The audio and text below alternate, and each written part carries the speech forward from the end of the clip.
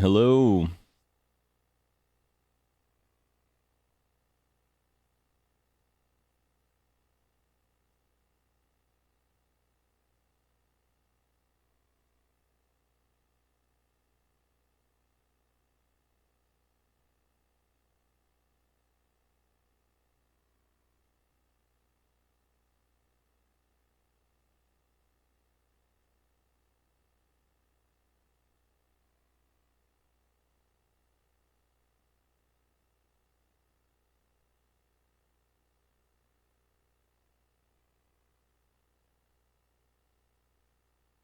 Hello, hello, hello, hello, hello, hello, hello.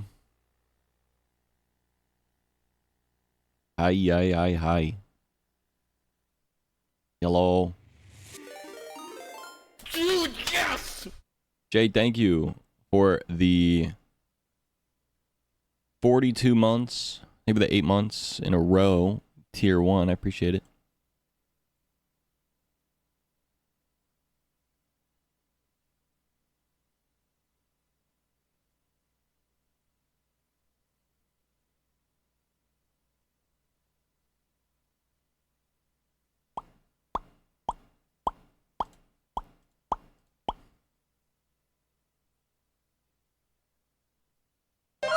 Incoming. Yo! 5 gifted. Vic, thank you for the 5 gifted. Holy shit. Little hype train down here. By the way, if you're part of the hype train, Zachobot, Jay, and Vic, if you use an emote in chat, you get to change what you look like on the train. So thanks for that. Just gifted Appreciate 5 that. tier 1 subs.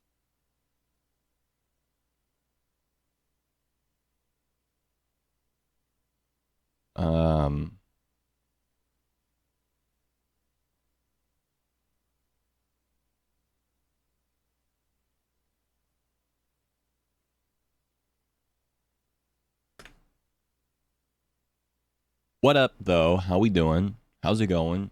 I decided not to wear glasses today. I don't know why.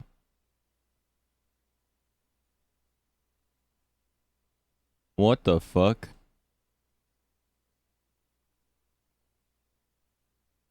Dude, I might as well just buy a new Shure SM7B. What the fuck?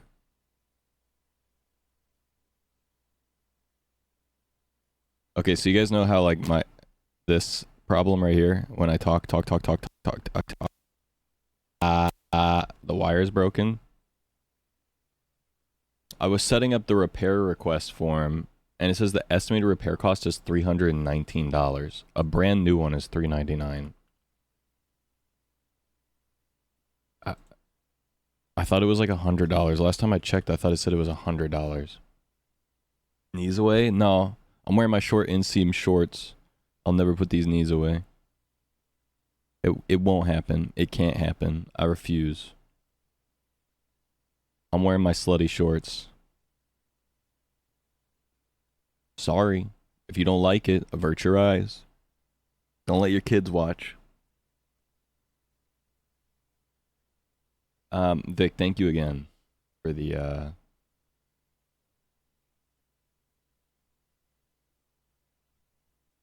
you know what I'm saying. Thank you. Thank you, thank you, thank you.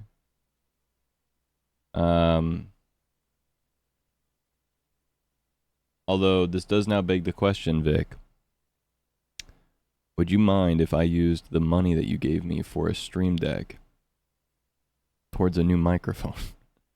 Because after looking at this, I'm realizing a microphone might be a little more useful right now since this thing is still broken and I can't fix it for less than the cost of a brand new one. Which is crazy. Of course. Wait, that is A-okay with me. I think your voice is more important than stream deck. I appreciate it. Hold on. My door just flung open.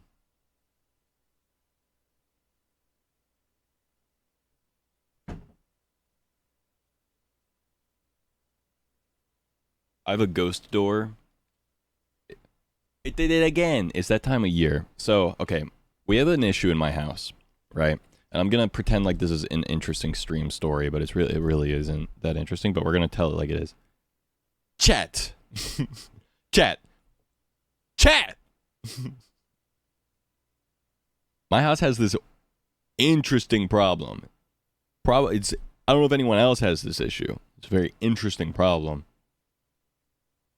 All of the doors in the house are like completely busted. In the sense that like when it's summertime outside, they like shift up, and when it's wintertime they shift down. And so like all of the like molding or whatever, I don't know what it's called, like the trim around the doors is like slightly coming off the wall, and the like they don't click, like the doors don't click into place. So like they don't actually, you can't really lock the door. And so what happens is like in my room, the door is also kind of like off angle a little bit. So now that it's starting to cool down and the door has shrunk a bit, like the house has shrunk a little bit, the door just flies open on its own. In the summer, I can't open the door because it's expanded. And so it's like, it gets stuck in the door frame and I have to like pull it out. But in the winter, it shrinks and the door just flies open. Thank you for the hype train, guys. Vic, thank you for the 5 gifted. I really appreciate that. You just got me a new emote. Boop. Dog with collar. Ooh, personal bit. I like that one. It's a nice one. All right, well, it looks like I'm ordering a new SM7B.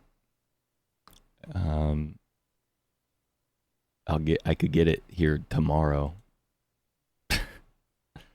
I mean, I was really trying to avoid buying a new mic.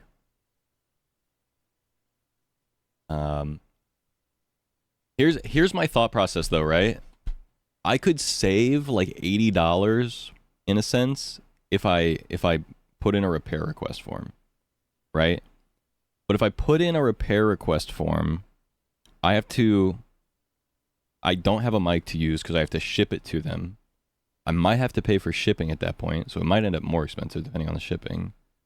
And then wait for them to repair it and give it back to me, and I end up spending $319. Or I buy a brand new mic, and then I have like a half broken second mic and a brand new mic with no wear and tear or any other issues with it. For like literally 70 something more dollars.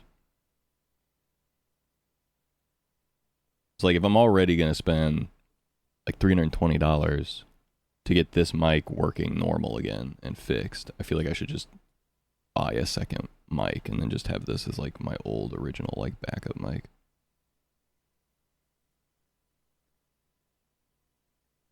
I don't know. What do we think? What do you guys think? Chat, aka Jay and Vic. What do you guys think?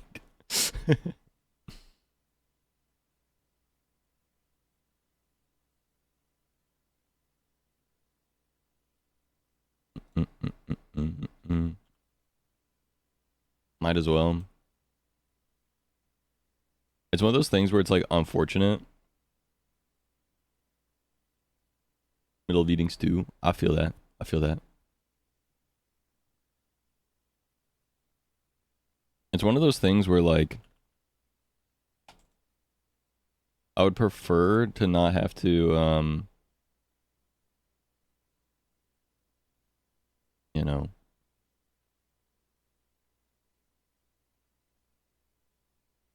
I prefer not to have to buy a new mic, but a repair cost like that is crazy, man. I looked up like what the repair cost was, and I swear the repair cost said that it was like around $100. Yo, Sam, welcome back to the snack pack. Getting a sub for the next month. By the way, Vic, you should have, because you gifted subs, you should have just got yourself 3 free months of Discord Nitro. I think. Appreciate the lurk, Sam.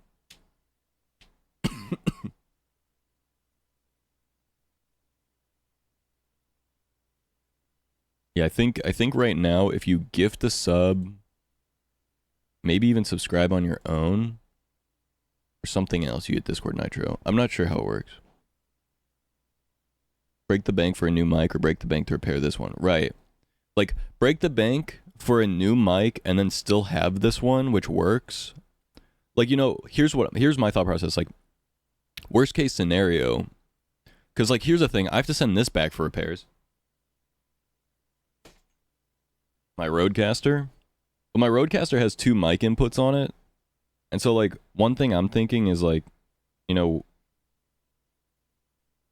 if I buy a new mic, then, like, if I have a guest or something, I can let them use the other mic and then just be like, hey, just don't fuck with it.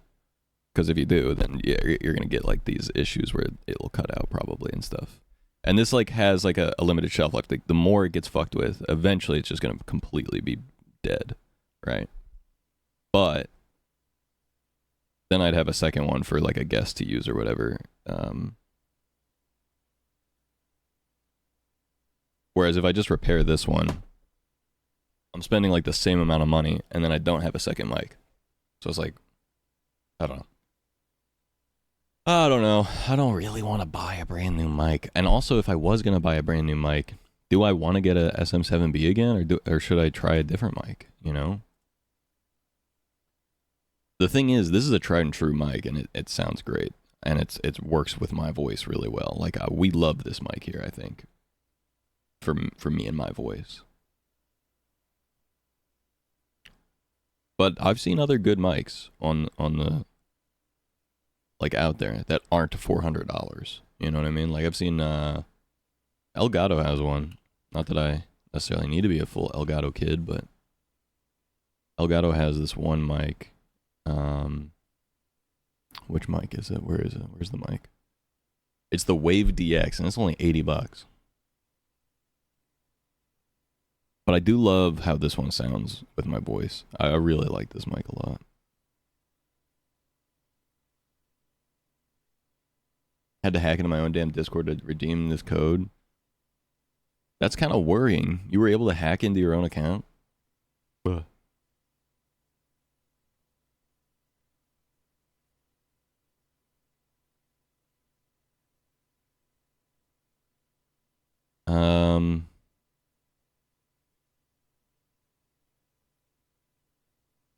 Guys, I have an interesting issue. I don't know if anyone else has this. I can see basically perfectly fine with my left eye, but my right eye is blurry.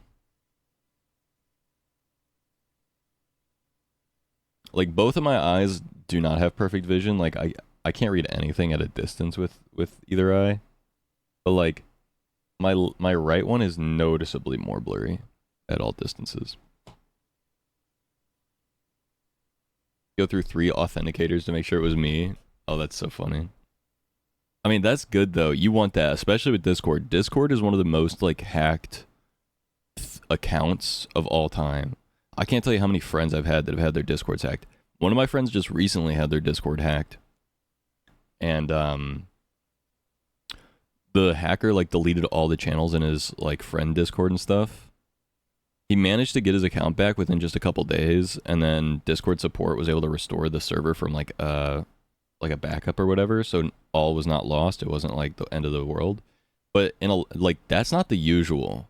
He used to be a Discord partner, so I think he might have got like some priority with Discord support. But like, I've had friends who've like permanently lost their Discord account to a hacker, and I've had other friends who have only like who it took like 2 or 3 months. Like my girlfriend Sarah, it took like 3 months before she finally got her account back. What up, Blurry? By the way, you don't forget, yeah, if you want the Kobelmon server, only one more person needs to contribute today for the viewer server to start. I still have to fix it though. Lost mine completely.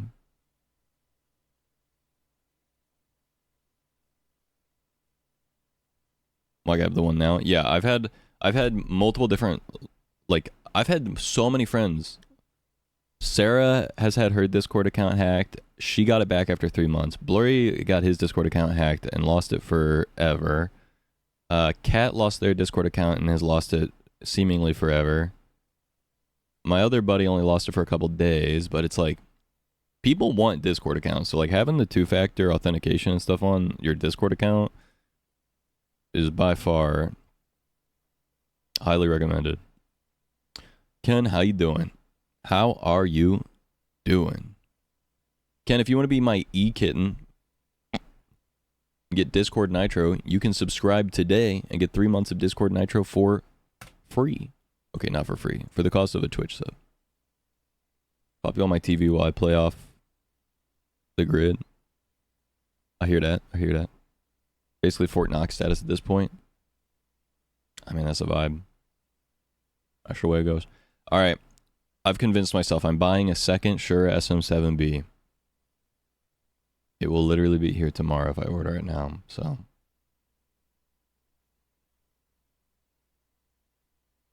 I feel like I'm just throwing money into the trash. Awkward ad read, but I guess I'm sold.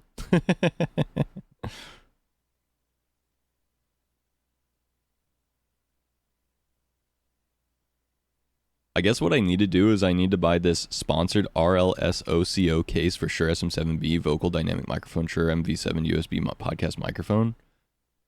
Because the reason this one got broken in the first place is because I put it in a suitcase. And I didn't put it in its own like special like hard case. So I guess maybe I should buy like a hard case for it so that way if I ever need to travel with it again.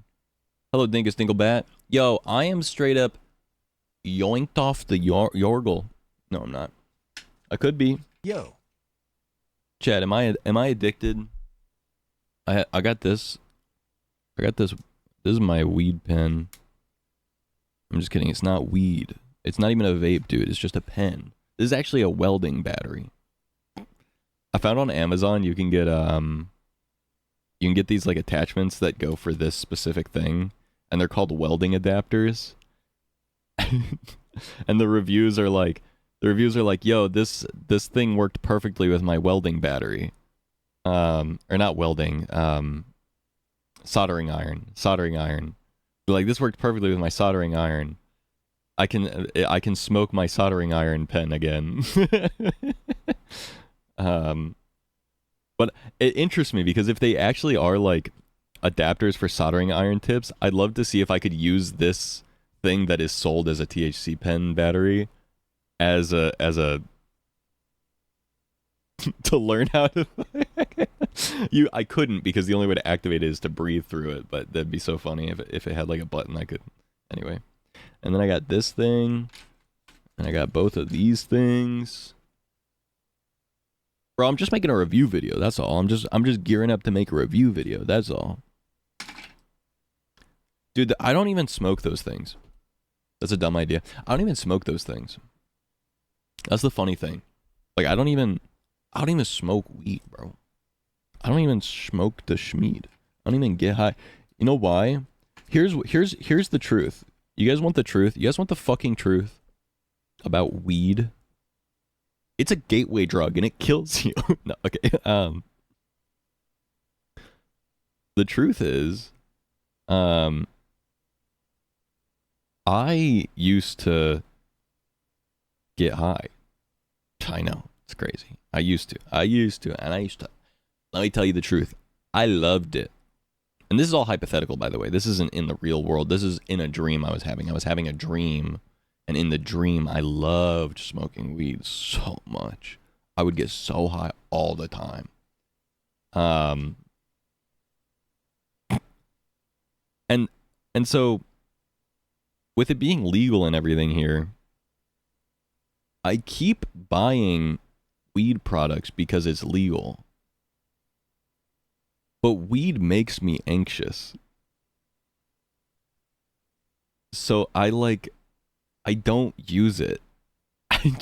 I buy it, I take like one hit on like a day where I don't have work or whatever, like before bed, and then I have a fucking panic attack, and then I don't touch it again for like weeks until I forget that it makes me anxious, and then I do it again. And then I buy more products, and then I buy more stuff. It's so weird. I don't know why I do that.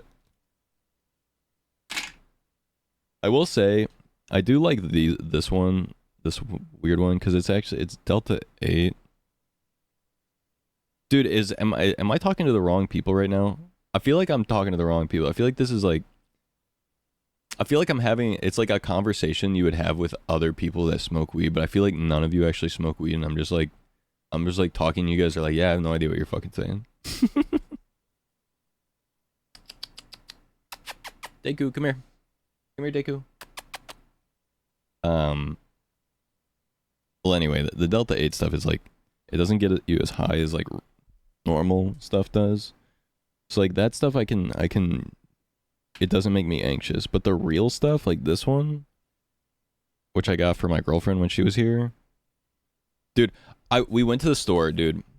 My bad, I'll go. No. If you guys are interested in the conversation, I just feel bad if I'm like talking, if I'm like yapping about something that no one cares about.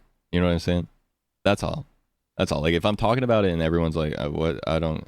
When are we gonna get past this topic?" Then I'll move on. But this thing I was convinced to get because my girlfriend was here, and I'm like looking at the different things, and I see the one cart, and it's like it's on sale. It's $25, and it works with this like cheapo like battery thing that I got. This thing. And I'm like, okay, I'll probably get that. She's like, oh, but this one's so sleek and cool. And I was like, okay, instead of spending $25, I will just spend $110 instead. So, good life choices there. I do actually have to go. I have work. I'm so eeper. Have a good stream. If you stream weekend or earlier on weekdays, I'll be able to hang out. Yippee. I'm trying to stream earlier on weekdays before work, more regularly. In fact, I'll probably try and stream tomorrow because I don't work until 5 p.m. tomorrow. So I'll probably try and stream before work tomorrow. And same with Saturday. Wakefoot, how you doing? Also, Mari, I might hit you up to commission merch again soon. Because I have an income now. And I've just been thinking about how fun it is to have new merch designs and stuff. But I literally have no ideas for like merch right now, unfortunately. But I would love to like, do some more stuff, give you some more opportunity to make stuff. And then, and then I have more merch and stuff like that. So I think that'd be cool. I'm an anxious flyer. My brother got me a CBD pen. My dumbass went into the women's bathroom at the airport, into the last stall, and smoked it in there, trying to swat the smoke away. That's tough. I'm still waiting on a reply from Sleep Token team. No.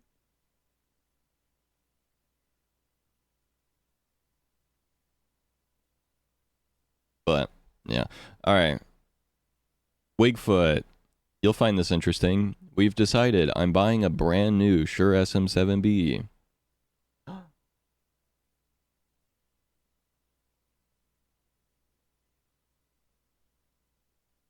Does anyone know what's wrong with my cat? Can you guys diagnose my cat? All my designs. I'm down to design merch for you whenever. Sweet.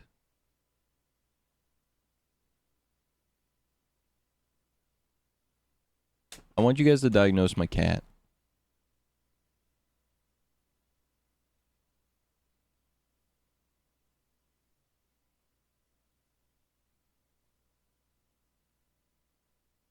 You see this? This cat? You see him? See that line on his back? That's like he's been pulling his hair out in a line. Like that's like a bald spot, basically. Davin, my favorite color. It's so hard for me to answer this question, and I'll tell you why. Streamer moment. Streamer can't answer the question.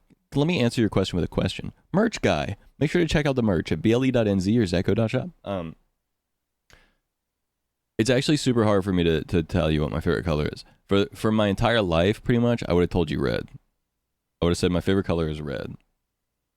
But as I got older and matured, red just felt like way too like boisterous and out there. So I started saying purple, because purple is like a nice blend of red. The like fire of red, but the cool of blue. You know what I mean? So that's where I'm at in life. I would say purple, because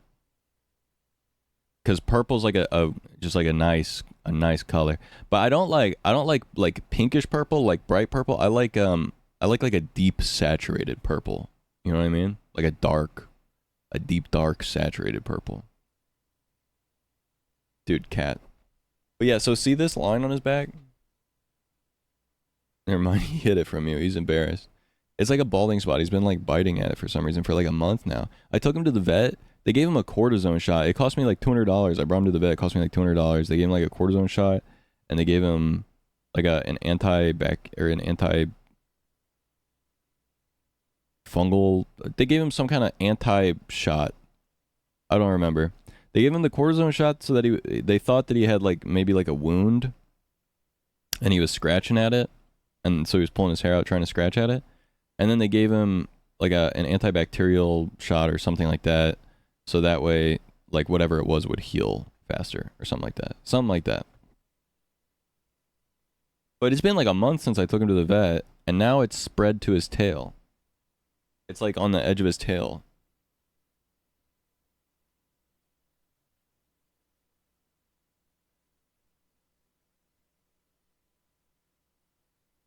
I don't know. I don't want him to pull all his freaking hair out, dude. I also don't want to spend hundreds and hundreds of dollars at the vet for them to just keep giving him the wrong like shots and stuff because he hates the vet. And I hate spending money. I will for my cat because I love him very much. He is my buddy, but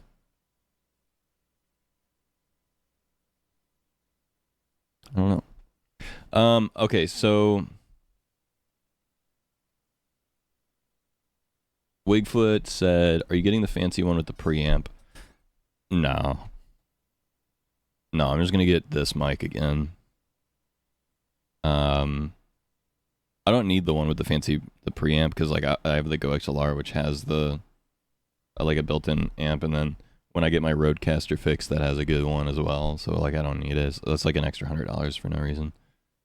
But yeah, so I have to buy a new mic because of this wire issue that you can hear when I'm talking and move it around or whatever. If I go like this, there, you hear that? You know, you can hear it.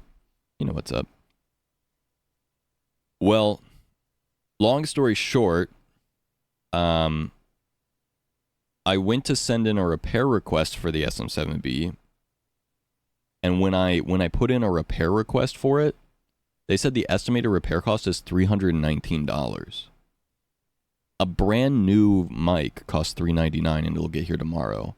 So either I can pay $319, box this up, ship it out, wait like a week for them to fix it, and then ship it back to me and wait for all the shipping, and have spent $319 plus like whatever the shipping is to get this one fixed.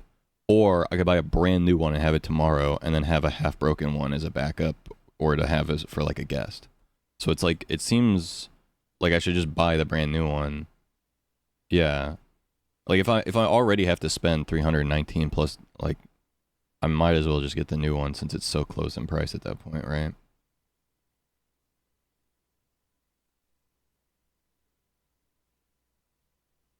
Or better idea, I just switch mics forever to this one.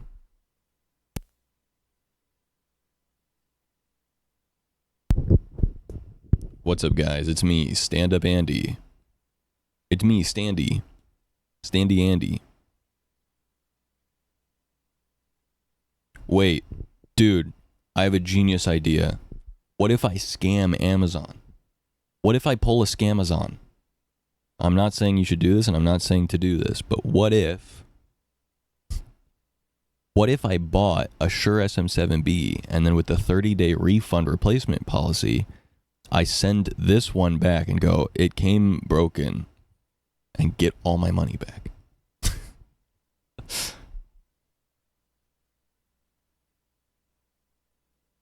I mean, I won't say that doesn't work, because I wouldn't know.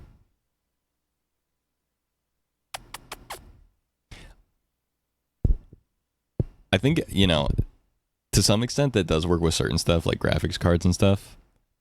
If you like clean them and stuff. But with this mic, where it's got like all the like years of wear and tear on like this and like all the stuff, and you can see all the scratches and stuff, they would be like, "This is a well-used mic, bro. What are you talking about?" They'd be like, "That's crazy. What do you mean?"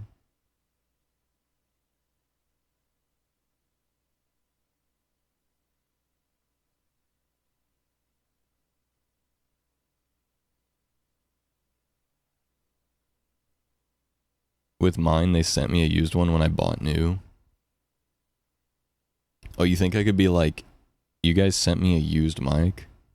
What the fuck is this?"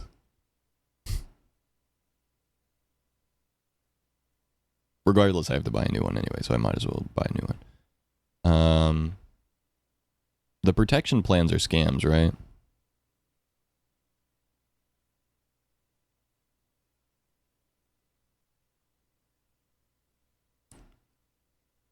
I told them it was used, and they were like, "Oops, sorry, send that back. We're sending a new one."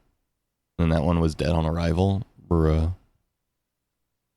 Yo, Logic Defender! Zach, stop. You're gonna get in trouble.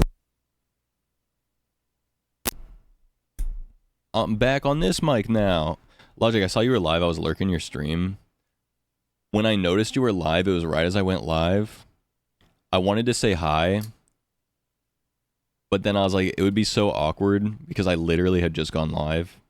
So it would have been so awkward for me to be like, "Hey, I gotta go stream now." T. So I just lurked. But I saw you were playing Deadlock. Have you played much Deadlock? Raid or something? Yippee! Oh, gooeyes! Yippee! Yippee! Maybe I should wear my glasses. I feel like I'm so much more sexy when I don't wear my glasses, though. But I can't fucking see, dude. My eyes get so fucking... Fuck. Game is so sick. I really like Deadlock. I didn't think I liked Deadlock. I thought I hated it because I played one game and I was like, I hate it. And then I saw Nandre being like, "This game is the best, dude. I love Deadlock. I'm so addicted to Deadlock." And I was like, "But it sucks. What the hell am I missing?" And then all my friends were playing and I was like, "Dude, what the fuck?" And so I like relaunched it and played some games with my friends and I was like, "Oh, never mind. I get it now." Who needs to see when you're sexy? That's what I'm saying. Who needs to see? It's not about if I can see you. It's about if you can see me. You know what I'm saying? Yeah, Deadlock's great. Definitely has a weird feel when you first start. Yeah, my problem with it was I played a bot game, and I didn't know this at the time, but the bot games, the bots don't push or anything, so they take an eternity if you don't know what you're doing. So it's actually a terrible way to learn the game. Now, if you try to play a bot game, I don't know if it's still there, but there was a warning that was like, "Hey, by the way, the bots don't push, so don't play a bot game." So yeah. Gotta play with friends, yeah. Also, Zach, I got some bad news. What's up? I want to try it. Hopefully, I can have a PC again soon. Yeah. Yeah. Roger, what have you been up to?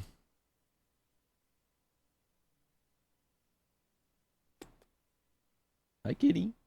Hi, kitty. They'll grab urn sometimes and just run in circles. Oh, for real? Lock out of your car RP. No. No. No. No. I can't find the notepad. No. What am I supposed to do? I'm just gonna be locked out of my car forever. You're diamond in Fortnite? Get well soon, dude. Started a second channel for Deadlock content. Now I'm visiting the States. Oh, for real? Hell yeah. We should hang, actually. I'm down. I'm down for sure. How long are you in for? Because I got a full-time job now. So I'd have to work it around my schedule, but I'm off on Tuesdays and Thursdays. If you're in town still past like Tuesday or whatever, a couple weeks, oh hell yeah. Hell yeah, hell yeah, hell yeah. Yeah, let's get together. You visiting Vale. Also play mouse and keyboard on Fortnite. Yes, sir. Hell yeah. Hi, bunny. Hell yeah. Yeah, since I have a full-time job now, I have some money too. So if you guys want to like go out and do something or whatever, I can actually, I'm not like actually dead broke like last time you were here. So I could actually like do something. Such a good kitty cat. Such a good cat. You guys can barely see him, but he's so cute. He's so cute. I was seeing stuff on Twitter. Did Canth stop through?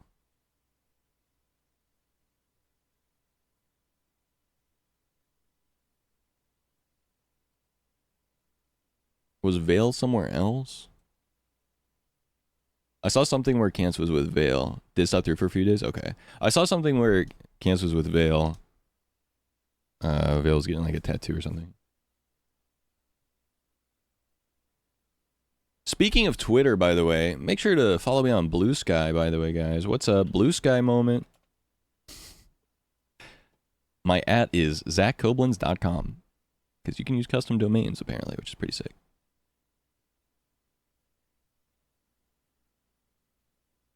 Hi, buddy. Hi, buddy. I got one with them, too. You got a tattoo? What did you guys get? I saw the big naturals. But did you get, surely, content creators don't tell the truth on the internet. You guys didn't actually get big naturals, right?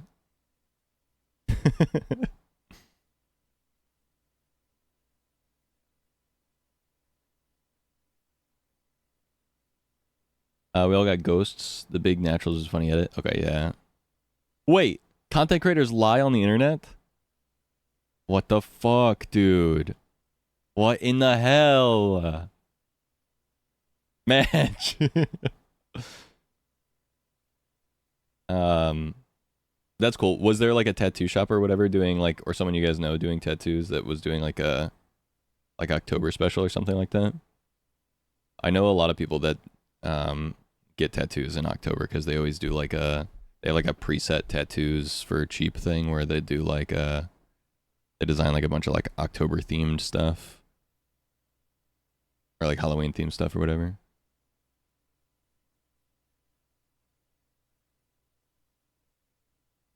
Really wanted us to get tattoos for friendship. Oh, okay, that's sick though.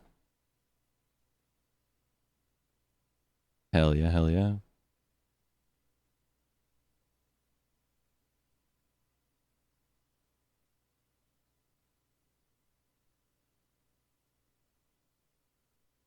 What up, Cinder?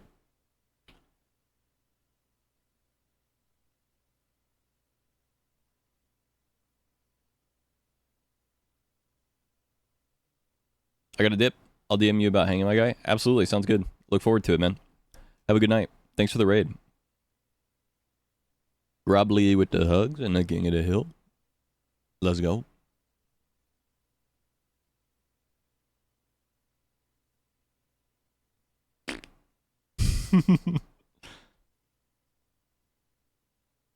All right, so the updates for today are I'm buying a brand new microphone for $400 because I fucking hate having money.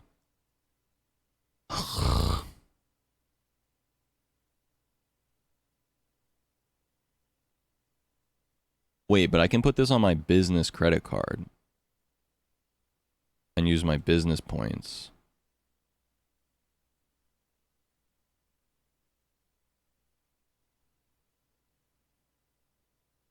So that's cool. And then it's a write-off for the year as well, so, you know. Hell yeah. Okay, I'm gonna use my points. I'm gonna use my points. What up, Schultz?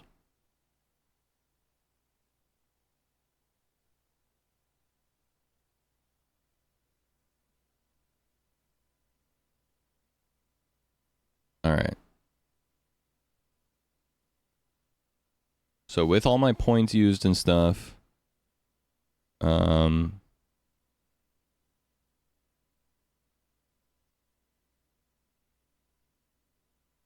getting a new Shure SM7B. So okay, I gotta throw this out here because for anyone that doesn't know, appreciate Lark Blurry.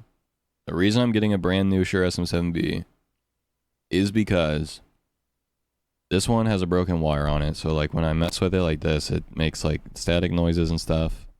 For whatever reason, it seems like it's perfectly fine. Like I can just move it right now without it like not working.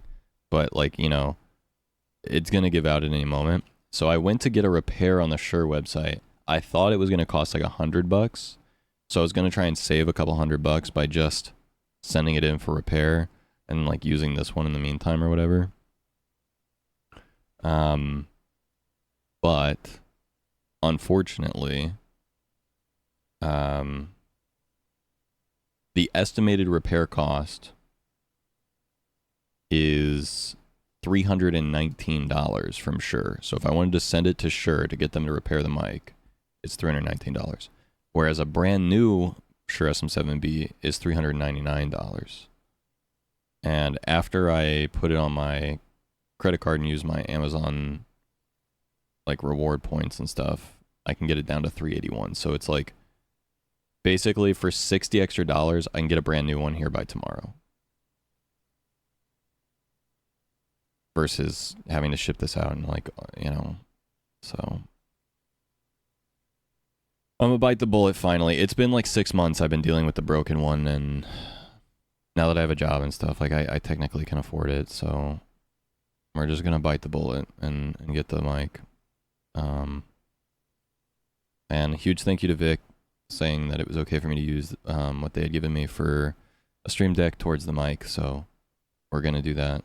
So we can just have a working brand new mic here tomorrow. So there you go. What up, Dark? And then, okay, what else did I want to talk about today? What else did I want to talk about? People are here. If you buy a sub, you get 3 months of Discord Nitro. That's a thing that's going on right now through the end of October. And then what else? Oh, follow me on Blue Sky. This is my Blue Sky thing. I'm going to make a post on Blue Sky right now about how to use a custom domain.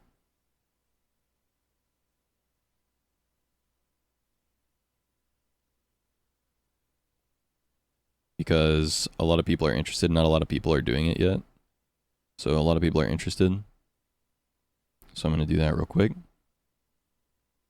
Yeah, I saw someone with a custom domain as their username instead of like the Blue Sky thing, and I was like, what? You can do that? And so I immediately had to like figure out how to do it.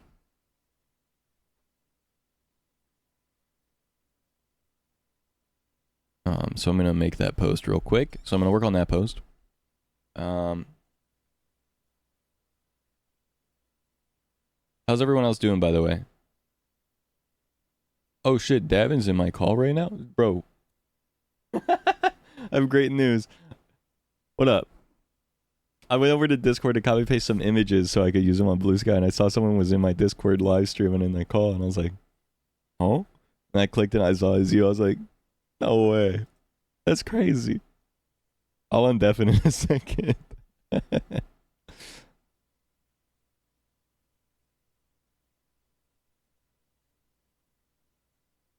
Acquire a single 6-sided die.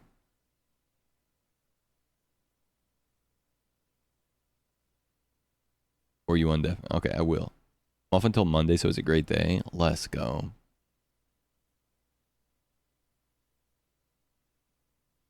This is huge.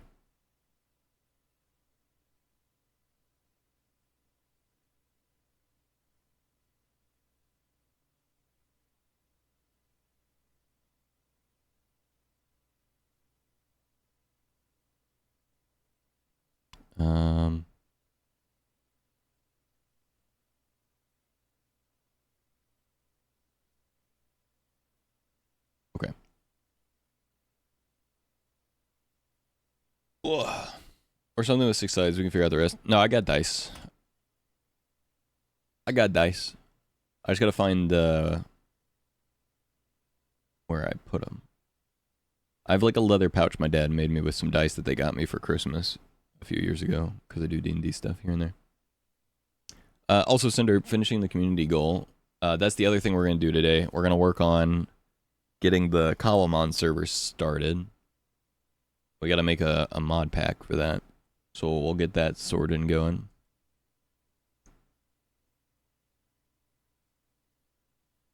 Lots of cool stuff going on today.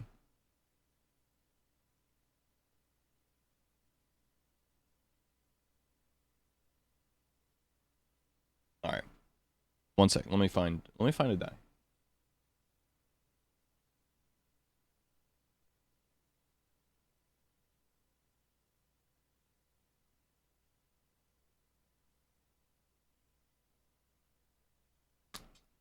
All right, that was easy. I found it.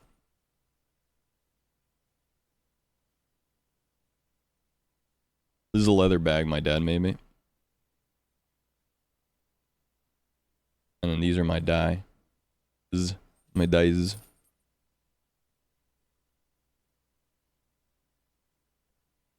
They're black and gold, metal, hollow dice with dragons on them.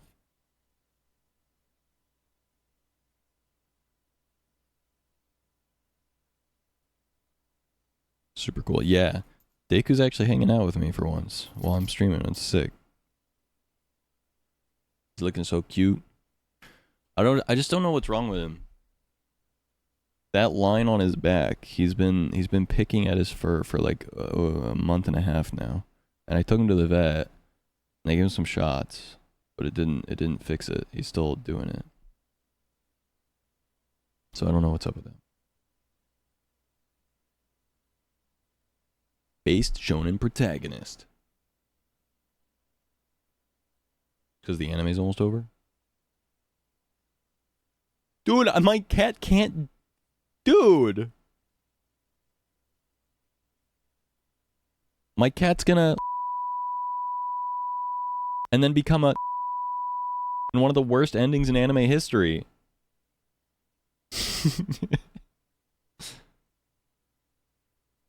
Maybe an allergy? Yeah, I don't know though. Because I don't know what he would be allergic to out of nowhere.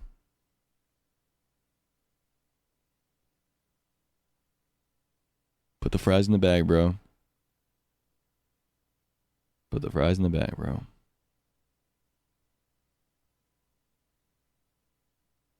Crazy. I saw a post that was so funny. Davin, I saw a post that was so fucking funny. It was like with the new Twitter rules. Oh,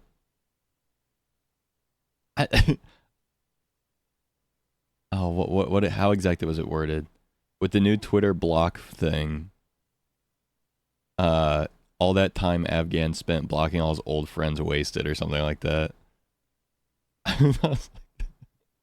That's so fucking funny.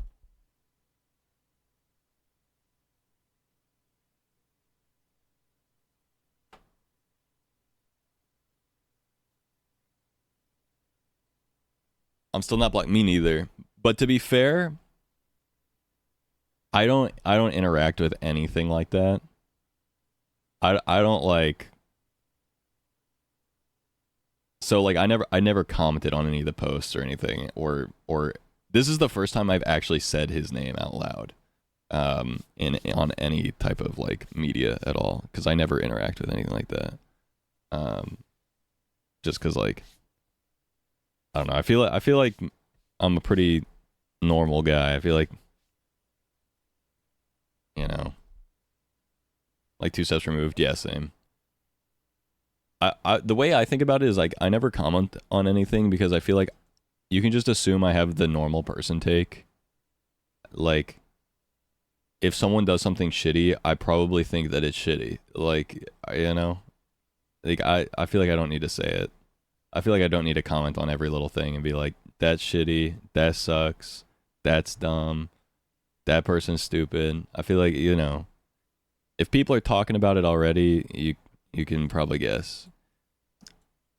You know, so I also don't like to get involved in that stuff because whenever you comment on something, you're like inviting people that are just like the worst people to like interact with you. You know what I mean? Like if you're like, this thing is bad, then you get like the neo-Nazis in your comments being like, actually, and you're like, and I don't have the energy to deal with those people. You know what I mean?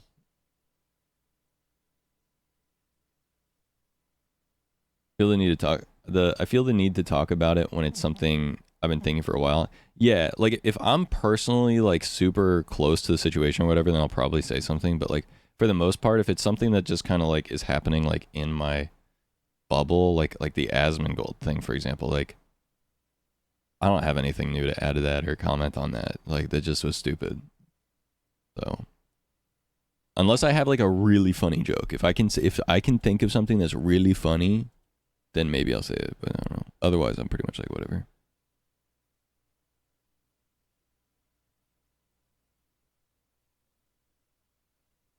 Asman and God, I was hoping they'd come at me. Yeah, I didn't say anything on Twitter about it. I mentioned it on stream. I'm also like in my safe place on stream.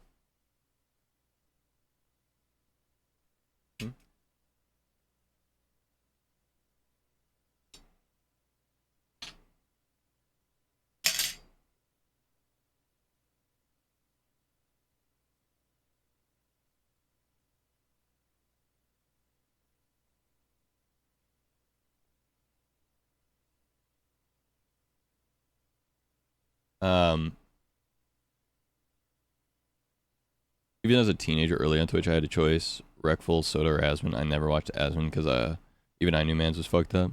It's got good news. Yo, what's the good news, Vic? Baby Rays. I do have bad news. That was actually not Baby Rays, but Baby Rays slaps. I have to go socialize with family. Back later. Sounds good, Schultz. Damn. Yeah. That was Country Bob's, which is also great. But Baby Rays does slap. Oh, I was saying that like I'll comment on stuff more like on stream than I will on like a platform like Twitter, because I feel like, I don't know, I feel much safer, which maybe it is like a cowardly way to act from me. I don't know. Maybe I'm just scared and that makes me a pussy. Or whatever. But like I feel fine commenting on stuff like within my community, like on stream. The problem with Twitter is, yeah, it invites more outside, like it invites people who are like, who don't give a fuck who you are and are willing to tear you to shreds just for existing, right? Like I'm fine with people disagreeing with me. Like I don't care about being in a bubble, right? Like I'm open to have a conversation. But like Twitter is not where you have a conversation. Twitter is where people that disagree with you come and like shit on you for existing as a person. If they disagree with you, you know what I mean? It's a completely different like thing. So like on Twitch or whatever, I can talk about something and like we can have a conversation about it. And if people disagree with me, then like, you know, we can just talk about it like normal people. But if I do it on Twitter, then I'm like inviting people who are like just spiteful, hateful people to like come shit down my throat for no reason. You know what I mean? Ass kicked based on morals any day of the week. Maybe you're just normal and not needed to have an opinion about everything. Yeah, no, exactly. Well, that's how I feel, Hal.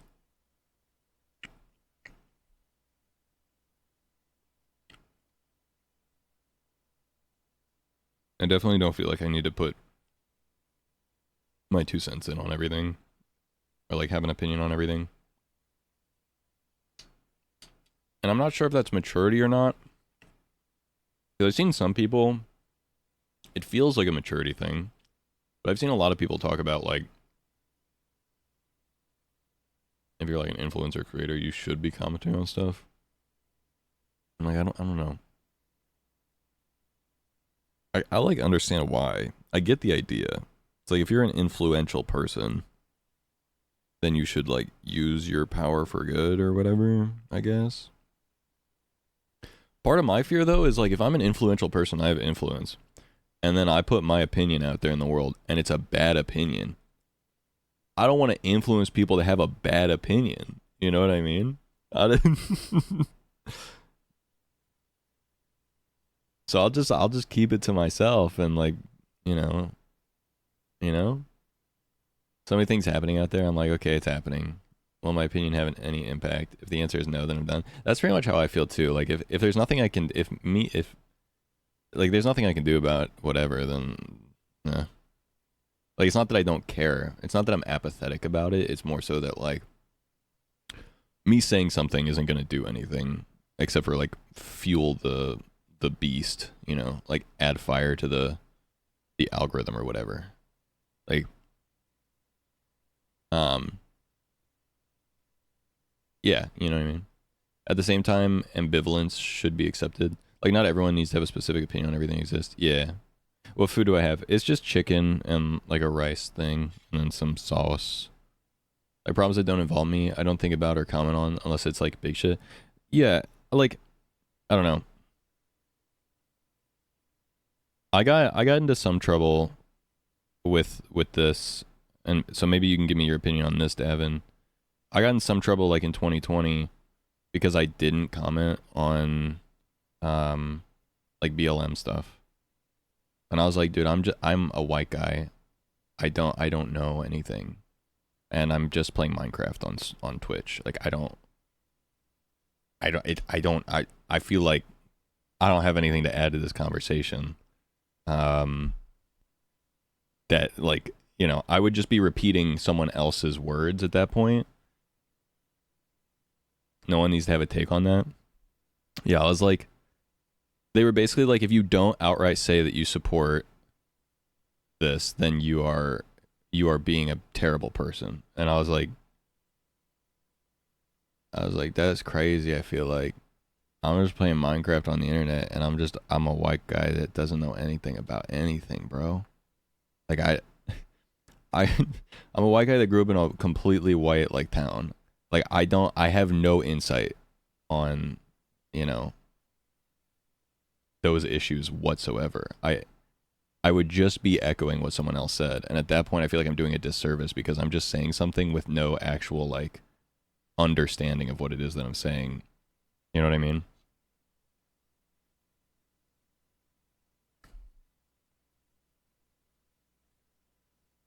Push to have an opinion. It's literally someone pushing an agenda. Yeah. Like I understood, like the person that was like mad at me, to be fair, was like an activist who was like in Washington DC like protesting and stuff. And it's like I get the idea is like, you know, like as many people need to know about this as possible and like need to understand because change needs to be made and like stuff like that to an extent. Like I got that. Like I kind of understood that, but I didn't understand why they were like pointing a finger at me and like trying to light me on fire basically, because I was like, I just want to play Minecraft and not say shit because I don't know what I'm talking about. And it was also, by the way, this was like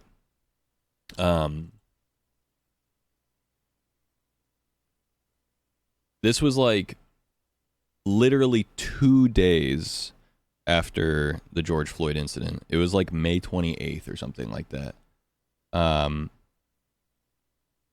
So like I didn't even know what was happening. Like I didn't even know what had happened yet. It was like thing happens, person didn't say something within 2 hours. I was like, I don't even know what happened, bro. Your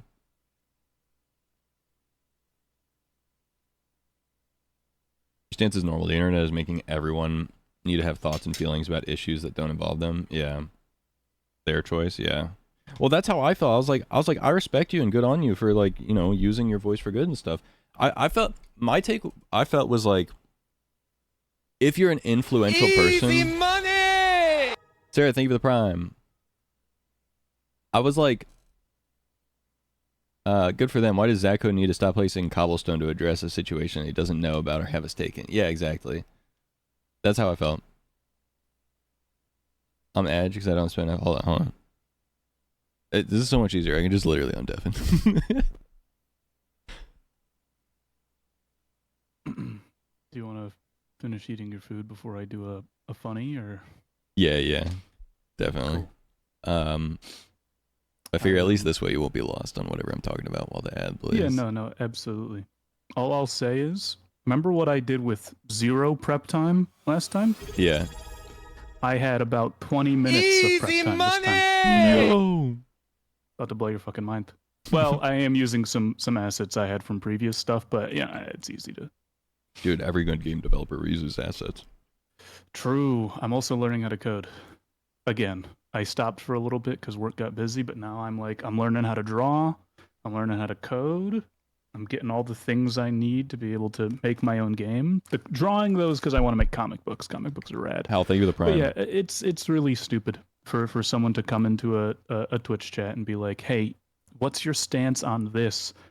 And for you to answer like, "I don't really know or have a stance on that," and then them still demand that you're, but like that's crazy. Yeah, like That's absolutely wild. Like even like stuff that could possibly involve you, like who are you voting for? That's none of their business. And if you don't want to put your opinion piece out on that concept, you shouldn't be expected to. It's I think it's very weird that people, just because you're a person with a face on the internet talking into a microphone, that you have to have a stance and make it clearly stated on literally every aspect of every person's life. That it's crazy. yeah, that's how I feel, and I was made to feel like I was wrong for that, and I was like, Well, you were in the Minecraft sphere. to be fair, I That's- wasn't in that part of the Minecraft sphere yet. I But was. I get that, but it also invites that spirit. And to be fair, 2020 was like, depending on the time, you said March is like right before the Minecraft sphere got big and invited. It was while it was blowing up. Yeah. It was, yeah. So it's one of those things where lines got crossed, but it was just like there was. I mean, there's been countless fucking Minecraft creators who have been literally canceled to the point of not having a career anymore for stuff smaller than what like some of the biggest streamers on the platform have done today. Yeah. No. Yeah.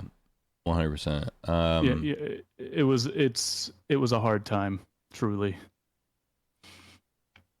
Hal said, your choices play MC as you consider you do more good doing what you do, and also, some people would have an issue if you had a say about it too.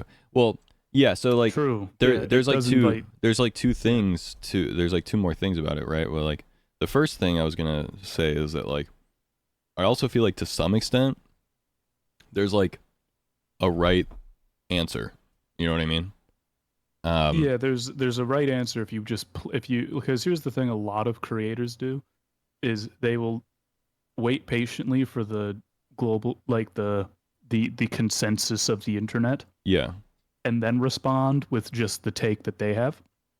And it's usually only very notable large creators that will usually have a caveat to that take. That's where you get the criticals who make the video. That's where you get the who is, but even critical is at this point in time very much. I think people try to take the shit out of him because he doesn't have many like based takes. Like it's almost expected out of a lot of these commentary YouTubers to have a take that is against or different the wide majority, which is why the commentary community has so much controversy always, because they're literally emphasized. No, there's a word I'm trying to.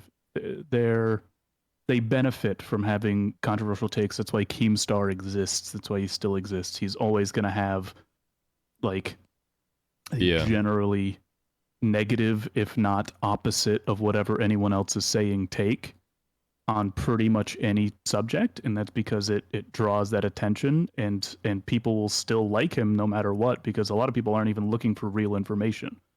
They're looking for a confirmation. Yeah, exactly. And that's kind of what's upsetting. And like, that's kind of what Hal is saying with this too. I love it when they ask you who are you voting for, and when you rather not say, the automatic assumption is it's because you're going to vote different than whoever it is that they are going to vote for. Exactly. It's like, and it's like I'm not. I don't want to talk about it, who I'm voting for, and then they're like, oh, you must be voting for, and then it's just like whoever. It's like, bro, I didn't even know you were gonna vote for Trump, and that you were gonna be upset because I was gonna vote for Kamala or whatever the hell. Like, I had no fucking clue. And it's because for me, it's the people, because if someone asks that question, sometimes like genuinely, and you just say, I don't really talk about that publicly, and they back off, perfectly fine, normal. Ask questions. But if it's someone who gets actually angry about it, insane. Yeah, They're internet brain rotted, and it sucks. my second thing I was gonna say was something, and I forgot. You know what I mean? So Yeah, that happens it to me all the time. happens. It happens. It just happens. It did have to do with Hal's other comment. Choice of blame.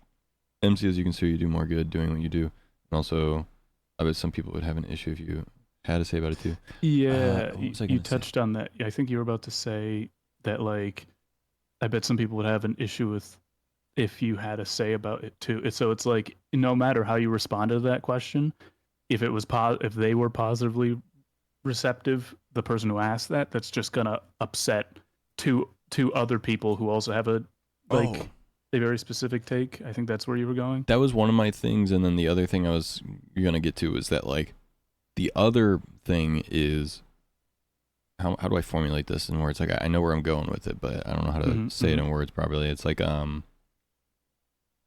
I feel like, to some extent, like, on the online, it has become like the normal to, like, expect everyone that makes any type of content at all to say something about everything. Yeah. But it's like, I feel like the baseline expectation should be like, they're not going to say anything, and they're just going to make whatever content they specialize in. Like, for me, that was like streaming Minecraft. So, like, I was just going to keep just not doing anything but streaming Minecraft. No. And then if someone does say something, then you should have, like, a level of respect for that creator to, like because that should be, like, in my opinion, it's like, that's going above and beyond, not the expectation. But it's like, through like a lot of, like, the like evolution of Twitter and culture over the last, like, 4 or 5 years, it's gone from that being, like, above and beyond to being the expectation, like the baseline. Yeah, it's crazy because I was just thinking about this the other day. I watch a lot of old comedians, and about whenever Obama was in office, a lot of comedians were taking the piss out of Michelle Obama for actually, like, going and doing humanitarian stuff, whereas, like, usually the first lady before that just kind of was there. Yeah. And it's crazy to think of that, like, that at the time, a person in a political, like, married to the literal president, has an official title, is very much in the political space, doing things in a political fashion, was seen as crazy. And now, Minecraft Twitch streamer mining cobblestone has to have a take on some of the most sensitive political issues of his lifetime. Yeah. Right? Like, within hours. Yeah, within hours of some crazy shit going on, right? Like, it's crazy. That and it's almost like people be like, Zach, what's your opinion on war? Dude, what do you think my opinion is? That shit sucks. That shit's awful. I don't like war. What do you that's think? usually where that's like, anytime I get asked a political question in the current space, is I usually say, yeah, I don't I don't like murder. Yeah. I don't like war, and I believe humans have value. So not a fan of people dying.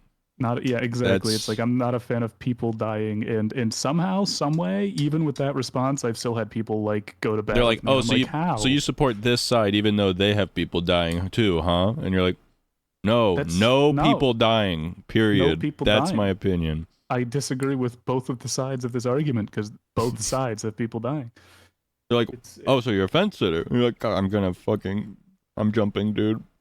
That's my crazy thing, is when you specifically don't pick a side and they call you a fence sitter, where it's like, it's not that I'm not picking a side because I because I want to appeal to everybody or whatever. No, it's because I specifically don't agree with either fucking side. Like, the sides of this argument are both dumb. Like, they're like, what color do you think is better, red or blue? And you're like, neither. I like purple. And they're like, that wasn't an option though. I specifically framed the argument in such a way that you have to have a hot take one way or the other. You're not allowed to have a normal take. Let me think of it it's such a middle school question where they would ask you two questions, and no matter how you answer it, it's like, oh, you're gay. Yeah, no, dude, that's why I said, like, I feel like it has a maturity aspect to it, because it does. It just feels so immature. Yeah. Let's see. No offense to any content creators or human that puts themselves out there on the interwebs. Why would I hold your opinion to any standard? When at the end of the day, you are just a person like me who may or may not be well informed or have the required merit to have an opinion about it. That's that Absolutely again. correct. Yes, that was kind of my point all the way back in like 2020. I was like, dude, I specialize in placing blocks.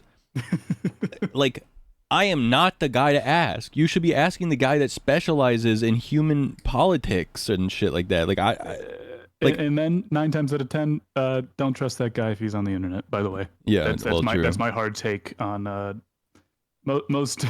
Look, if you unless they have like a degree in this shit or a career politician that has provably not taken money from corporations.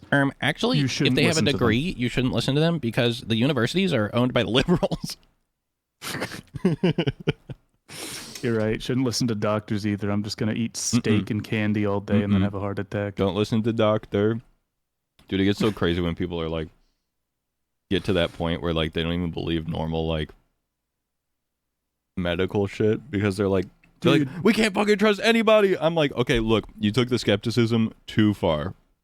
That's the thing is it's like you should be skeptical, but like also you can't just. But also like it doesn't mean you should like when your doctor says like, yeah, you got to keep off the red meats or you're gonna die of a heart attack. You're not supposed to go like, oh, he's actually a liberal plant. You know what I mean? Like, it's so silly. I don't know if you saw like the pirate software thing where like the flat Earth conspiracy has come full circle. Where they think that like actually the flat Earth is actually like a flat melted disc on a giant ice ball, and it's like, dude. Well, here's my whole. Here's my big take, Zetko. If you didn't know, I like to tier list everything in life from the things I most like to the things I detest the least. And in my bottom 3 is flat earthers. All things people you in life. Dislike? Yeah, in life. Flat earthers, bottom 3. Well, come on, why? What? Is it because they deny all scientific achievement ever in the human history? It's because we're human beings. We have this incredible noggin that allows us to learn. We're learning creatures, and they are specifically negligent. They refuse to learn because there's some pretty fucking intelligent flat earthers. There was a guy who built a fucking rocket. Dude, the flat earther that used like actual technology to prove that the Earth was flat and accidentally proved to himself that the Earth was round was fucking awesome. But that's what I mean. That's like an intelligent guy who actually went out and decided to get the facts for himself. So that guy, if he still believes the Earth is flat, I hate him. But if he proved it to himself and figured out the Earth was round and then became a normal fucking human on this planet, that's probably one of my favorite people ever because he actually went out and got the evidence himself. These other flat earthers refuse to actually go get real evidence themselves and will just read what they see on insane like I'm almost positive the whole flat earth epidemic was literally like is some sort of like 30 years old 4chan forum post that people are just like, hey, we should start telling I feel all like the that's like stupid actually people how in our communities. I feel like that's how like almost all conspiracies start is like some smart people that don't believe a thing ironically post about it on the internet in an obscure forum, and then stupid people just start running with it. Read that and run with it. It's that I because it just doesn't make sense where it could come from besides literally a smart person is just joshing them. To be fair, smart person is trolling. My uncle used to do shit like this all the time, and I still do it to this day. A little not as bad as him, where it was a pretty smart and intelligent guy, and it seemed like he was always like pretty smart in every kind of conversation he was in. And then, eventually you'd start to, like, if you knew him, you could kind of hear it in his voice, or you're like, you don't actually know anything about this. And you'd say, like, so did you just make that up? And he'd be like, yep, yeah, I did. Yeah. After having, like, a full, like, 10-minute conversation where he, like, lays down straight facts. And it's like, sometimes they're right, because he usually bases it off just, like, there's a word for it. Oh, I got you, Hal.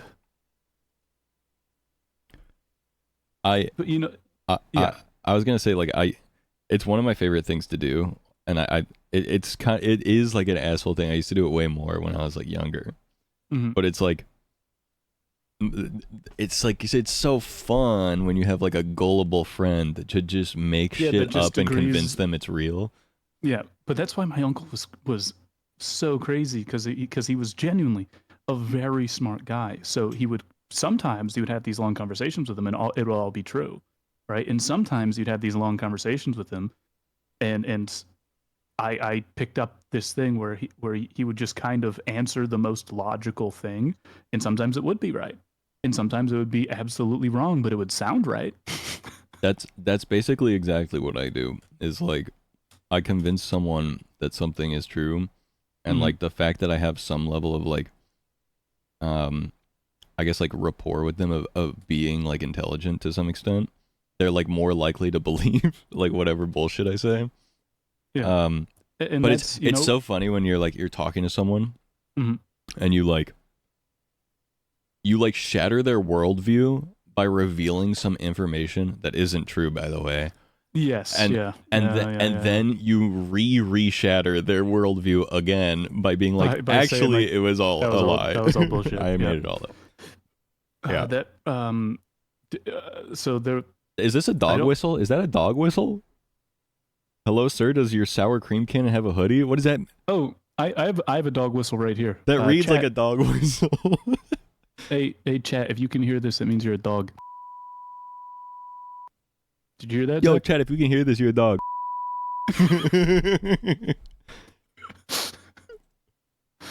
Absolute dog. I don't know how to answer that Arf. question. Dude, here we go again with people expecting streamers to have opinions on things that they don't know anything about. Which Blair 123? Hmm. No, the account was created in 2019. Okay. No, well, that's not what I was questioning. They're real. That's not what I was questioning. Hey, Blair. Can I call you Blair? What's your star sign? Chill, bro. Chill. If you can hear this, you're a dog.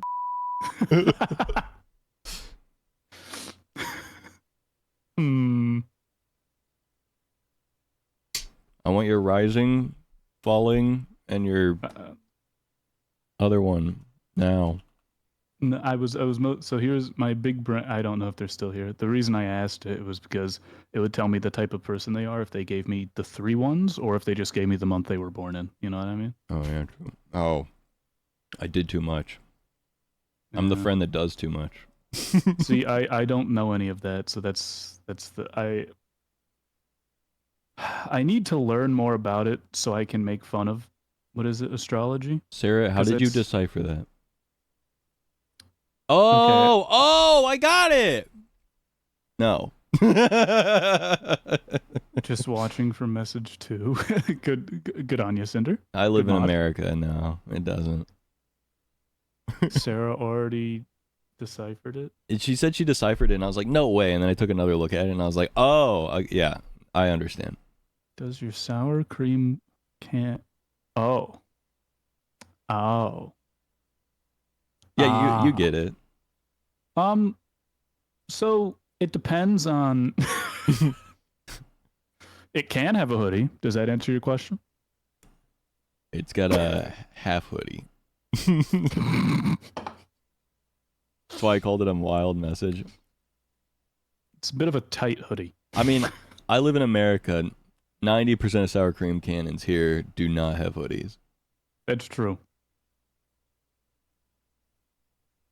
Well, I guess I don't have a sour cream can. Well, okay, men generally don't mince their words. We just say cut or uncut. We don't yeah, we don't do that extra. we don't do all that extra shit. You know, we don't create ciphers and shit. We just hey bro, do you have foreskin? But to be fair, I don't even have a sour cream cannon. I have like a barbecue cannon. Whoa. What? You should get that checked out, bro. Oh, because it's shooting out. See, I was thinking it was like the bottle. You see what I mean? Yeah, no, Not what it. Not what it I shoots immediately out. knew what you thought it meant. Yeah. I was like, okay, but wrong. I got it wrong. Sorry. Incredibly loud incorrect buzzer, anybody? I've got that dog whistle. Hold on.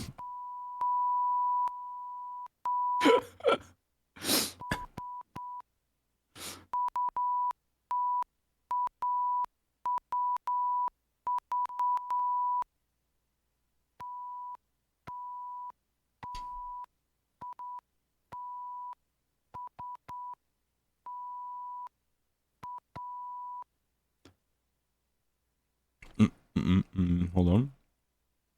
Hold on, I'm cooking. Okay.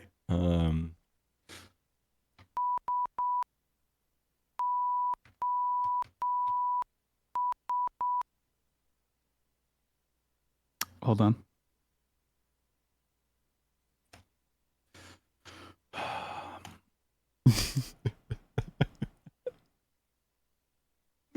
This one's so long. Hold on.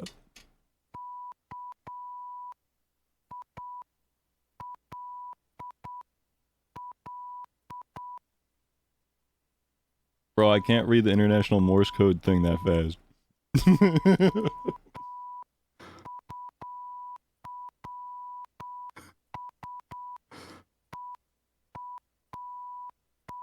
What the fuck are you saying? Sarah will never know. Just two bros. Just two bros in a hot tub.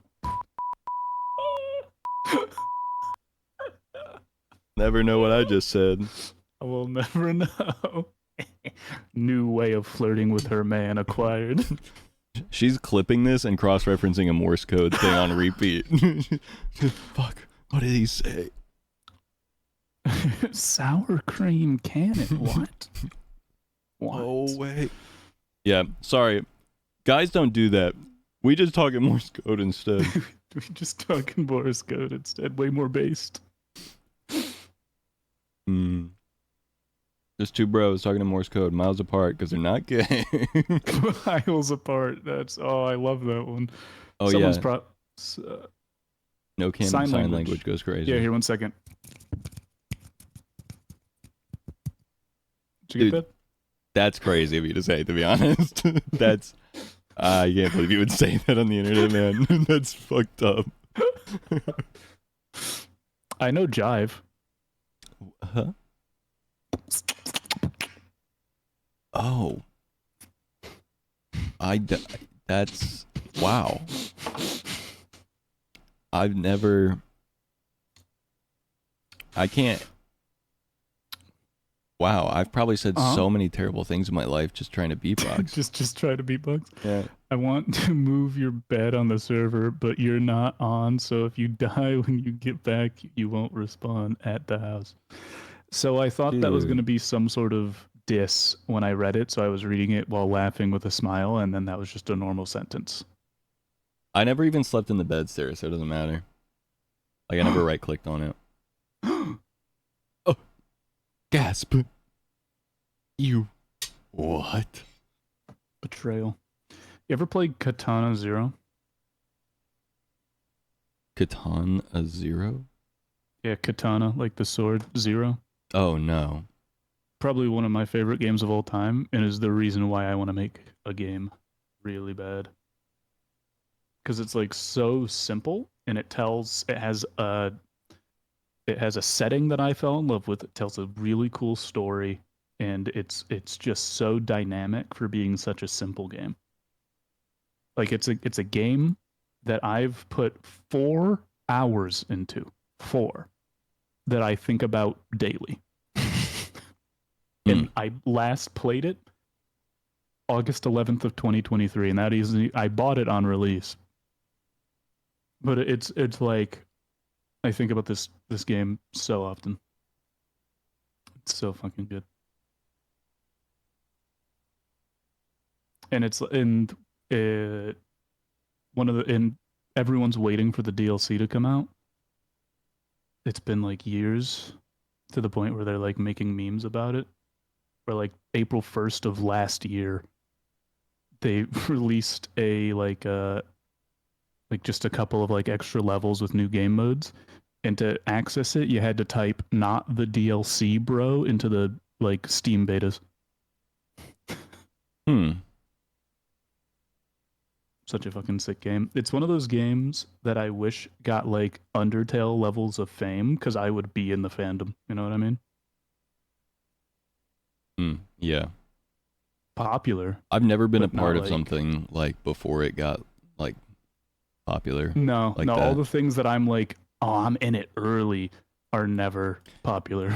Bro. Like, you know what I mean? Yeah, Like, well, I dude- guess D&D, but even then, I was like, I'm technically of the era in the come up because like when my my dad played first edition D&D in the 70s. see like so like your dad was he was in the early party. I played my Good night, first Hal. edition was 3.5, so like 3 editions had already come out in like 3 years, not even 3 years, maybe 4 or 5 years later. After I started playing D&D for the first time, Critical Role came out, right? So it was already vaguely popular, right? That was just the catalyst that brought it into super popularity. Yeah. But like it would be that. Outside of that, literally all of my other niches are already extremely popular or are just unheard of. I shouldn't say unheard of. Katana Zero has almost 60,000 reviews on Steam. I mean, not to like brag or whatever, Mhm. but like I watched Parkour Civilization 9 months after it came out. So You saw that tweet, didn't you? I saw your tweet about like how Ah! you were watching Bro. it forever ago or whatever. Bro, I was on that shit. I literally sent it to Robin because she was having some bad time, and I was like, "Yo, peep this," because it's like I grew up, and my favorite series on YouTube was Yogg's Cast Shadow of Israfel, and Parkour Civilization and all the other types of like skits that he does just feels like the most logical evolution of that, where it's like, instead of playing Minecraft and having various like story and adventures in it, it's the story and adventure is what's there, and it's all based around Minecraft. It's just solid. Sarah, And he kept on turning Parkour Civilization. It was like that's a good series. I Out of watched all- it in like 4 parts. I just kept pulling it up on my phone and like Yeah. watching like 20 minutes of it and then putting it away.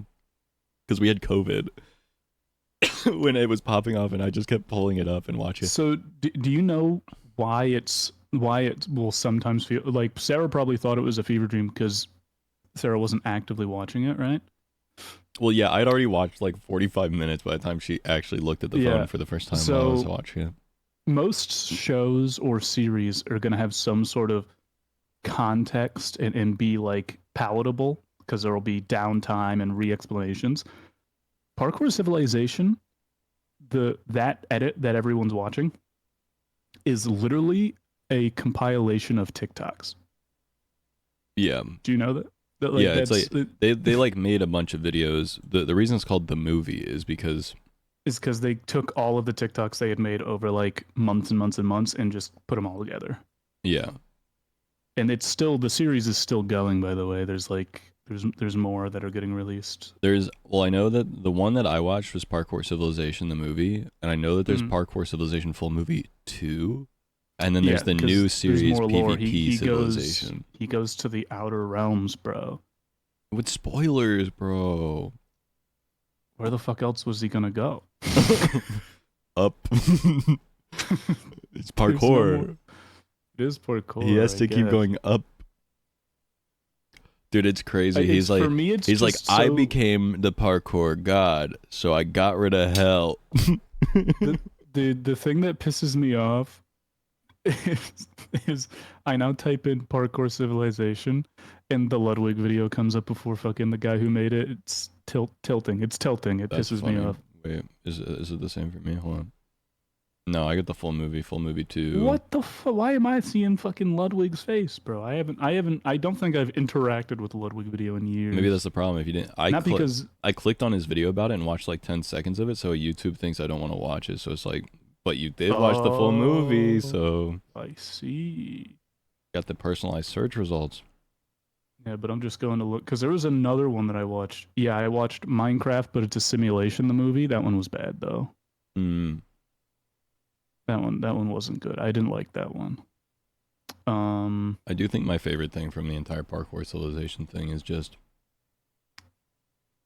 beef or chicken. The second I watched it, I knew that just like the question beef or chicken was going to become like, you know, like how every meme eventually gets like completely deconstructed to like its most base form. Yeah. I knew that like Parkour Civilization was just going to get deconstructed to like chicken or beef. And so I saw one where it was like airplane attendant comes up and is like chicken or beef, and then the next panel is like the middle of the plane is gone and there's just like a block jump for the beef or whatever. So this is totally I got distracted. So I installed WhatsApp for the first time. Because I was looking for apartments in I live in New York, so there's a lot of people from a lot of different how do I say this? A lot of people use a lot of different messaging apps for whatever reason, right? Like Mm-hmm. like there's WhatsApp, there's Telegram and all this shit. And I don't even need WhatsApp anymore, but I just got called by this random number with what looks like some sort of woman profile picture, right? Mm-hmm. But it's from a Nigerian area code. Okay. And then after calling me, they said, they texted me on WhatsApp and said, "Hey, pick up BB." What?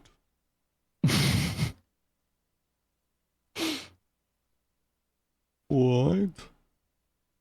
I think I'm there. I think it's a romance scammer that's trying to romance scam me. Dude, I got a message from someone one time. You ever get those messages where it's like someone got the wrong number, but they message you like they know you?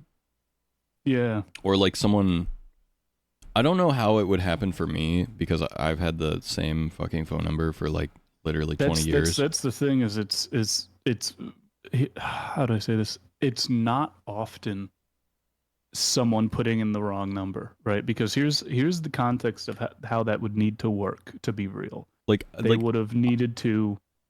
I've not done it 'cause- before where I texted my friend's old number like I knew him, right? But Yeah, but it's like he had changed his number. But when it happens to me, I'm like, this number has never been anybody else's. Yeah, but when it happens to me, I get that. But what I'm saying is, for it to happen to you, that your friend would have had to have gotten a new phone, right? Barely remembered your number, but also then have typed it in and been brave enough to just start the conversation like he knew what's up, instead of like most normal people say like, "Hey, got a new phone. Is this you?" Right? Not like, "Yo, brother, I you want to pick up this package or whatever," right? Because there's scams out there that are literally just checking to see if your number's active and will send a text like, Yeah. Just trying to get a reply. Which there is one person I replied to. I just found it. They sent me a Facebook link and then said, "Just saw this on Facebook." And I said, "No way." And they were like, "Sorry, wrong person." hilarious. It just made me laugh when it happened because I was like, "Whoa."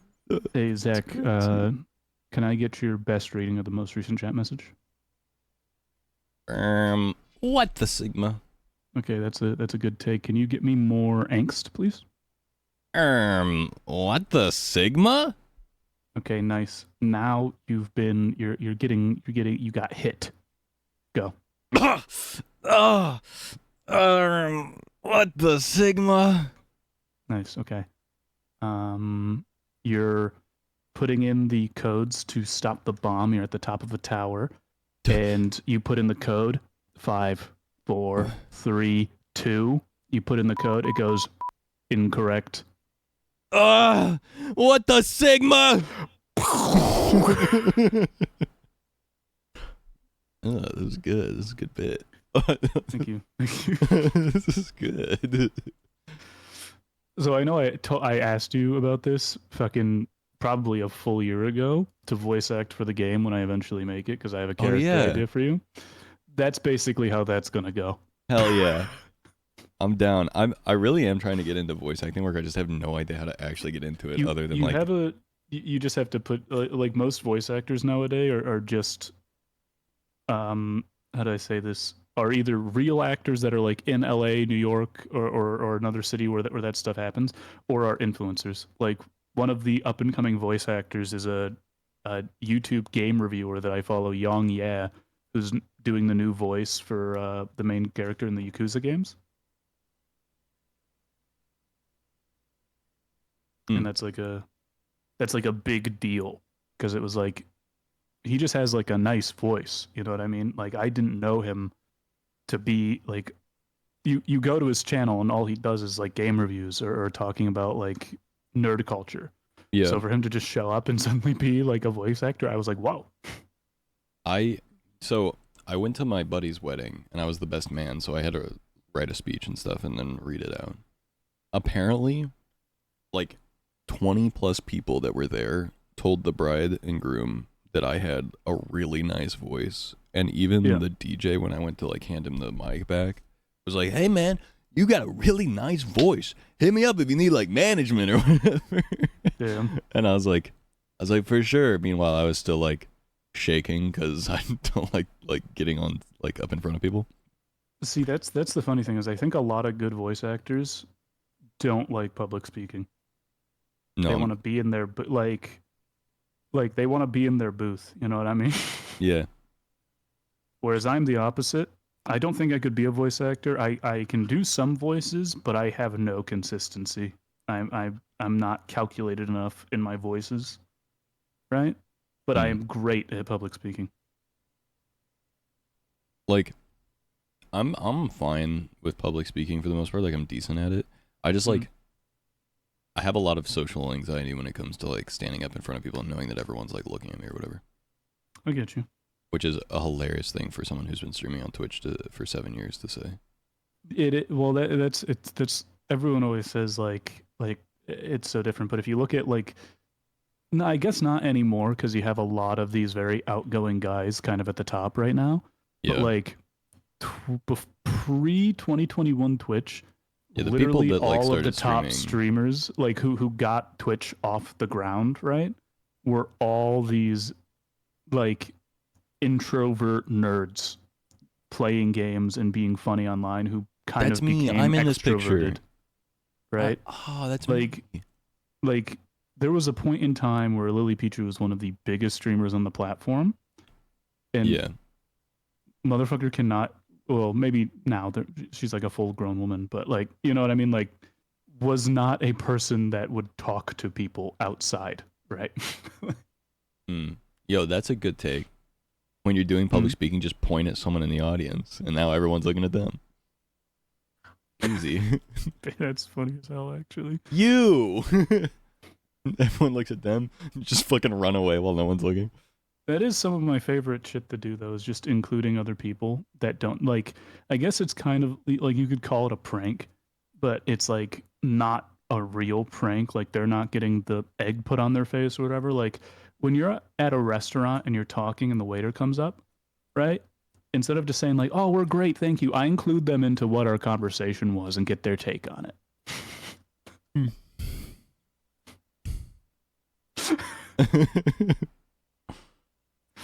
Which I don't know if that means I'm psychotic or what, but I think it's hilarious.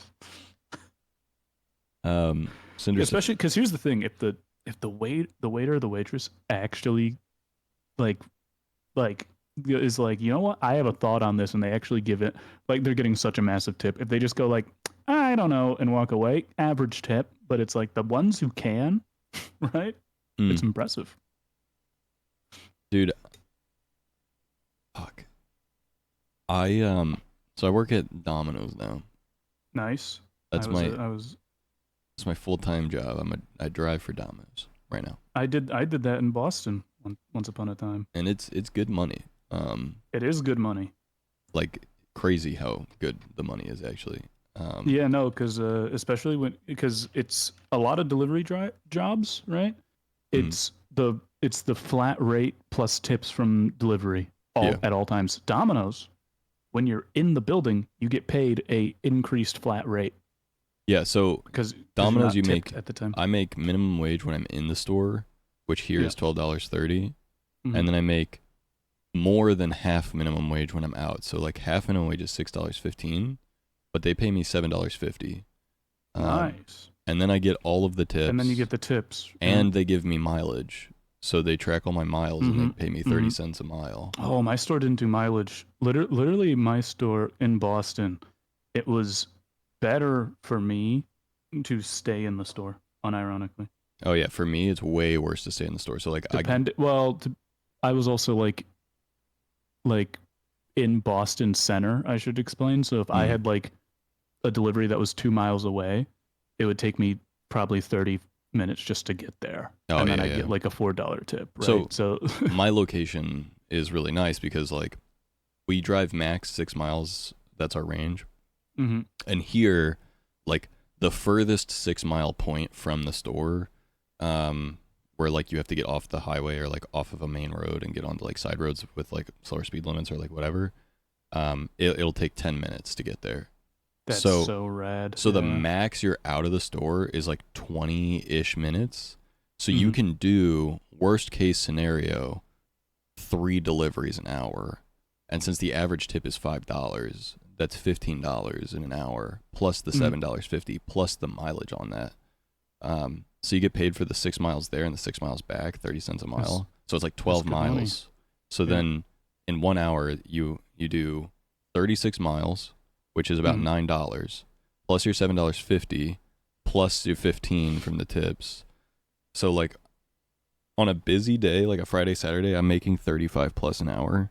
And then on slow days, I'm making like 22. It's still fucking solid. Which is crazy, yeah. So I was surprised at how much money Domino's was making me because I moved up to Boston thinking I was going to get a job that I can't explain or else I would be just fully doxxed. Yeah. It's a very specific job that not a lot of me's would have worked at.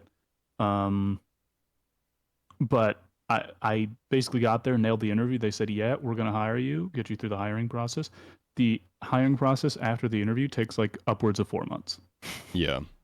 So I went, uh-oh, guess I got to find another gig.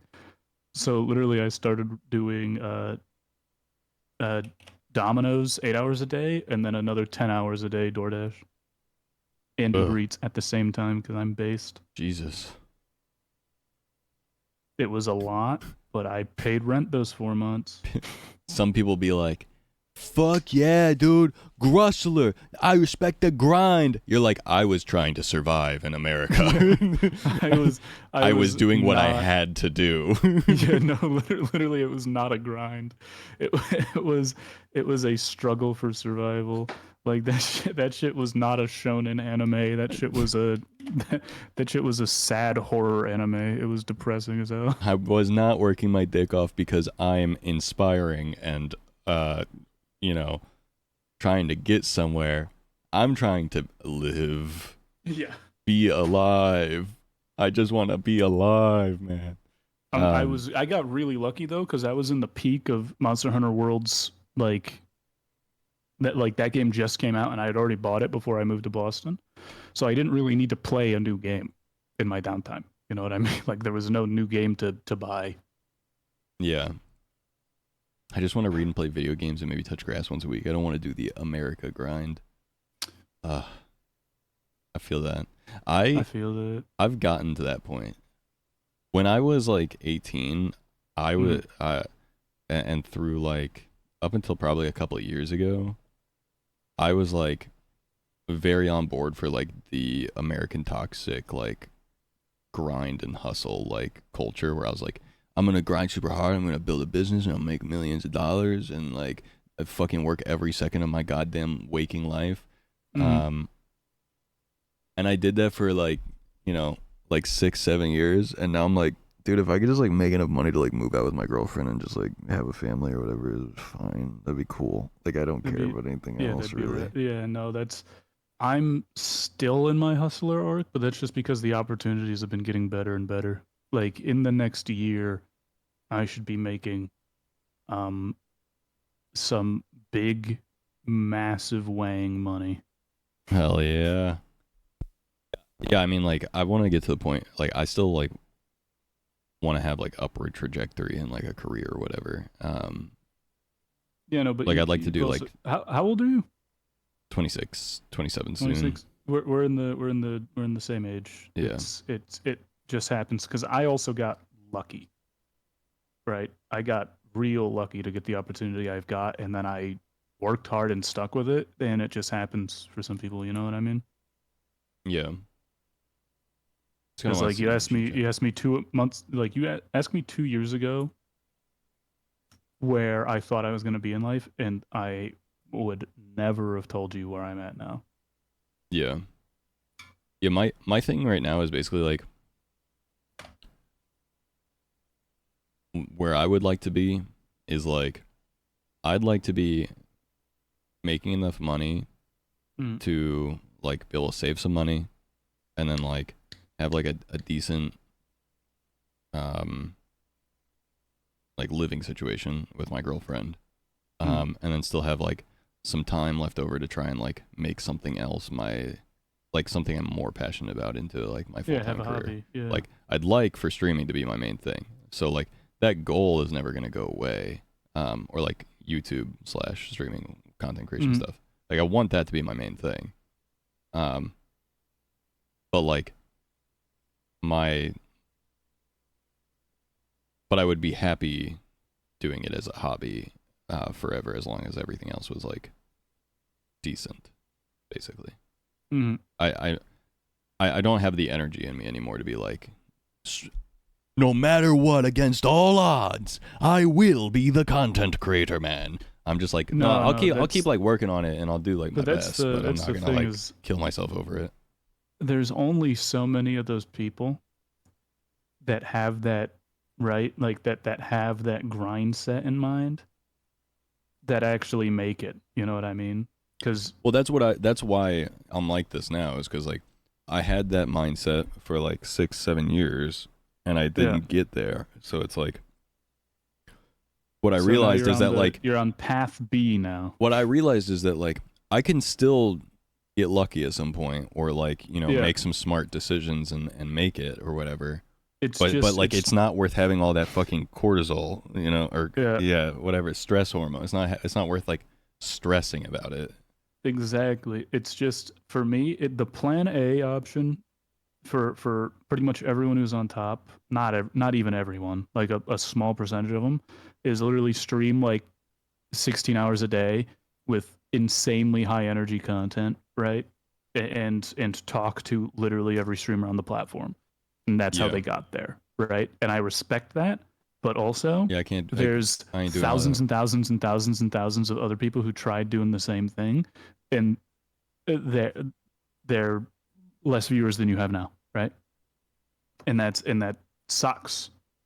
Then there's the plan B path of just chilling out, hanging with your community, doing whatever the fuck you want to do, and maybe you randomly just pop the fuck off, which I think has the same percentage chance of happening with that grind. Yeah. Like, yeah, I think there's some people who definitely calculated their way to the top and they were legends and in the right place at the right time as well. Well, that's the thing, is like someone like a Ludwig, for example, is like, he did, like, you can't discredit him for like what he did to get to where he is. Incredible content creator. I mean, but there is still an element also of like right place, right time. Yes. Like, you know, he was also in the scene for a while before that, right? Where maybe not as like a true content creator, but like he was in the Melee scene for fucking years before he ever had a massive pop off. There's a level of luck to becoming a large creator that, like, you know, I used to deny that there was any luck in it because I wanted to like believe that like if I like worked really hard, if you worked hard enough, But like, I think the luck is actually in a different place than what most people realize, which is that like for Ludwig, for example, dude has like no anxiety at all. So like for him, it's like very easy to like have like gone around and interacted with all these other streamers, knowing that like half of them aren't ever even gonna like know his name or like care about him or talk back to him, for example. But like, which was very lucky. Yeah. but like, but like that's like still like a luck thing to like be born with the genetics or whatever, or raised in a household where like you have the personality type to And what's crazy, like get there. Like I don't have that. I got hella anxiety. I can't talk to people. Mans is from fucking New Hampshire. Everyone up there isn't an extrovert. So like he's a rare breed. But because that's the thing, and if you look at his pop off, was he lucky? Yeah, but it was also like right place, right time lucky, and he was just extroverted enough to get people to notice him and want to hang out with him. Some of his like earliest pop offs where like he got the most viewers was the Melee scene. He gets to meet a lot of these creators, and the thing about those early Melee scene stuff, it didn't matter if you had one viewer, it didn't matter if you had 10,000 viewers and like a sports team sponsorship. You would all just hang out still, right? It didn't matter who you are as long as you liked the scene, because even back then, clout chasing was kind of an unheard of thing in the nerd space. Yeah. Oh, dang, Sarah. Hope you're okay. Allergies, I assume. Yeah, whenever it gets dry outside, she gets gotcha. like a hard time breathing. But he meets these people, right? And he pitches to Mango, the Melee guy, the GOAT, the biggest creator. Like, hey, do you want to play Mario Kart Double Dash together on stream? Or Mario Kart Double Dash Beerio Kart, I don't remember what it was, every Thursday, right? or something. So he just all of a sudden has a weekly event that he does with one of the largest nerd culture creators when he was rocking like 20 average, maybe. Yeah. And then he starts getting hundreds, and then he has some pretty unique ideas. The Ludlock. Nuzlocks were around, right? But the Ludlock... Well, the Ludlock is ultimately what like pushed him up. But yeah, it's like, but like having, it wasn't even having the a streams base in the first place, and like being able to talk to people, and like, and then because that's a big thing. Like ultimately, like I think Ludwig's like biggest superpower as a creator has always been like his ability to like talk to other like creators and stuff, and like work with them on stuff.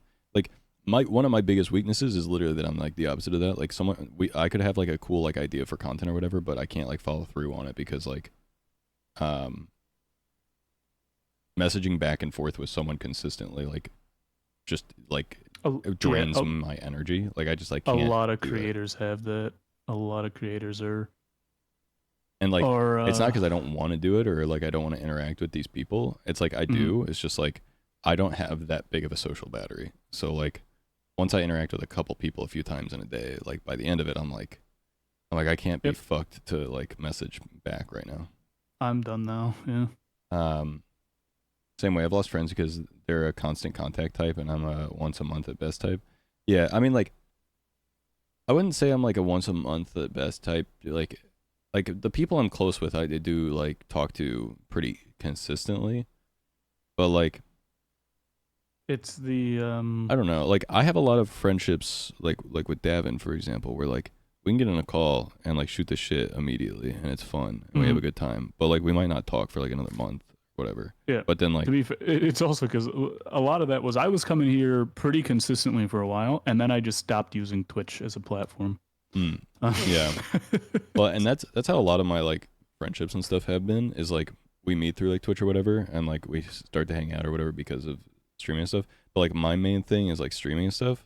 So like, unfortunately, if someone like stops using Twitch, the friendship just kind of like goes on hiatus for a while, because like I don't really use like Discord DMs or like Twitter DMs, or like I don't really like reply to people on Twitter or like do any of that stuff. So like the best interaction you'll get from me to know that like I still fuck with you is I'll like your Twitter post, and that's like your sign that like I'm still fucking with you. I just haven't said anything because I don't really talk to people through DMs. For me, it's almost like I have different platforms for different people, where there's some people that I'll have like most of our conversations through Discord.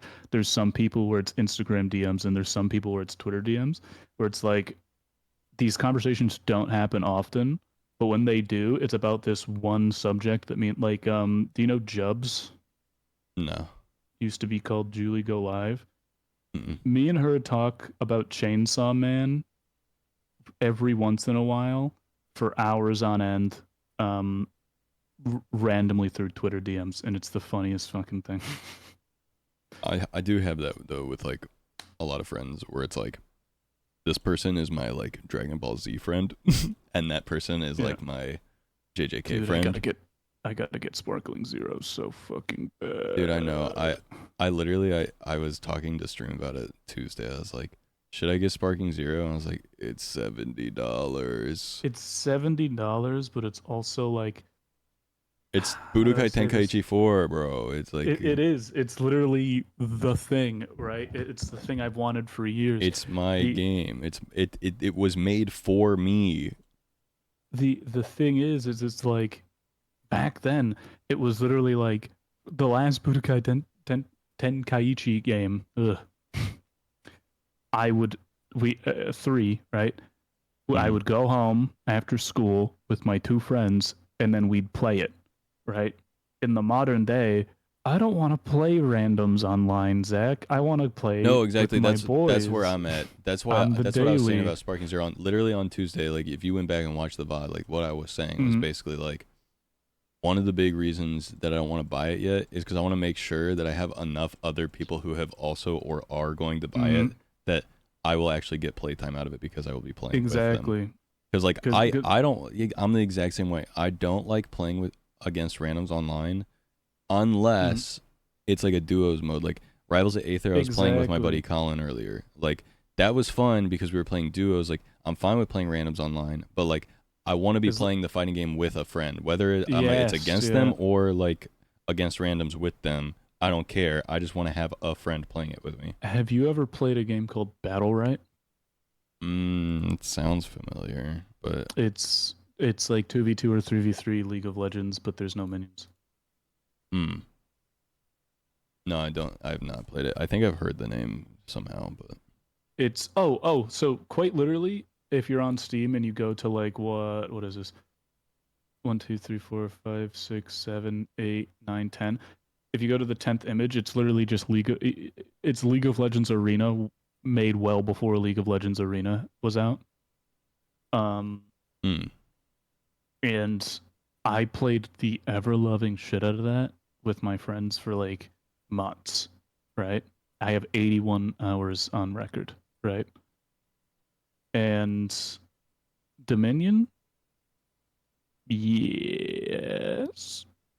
No, not Dominion. Because not Dominion. It's like Arena because there's like things on the map and they do things. Like Dominion, where it's like a small map and there's constant fighting, but not like Dominion. Either way. And then I tried to play it by myself and like get good at the game, and I immediately hated it. Where it's like I don't know why League of Legends. Oh, when the Soul Fighter skins came out, yes, that game mode basically. I think it's out again, maybe.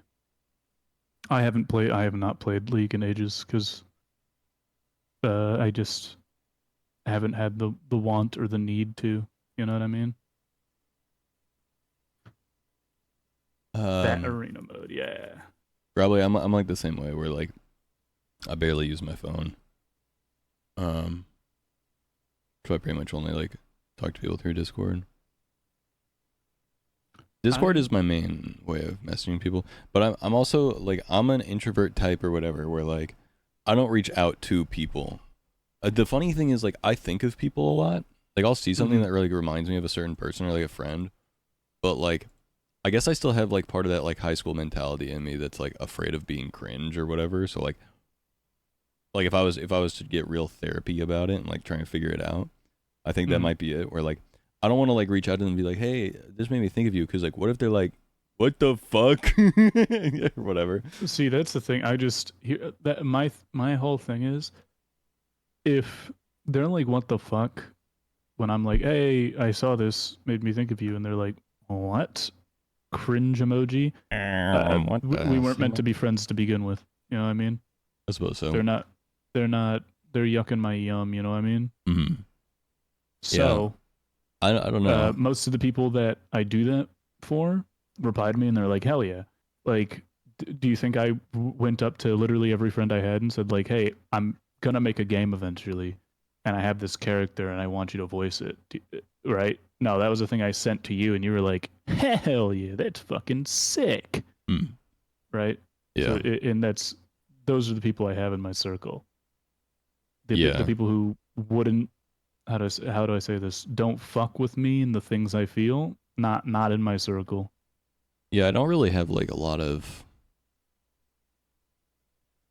I guess like I don't know.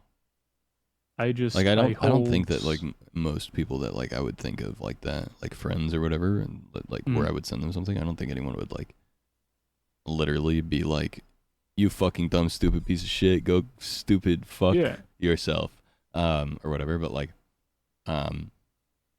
What's okay. Now I just saw an ad on your Twitch page. So they remade, the famous game Until Dawn.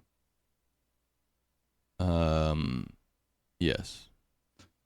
So they remade it with enhanced graphics for PC. Now, here's the thing about Until Dawn. If you fully played that game, you already know all the twists and the ending. The fuck's the point? Well, if it Because if it's not like a Final Fantasy rework where it's like kind of the same story, but it's elongated and there's a whole new adventure attached to it, right?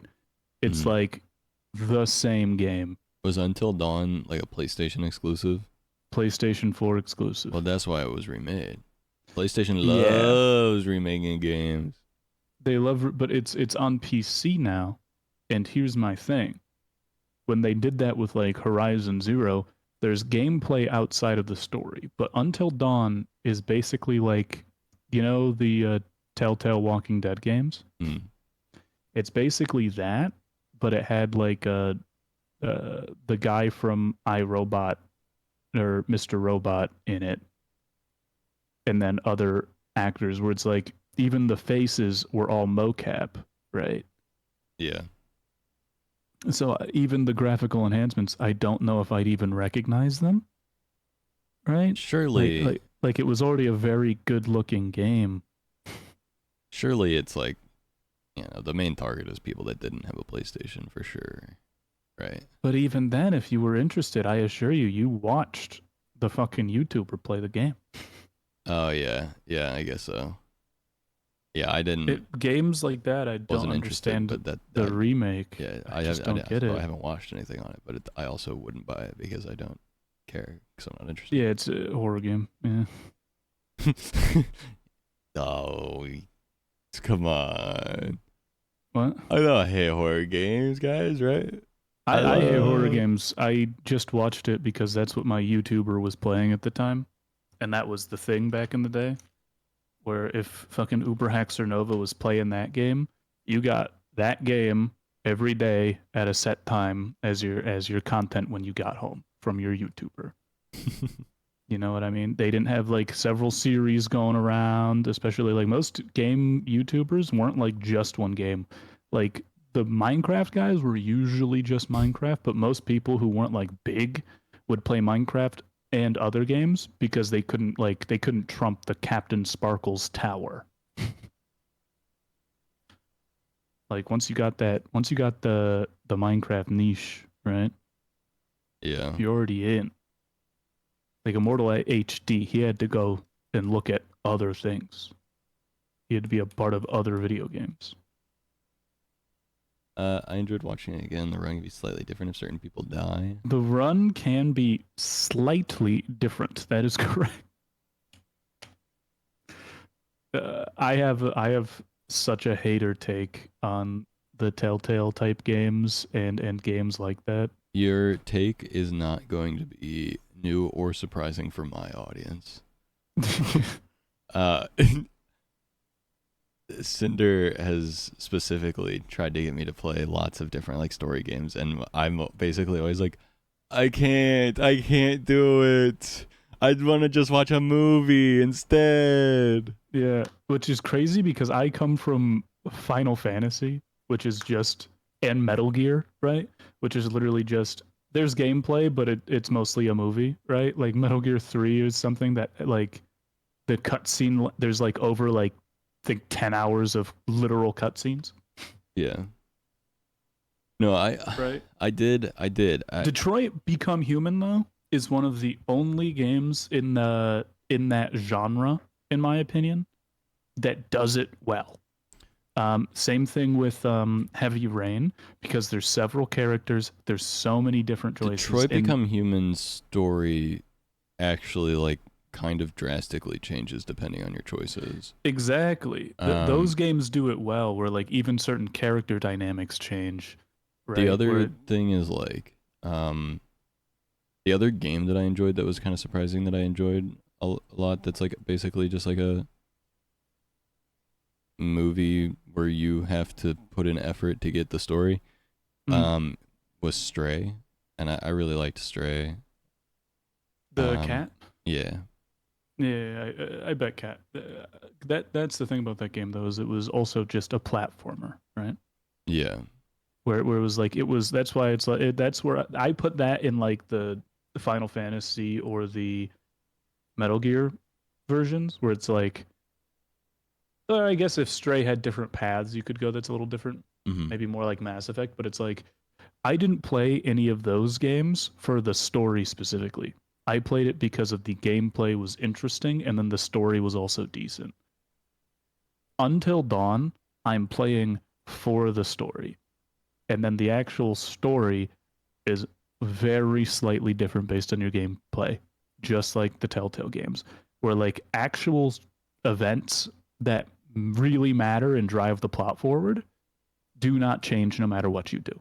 There's several like key factors that are like, oh, here's this character from the previous game that you had no like. There's so many things in those games that are the same in every playthrough because there needs to be a narrative that's pushed forward, and I hate that because like choose your own adventure games was truly like there's a goal at the end. You start here, you'll always get to that goal at the end, and that was the expectation. Those games were like advertised like you make the game the story how you want to play the story, and then like 10% of it has your choice, and then the major story events are always the same. Yeah. And that shit I hate, where Heavy Rain and Detroit Become Human, and then the other one that had Elliot Page was the lead actor, Beyond Souls or whatever, Beyond Two Souls or whatever. Also a very good story. Also a pretty like good take on that genre where the choices did matter. There was a lot of changes in those games and they were noticeable and impactful. Whereas in Telltale, it felt like most of the choices you were making was just giving you more different context on the world or getting different reactions from characters. And then they just die or live no matter what you do anyway. Or it's like if they didn't die, like if it does matter, it's just replacing who's in what cutscene later. You know what I mean? No, Like Cinder, I know why you pushed for the games. I've always understood why people like watching them. I like watching those games. Yeah, I'll watch those games. I don't want to play them. The problem is that like I'm at a weird intersection between a person who is the person who would be playing it for an audience, but also like I don't know. It's just one of those things where like unfortunately I think it's better left to like leave those games to the people that would enjoy playing them.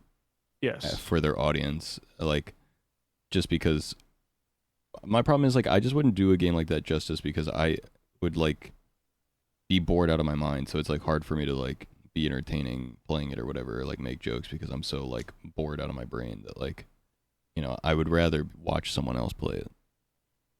Like I'd be fine to watch someone else play it. I just don't want to play it myself. Well, that's the same reason why I watched most of those games. The only one I actually ever played, and this is the one that I played two of those Telltale games. I played the Game of Thrones one and the werewolf one.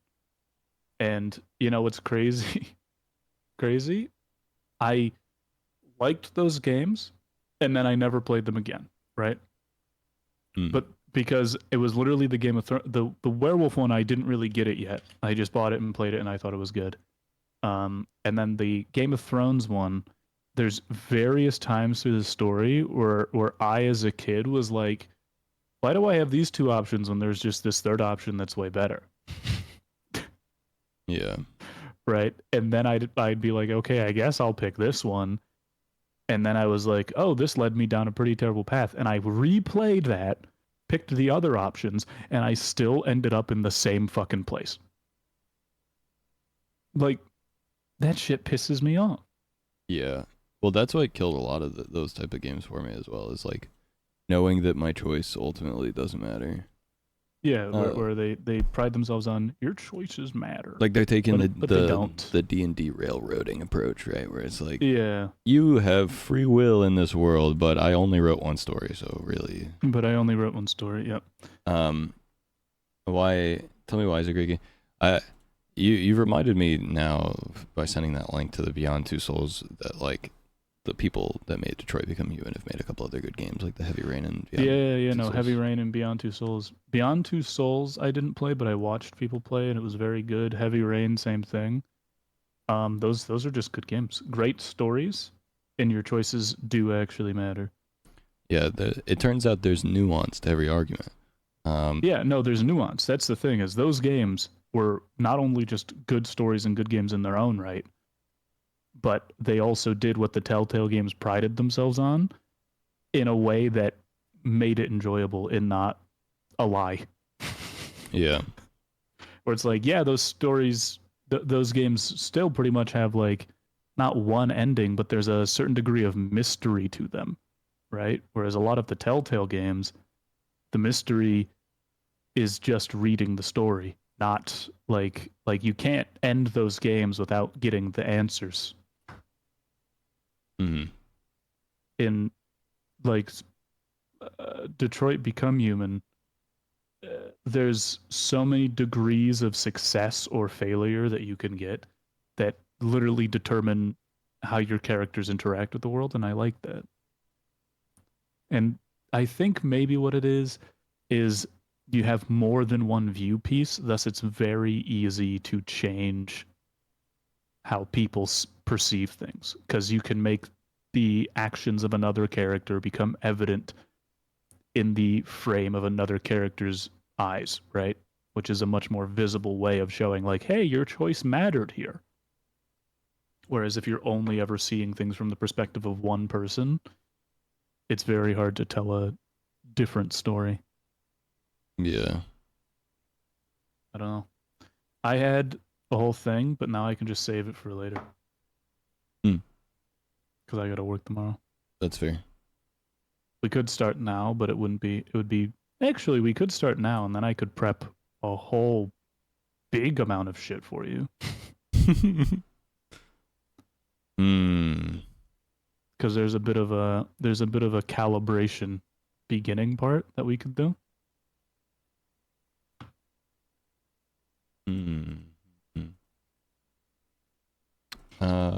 Yeah, let's do it. Let's do it. Let's do it. Hold on.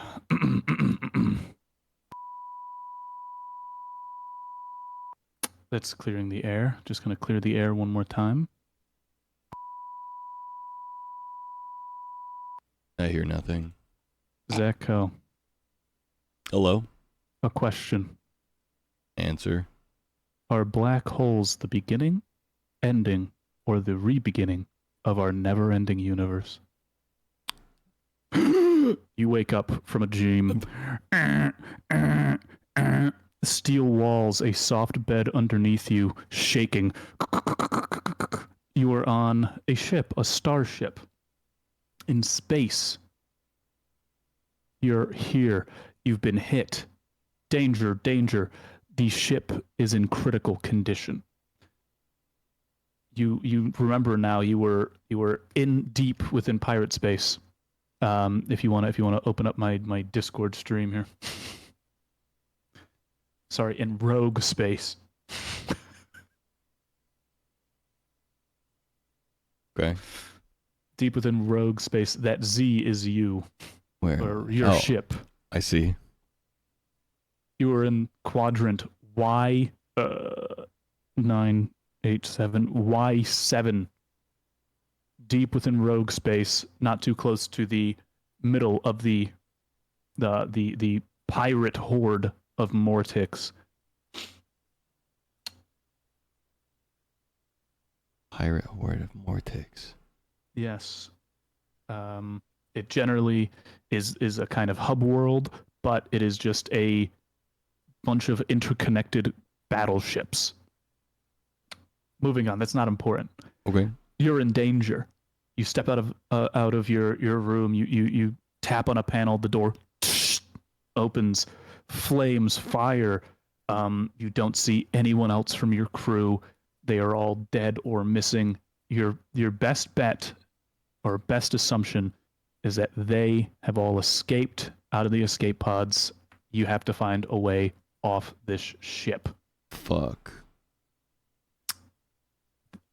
What now, before we get started, so all you know is there's a critical system failure. The ship is in immediate danger. All the crew are missing or dead from a pirate attack. I have a secondary question for you. Which crew member were you? You have 6 choices.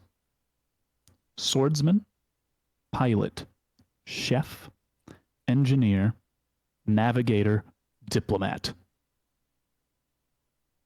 Now, before you answer, there's some things you need to know about this choice. You're aware of D&D. Yes. You know the stats: strength, dex, con, int, wisdom, charisma, in that order. Yeah.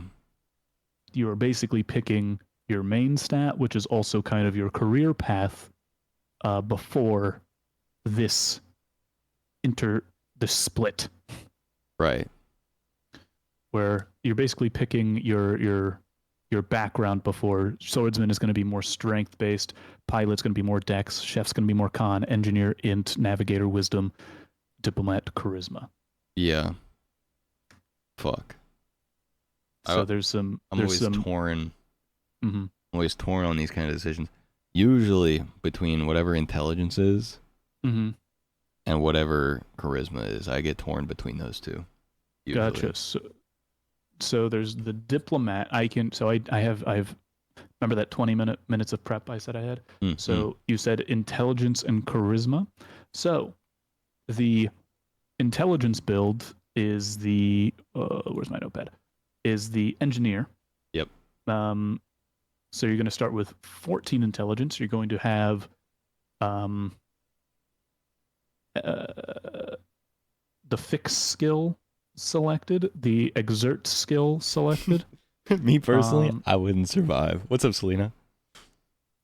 And then the actual, so fixing things up, and just general, a lot of spread out skills. You can kind of use your intelligence in a lot of locations by doing things properly.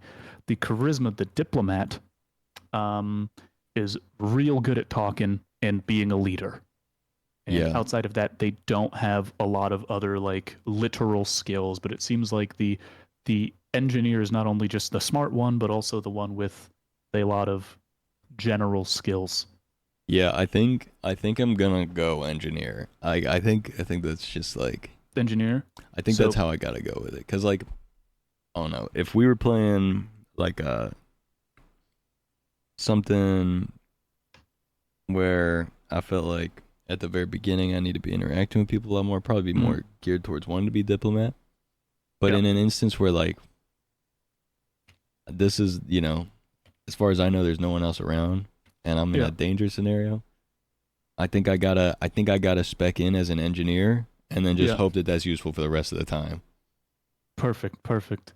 Okay, you stumble out of you stumble out of your room, and as you do, down the corridor, you see a person stumbling out of a flaming door, and you think, hopefully, this is a friend, this is a fellow crew member, and then you see they're dressed in ragged leathers with a clear skull and crossbones on the back of their kind of jacket.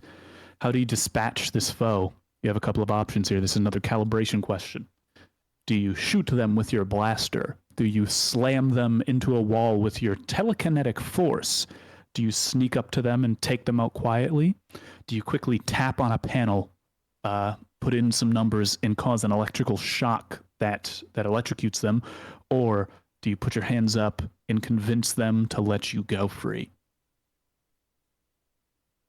You said they got skull and crossbones. Like, this is a bad guy. I know this is a bad guy. Yeah, this is a bad guy. These 5 options, spoilers, are basically your going to be your class skills, or you could double down if you picked diplomat and also like double triple down into being the talk guy. Yeah. No, yeah. I think I'm gonna go with the panel. I think I'm gonna try to electrocute. All right. So if you're ever asked, from here on out, if we need to remember, you are an expert, and you have a background in technician. Okay. Hold on. Where is it? Specialist fix. Perfect. All right. This is all just me stuff. Don't worry about it. So from here on out, this is something for you to remember, and I'm also going to note down for next time we do this because it's a bit late starting.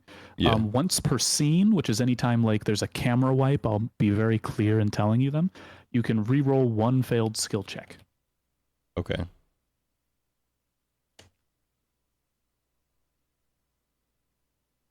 And you get every level up, you get an extra bonus skill, but that doesn't matter for you because I'm quite literally railroading your character creation. Oh, also your name tag, since you picked the engineer, is Zalch Kofra. Okay. Or Kofra, I guess. But it Zalch space Kofra. Zalch Kofra. Yep, Zalch Kofra. Okay. Yep, lovely. All right, those were all of the calibration questions. So you tap on the panel, beep, beep, beep, beep, beep, beep, and you go, "Ah!" Wilhelm scream off to the side. All right. Now, this ends character creation. You are now in free roam. This is, Zetko, the first time locked out of your car RP turns into get the fuck out of your car RP. You are in a flaming starship. You don't know where exactly you are while you have the map. The game has been changed. We are no longer locked out of our car. We are locked in our car. We are locked in the car. Fuck. What do? You see several doorways ahead of you. You were kind of in this kind of back corner of the ship. It isn't like a big like Star Wars like vessel. It seems pretty cozy. Likely any of these doors could lead anywhere. Where are you trying to go to escape this vessel? I feel like I need to go check if there's any like escape pods left. Yes. So you run, ding ding ding ding ding. You know, running through. You got these cool metal boots on, and you tap on the panel. You know the ship. You've spent much time here, and you see out of the 3 escape pods, 2 have been used, and 1 is left. Okay. I guess I need to check if it's operational still. So you kind of run up to the panel, you flip it open, bzzz, you clicking through to see run diagnostics. So what you can see is 3 things. First, it is operational. 2, Okay. it is ready to launch. Let's go. 3, you have there's no driving capability. All of the movement of an escape pod must be predefined. You don't know where you are in space. If you just launch yourself out there, it's you need to know where you're going ahead of time, and you have no way of inputting that data from where you are now. You'd need to go to possibly the helm and look at a galactic map, maybe find the navigator that was on this ship to give you an idea of where you are so that you can tell the escape pod where to go. But at the same time, the escape pods are 2 people max. So if you run into 2 friends not including yourself, might run into some problems. Tough. That's tough. That's real tough. So, what are you thinking? Are you gonna try to find your navigator, or are you going to go to the helm, or some other way? You're an engineer, technician. Shit.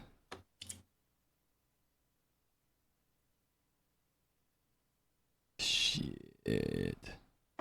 Well, I guess I'm gonna go check navigation. Feel like that's kind of my best option right now. Like go to the helm and try to do it yourself. Like, yeah, try and figure out if there's anything if I can figure out where I am or whatever. Yeah, the best place to do that would be the helm. Okay, instead yeah. of trying to look for the navigator. Yeah, it is a kind of a more direct, like, instead of looking around for one guy, right? Yeah, plus I feel like right now I'm still like kind of under the assumption that everyone else is like either left or been killed at this point. Mm-hmm. So I'm not even gonna try and bank that there's like a navigator on board. I'm just gonna go and try and figure it out. Perfect. So you kind of seeing all that information on the tablet, you go shit, and then you run out of the door, flames,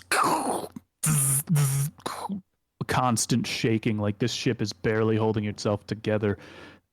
You question if you're actively being bombarded from the outside from some sort of pirate vessel, but it is kind of a errant thought as you're trying to survive here. You find yourself on the helm. You see out front. There's kind of the opening glass to kind of see out into space. Oh fuck! This isn't just pirates. Your ship's gotten caught in a crossfire between Apollo set security fighting back some what look like scavenger pirate vessels. There's flak rifles and laser blasters, shooting across the helm here. Fuck. You're in the middle. You're the third party, but you were only one man. They had 2 full squads. Mm.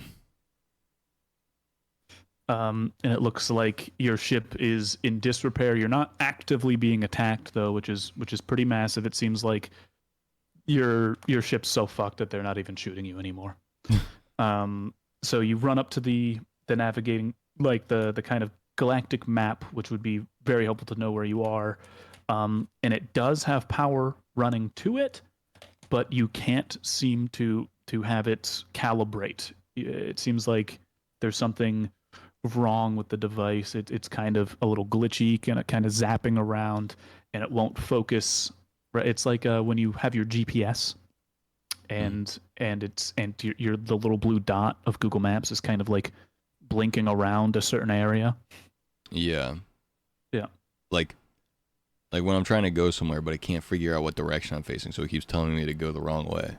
Yes, exactly. It's like, turn right, and you're like, motherfucker, I already turned right. Yeah. And it's like, you're like, where now? It's like, That's exactly like you're like this planet, and it's like recalculating. Yeah, it's like, you are now offline. Yeah. You are now back online. You are on the fastest route to your destination. What do you mean? Where am I? Pointing offline. Straight down to hell. You're on the fastest route to your destination. Death. Death, destruction. What do you mean? I didn't even know you could say that. The AI in Google Maps goes crazy recently. I am now taking you to purgatory, where you deserve to rot for eternity.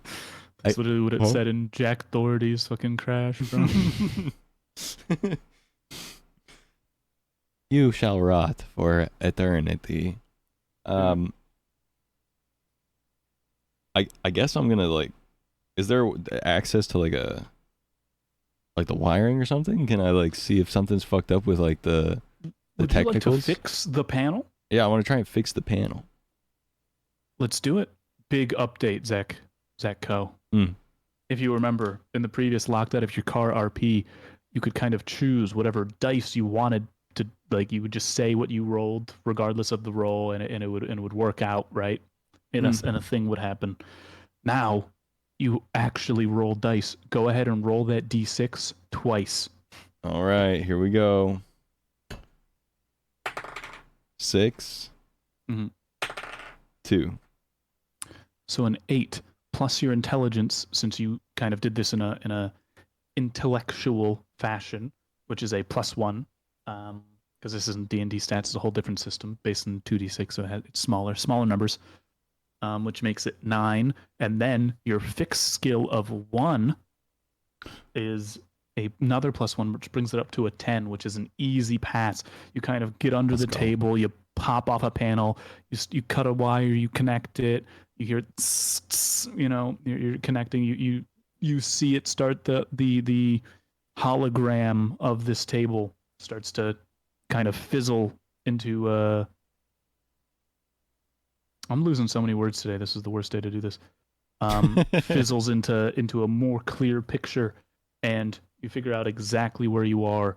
So you are in the quadrant of rogue space Y7,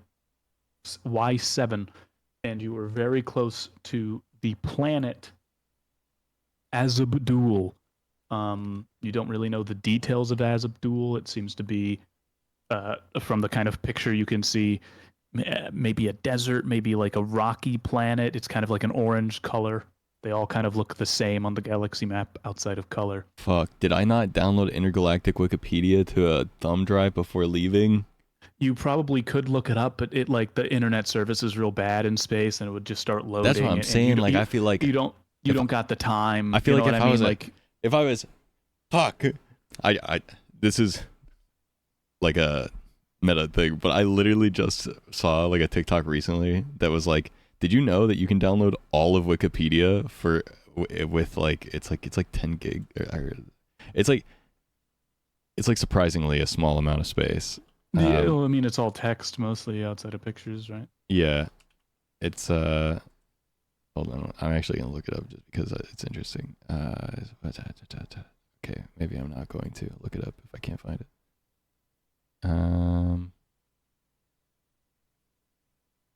It's like 20 to 30 gigabytes to download all of Wikipedia without images and media. Which is interesting. Someone was like mentioning on like a TikTok or whatever. They're like, if you're ever going to go out on like the sea, for example, or whatever, like you could just download all of Wikipedia. Like if you're going somewhere where you wouldn't have internet access, you have like all human information at your fingertips, and it's only like 30 gigabytes. Right, that's crazy. 30 gigs. So here I'm like thinking like, fuck, I didn't download Intergalactic Wikipedia before I set out in space? Shit. To be fair though, so it's like 30 gigs for our one planet. Yeah. And let's just say, for example, so I'm going to zoom in here.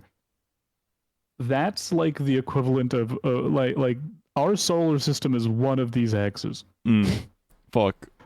I'm going to zoom out now. Oh, hey, though, Don't know if you have enough space on your iPad.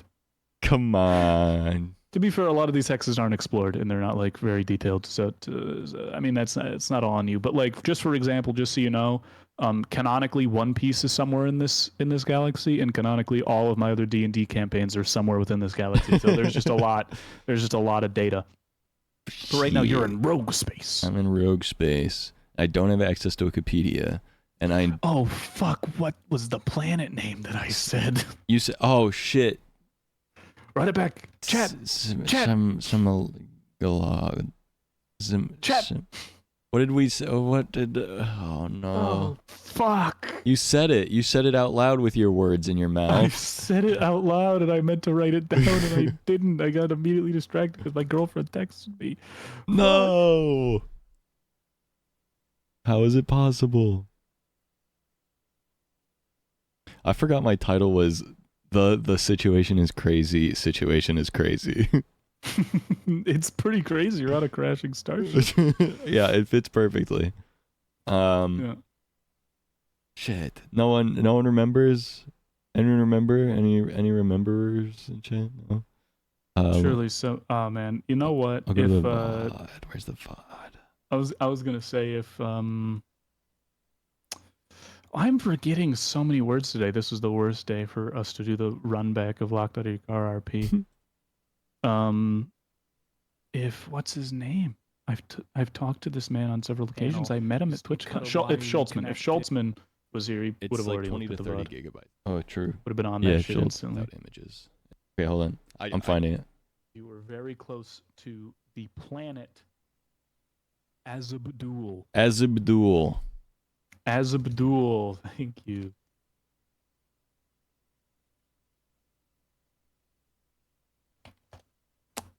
I already know exactly where that was coming from, which is funny, because most of the things that are in my brain are just things I was either working on or already exist with a twist or as a reference to something. And as soon as I heard that, I was like, oh, okay. I know where we're at. I know where we're at. Azabdul, it's this some sort of orange or yellowish planet. You can't really tell the texture.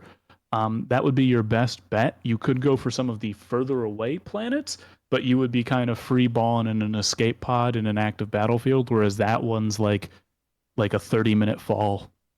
I guess I don't really have another choice.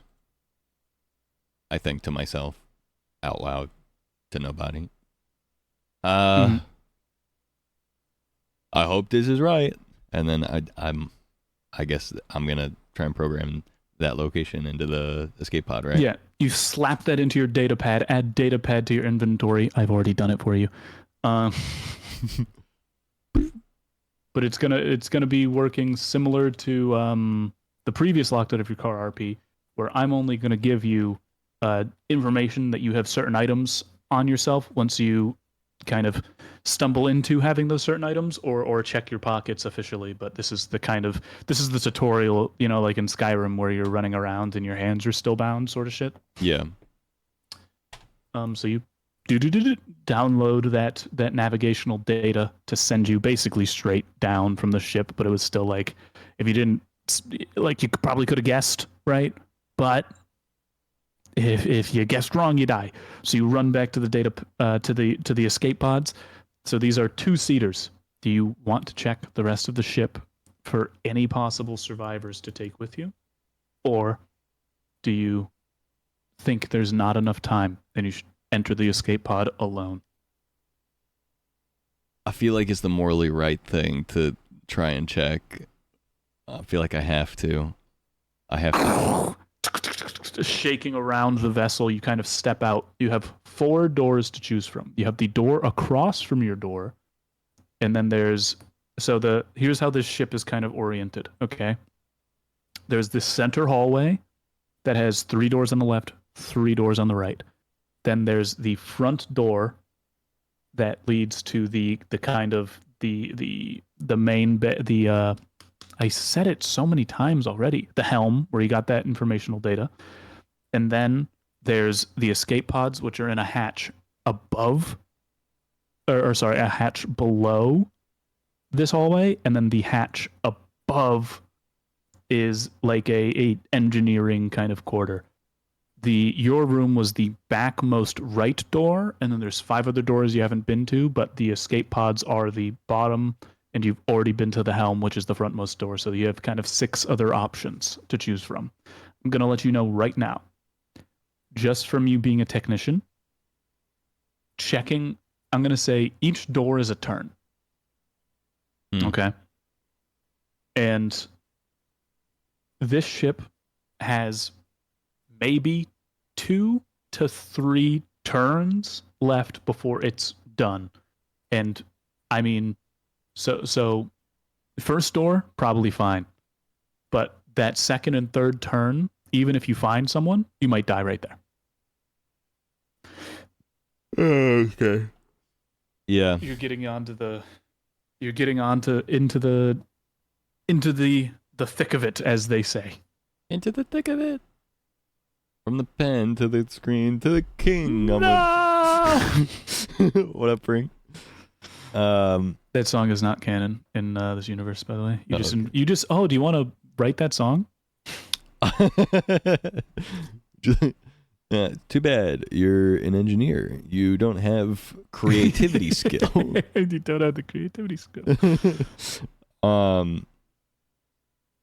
No, I don't want to write that song. I've got a limited amount of turns. I don't want to waste them writing that song right now. Shit.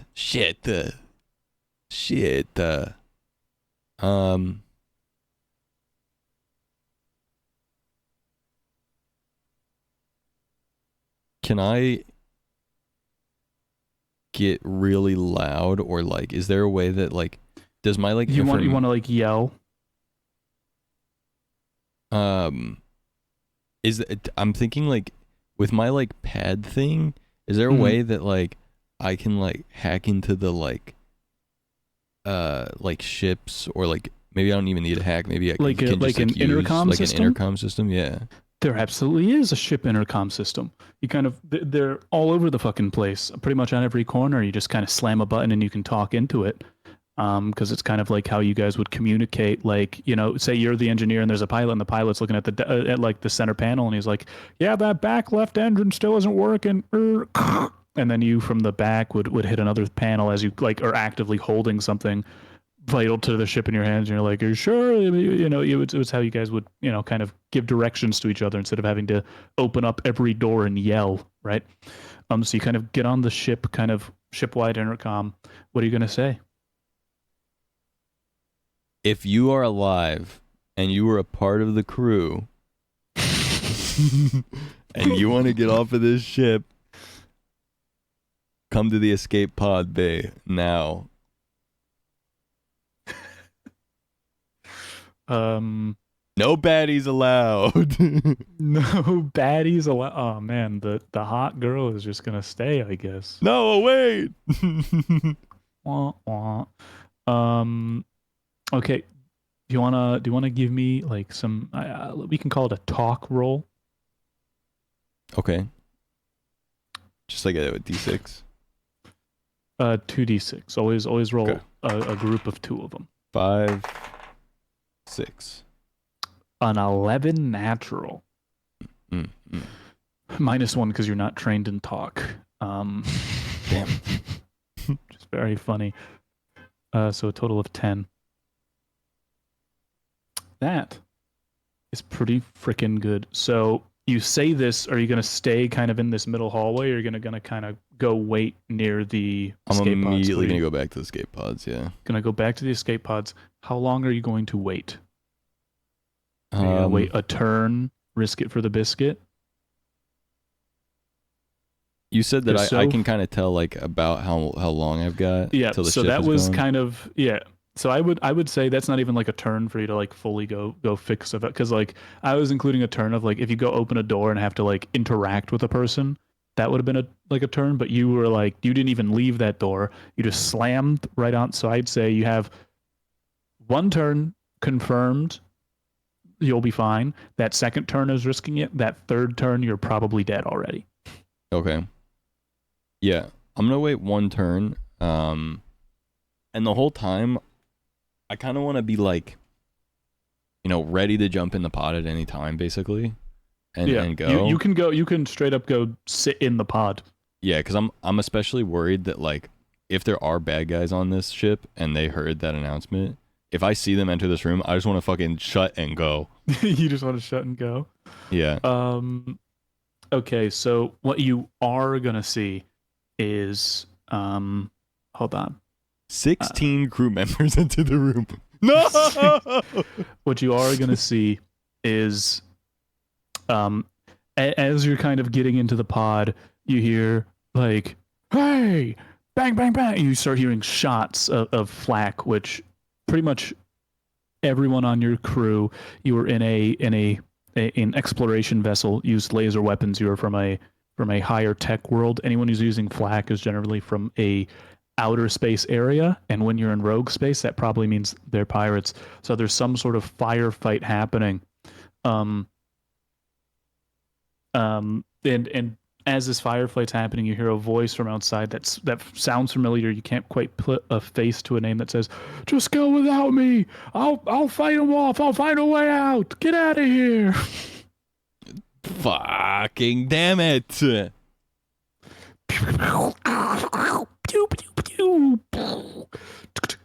Shake.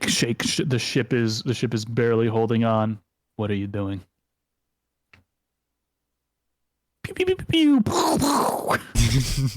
I need to save this guy. Fuck. How do I save this guy? At the end of this turn, it will be the start of the so you have whatever you're doing now will be the second turn in which you're risking it. Yeah. And then the third turn, you have to be gone. Right.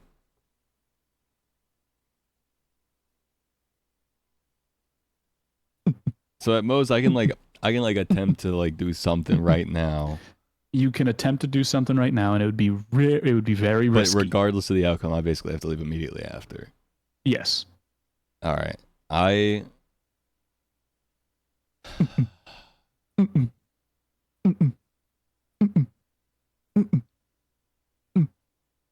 gonna yell at him to just run in. Get in here. Get the fuck in here. They've got me cut off.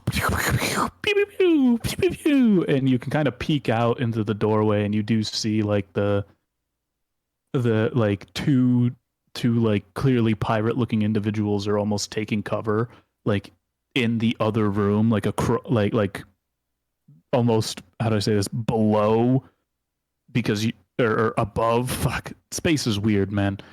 So like you can kind of peek out and kind of see, like, even though you're in an escape pod, if you look up, you can kind of see the shoulder and like foot of a pirate and they're like shooting down towards the like back where your room was.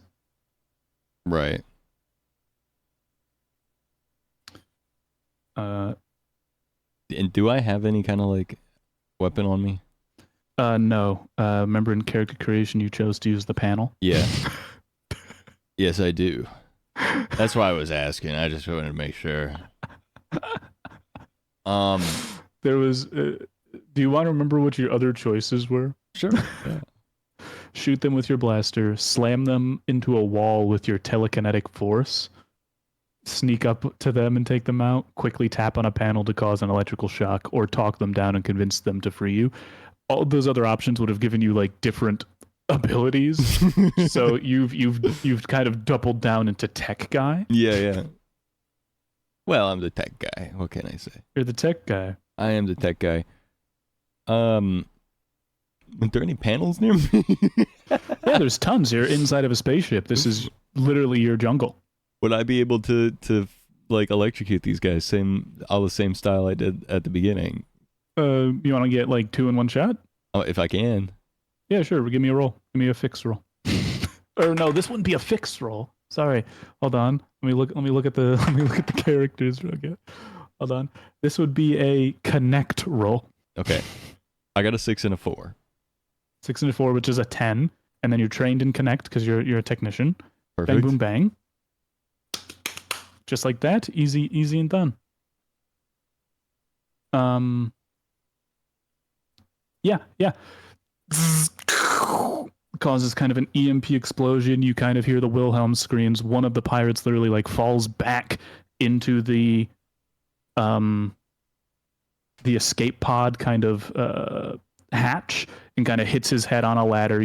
Blood flies all over the place. It is a bad fall. That guy is definitely dead. Like before, it was like very much like Disney, like, oh, the explosion happened and they fell off and they were just unconscious. That man definitely just died just now. That's your first kill. Add it to your kill count. Congratulations. Okay. Plus 1 kill. Plus 1 kill. And you have taken out 3 pirates from just using your wit of the engineering bay. You now have these last moments. You've saved this man. But I have to make a roll. Oh. No. You survive. Thank God. You survive. And your internal timer is you're kind of looking around, you're like, okay, I didn't die yet. And you do notice the ship is not decelerating nearly as much as you thought. Like it's not degrading nearly as much as you thought. You think it's possible. Like your first instinct was 2 to 3 turns, and you're thinking like maybe a fourth turn is possible, maybe a fifth turn. And as you kind of are thinking like, you know what, maybe this isn't as bad as I think it is. A guy hops down the hatch here, and you see it is your hold on, notepad. This is the chef. The chef. He is a bearded bald fellow, with Yes. with a mechanical left arm, who has a blaster pistol at his side. Generally a pretty solid guy. He says, "Oh, thank God it's you, Zouch." Dude, I was thinking the same thing. Thank God it's you.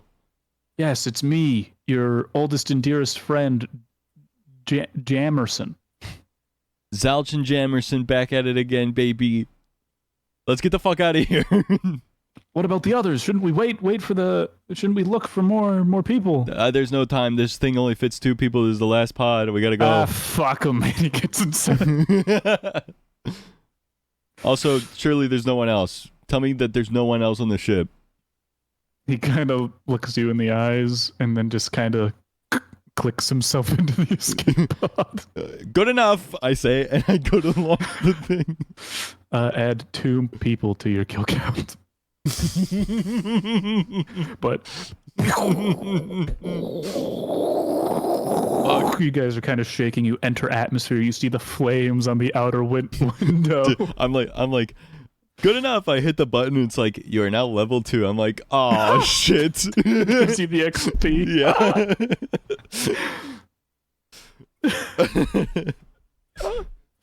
Oh, or it's like these 2 characters you've never heard of will remember that. Oh.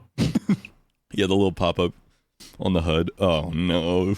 Oh, or it's just like 3 different, like not even 3, like 12 different quest lines, all just go completed. Yeah. Yeah. And as you're falling down, Jamerson's like about ready to piss himself, because usually escape pods are pretty rough. It seems like, after being launched out of a, dying vessel in the middle of what looks like a intergalactic firefight, and entering in hot, dropping above a planet, your escape pod is shaking around. You're getting. It's kind of like you're on a train that's in stop and go, right? Constantly getting shaken around. Is there anything you do in these moments? You have perfect. Keep the RP. You have approximately 20 minutes before you even hit the ground. I got 20 minutes? Yeah, 20 minutes, because you're not in atmosphere yet, but I realized you are pretty high up in space. You got like launched in a beeline towards this planet, but it's like you guys aren't like, you're not sublight speed. That's all thrusters, baby. You know what I mean? Like you're like a good distance away from this planet. Yeah. But it's like, it's rough. Like this escape pod is not in the best shape, and it's also weirdly silent. Like everything inside this escape pod is like shaking around and making noise, but if you kind of like close your eyes, you've flown your ship for a long time, but like there's no wind on the outside of this vessel. You can't even hear the thrusters. It's loud, but it's weirdly silent and almost calming as you're being shaken around. Seeing ships explode from the little viewing port. Shit. In your little tin box. I think Jamerson has his eyes closed. He's terrified. Oh. Well, there goes my plan. Hmm? I was gonna say I think I'm just gonna try and look over at the guy with me and try and like make conversation basically. Yeah, you can still talk to him. He's just got his eyes closed. He's not like sleeping. He doesn't have his AirPods in. Yeah. Shit.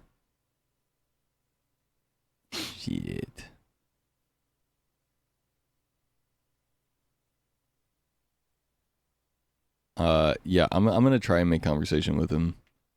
Yeah. Be like,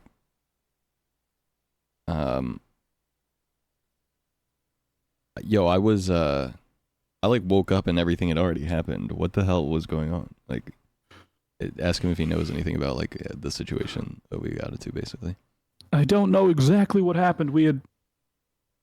He's kind of still eyes closed, shaking around. We had just gotten into sublight speed. We were here to explore a couple of planets a sector away.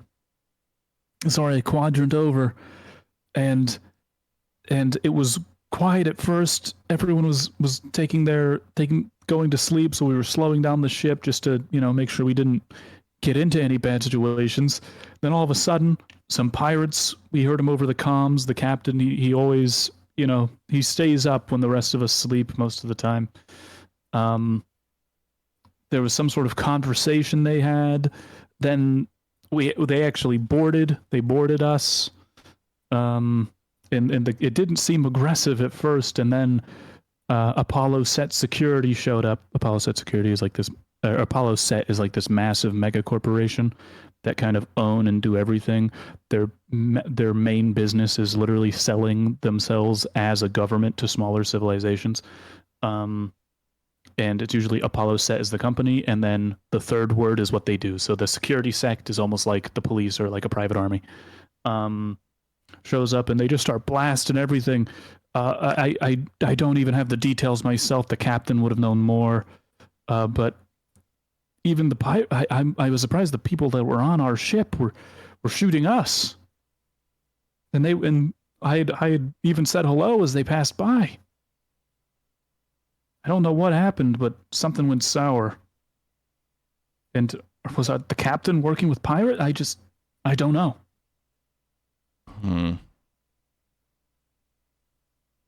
Fuck, man. So there were still some people, huh? So there were still like crewmates left on the ship at the end of it all. Well, no. I don't know for sure. We have 3 escape pods, and we only have the 6 crew. Perfect. Surely, yeah. Then I'm sure the rest got out. I'm just trying to think, because I was there the whole time. I had just barred myself in a door trying to hide from the pirates as they opened fire, but I heard you on the comms and I tried to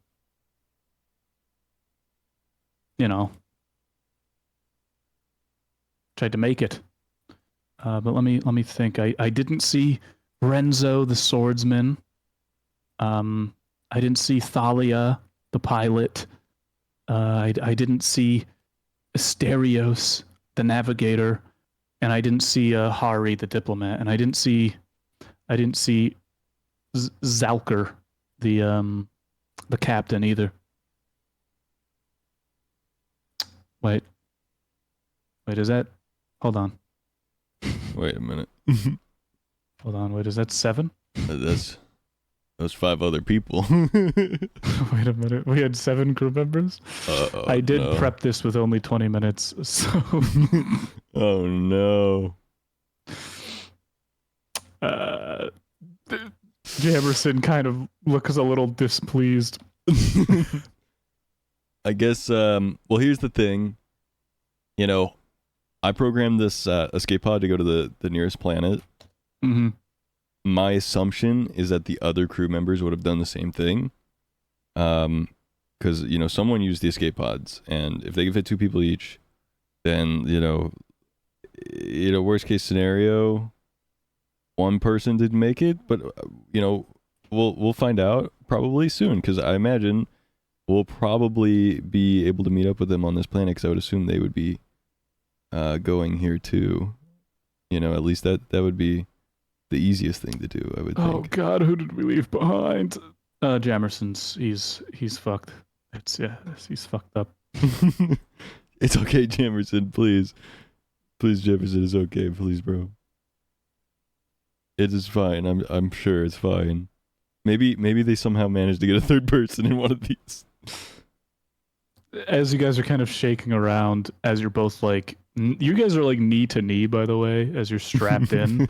And as you're like shaking side to side, if there was a third person in here, just their loose body in this shaking tin can would have either killed both the other people in there or definitely killed themselves. I feel like I am able to tell this, but I'm just like hoping he can't. I'm yeah, like I'm in giving my you that information as the engineer. yeah, Right, in like my, you in said my what you head, said. I'm like, this dude is probably whoever it would be dead for sure, no matter what. But Yeah, I'm no like, matter what. I'm just like trying to reassure the other guy. I'm like, dude, it's all good, crewmate. It's all good, crewmate. Like, he's got to be. I'm sure we'll find out. We'll find out. You know, It's no. all good. It's all okay. And as you guys kind of have this back and forth, you're getting pretty close to the planet now, and that's when the sound comes back as you start entering the inner atmosphere, and the shaking gets even more intense. Mm. And as it gets intense, have you ever played the game Subnautica? Once or twice, yeah. You know the beginning where like a panel falls off and you kind of see it bouncing around, Yeah. and then it hits you in the face. Go on.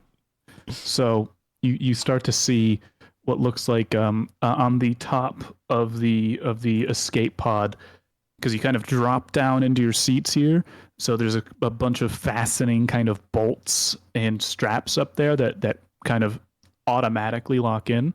And you didn't see it before, but one of them doesn't seem to have perfectly aligned. So it was kind of this entire 20-minute trip just kind of jiggling around. And as it's jiggling around, you kind of see one of the nuts that's kind of locking it in place, right? Kind of fall out and start like ding ding ding ding ding ding, like clicking around the sides. And then this kind of hinge falls out of place, starts bouncing around, kind of hits Jamerson in the shoulder, and then you just kind of see like a blotch of red show up because it hit him with such force. And before you even have time to really think about it, vision goes dark as it whacks you in the side of the head. Fuck. Yeah. And that was get the fuck out of your locked car. For today, for now. Hell yeah. Everyone, a little bit of a clap. Next time we'll pick up on wherever the fuck you land on the planet Asbdul. Asbdul. Do you want to roll for what crew member got left behind? Because I put too many into the game, or yeah, let's do it. Because there's 6 other crew members or 5 other crew members. Should I just roll just at 1d6 to see, or yeah, just roll a d6. 6. It was me. Wait. It was not you, because I had them spaced out. You're the engineer, which is on int. So if we skip you, so Lorenzo, Thalia, Jamerson's out, skipped. Oh, I think 6. Yeah, so 6 just doesn't count. Okay, reroll. Yeah. Because 6 doesn't exist out of 5. 6. Dude, is this shit weighted? Whoa, where are these? 1. 1. Renzo's fucking dead. No, Renzo, I barely knew him. The swordsman is gone. No, that was strength build Renzo. To be fair, I did just give them all names after you didn't pick them. Because all of the other crew members were going to be various different versions of your name. And the engineer was named Zalch Kofra. Okay. Swordsman, man. He would have been so cool. Yeah. But yeah, welcome. Swords are cool. Welcome to Locked Out of Your Car RP in Space. Coming for many more spontaneous episodes. Yeah. Next time on Locked Out of Your Car RP in space. In space. Damn. We did it, man. We saved the city. -1. Yeah, -1. -1. I It's saved tough. I saved one guy though. I did do that. I saved a guy. Yeah, you did save a guy. You could have killed 2 people that day. Yeah. Wow. And to be fair, the chef's like the most important one. If you land on it, like, because you guys don't have food or anything, you didn't make sure you brought any survival supplies with you. Yeah, I'm thinking that's what I was thinking is like, even But, like, if we don't meet up with the other crewmates, like if we don't find them, like you guys are a kind chef. of the most like like for survival or like escaping a planet scenario. Yeah, we got the smart guy that can make stuff, and then And then the chef and who then can the make eat food. guy who can eat stuff. Like, that's fucking crazy. We got the guy that knows what's edible and the guy that knows how to get the hell out of places. I'm gonna give you the other. I'm gonna give you the only one that I would say is also helpful for getting off the planet is probably the pilot. But spoilers, you actually are trained in piloting. You're just not good at it. Ooh. But it's like the navigator, the diplomat, the captain, and the pilot in a true just survival scenario, and the swordsman as well. They're not too helpful. Yeah. No, we stay winning. We rolled good. We did good today.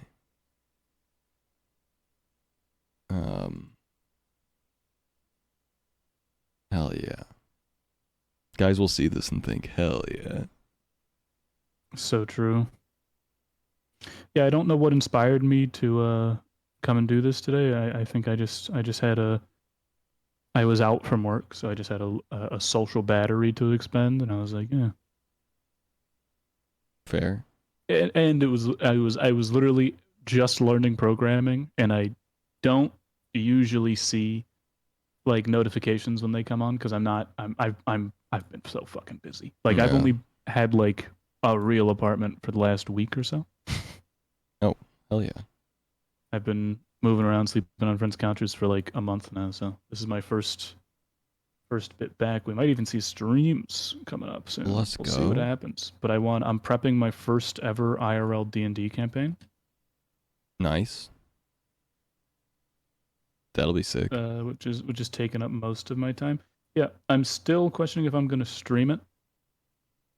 Mostly because only one of the other people that will be playing, and not even like right at the beginning, are even familiar with streaming online, right? Mm-mm. And I don't want to like intimidate these other normal folks, but maybe we might critical role it and just do our own thing, and then if we really enjoy it and are vibing with each other, then we do a live stream as like a side thing. Yeah. The thing I liked streaming most of my online games was I could just go back and see what happened and find notes there. Yeah. Because I'm good at taking notes as a player, terrible at taking notes as a DM or GM. Dude, I'm like the exact opposite. When I'm a player, I like never want to take any notes or anything. But like if I'm like responsible for like a party or something, then I'm like taking every possible note possible. Mhm. That was the stupidest way to say that ever. Every possible note possible. Yes. So the good way job. Possible. I see Locked Out of Your Car RP is I like having this kind of backlog of deep lore, but the way I see it is that me and you should not need to really know or care about all of this, but I will reference it so that anyone in chat can learn a bit about the world. Whereas like every session, you just need to come in like it's not a railroaded story, but it's similar to those games we were talking about. Yeah. Where I definitely don't have a tale to tell, right? But at the same time,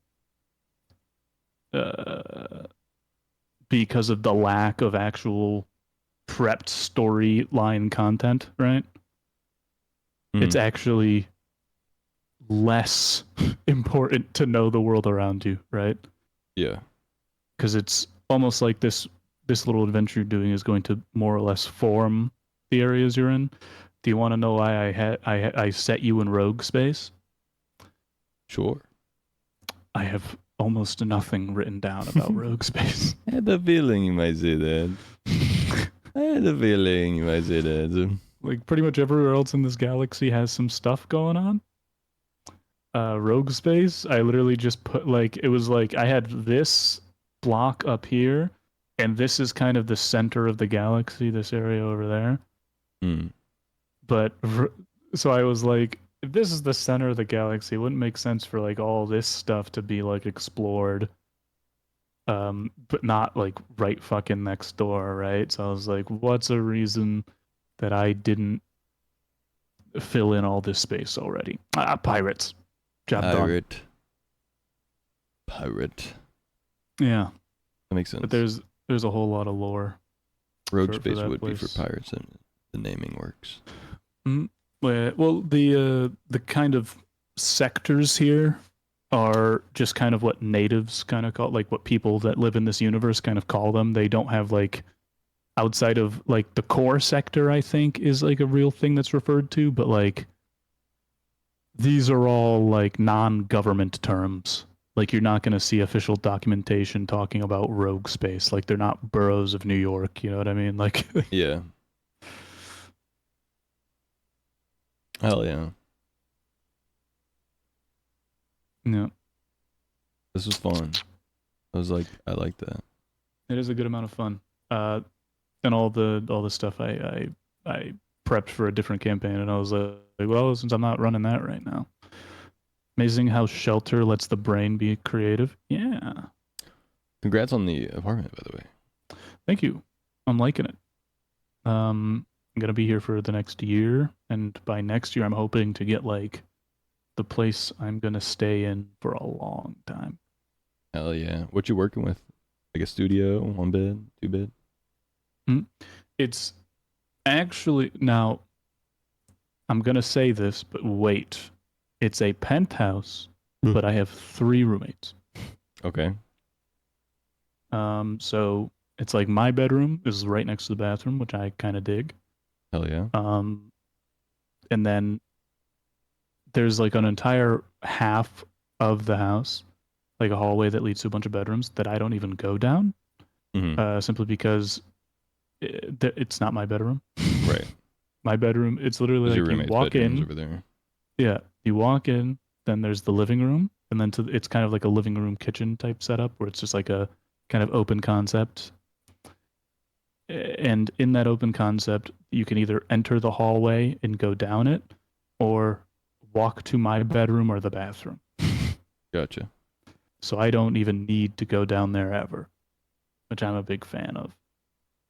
I don't even have to think about that side of the apartment. Nice. Are you? And is it like like random roommates or people that you know, like you're comfortable with and stuff? Or totally random. everyone seemed pretty cool so far, though. All right. Hell yeah. I think the youngest one in it, so if there were any That's problems, cool. it'd probably be me causing them. Yeah. No, that's cool. It definitely sucks if you're like the oldest person in a roommate situation with people that you don't know. I 'cause could then never. You're like, fuck. Yeah. I didn't want roommates to begin with, but I just needed to find the place. I have Yeah. a fucking story and a half about my old place, but it's too long to tell before I I feel like pass the fuck out. most people don't want to have roommates if they can help it, unless it's like one of those situations where you like got like 2 like super close homies, and you're like, you know, it'd be so sick if we When I went and got a moved- place together. Yeah, when I moved into this area in January, I haven't had roommates since then. But it was just like I needed a place, and all the apartments I was seeing were either like ghosting me after I like sent them a message or just not replying at all. Or I'd like get up to the point where I'm touring this place and it's just like the biggest shithole I've ever seen and doesn't look like the pictures were clearly taken before whatever eldritch entity that lived there before me destroyed the place. Yeah. And they haven't like fully fixed it up before I would move in. And I'm like, no, because then you're just never going to fix it up until I'm gone. Yeah. I went and looked at a place recently, and it was overall it was pretty nice, but I always do that thing where like I'm like, how bad would it be to live here based on did they do the landlord special, you know, which is like, are the outlets like painted to the wall? Yeah. Like, did they just paint over the outlets and stuff? You know, that kind of thing. I moved my last apartment. I was pissed because when I first moved in, the first landlord provided internet, and I was like not a big fan of that already. So I Yeah. had literally like said like, "Hey, I'll stop using the internet, right? And start paying for my own if you want to take that out of the rent." And he was like, "Sure, bet."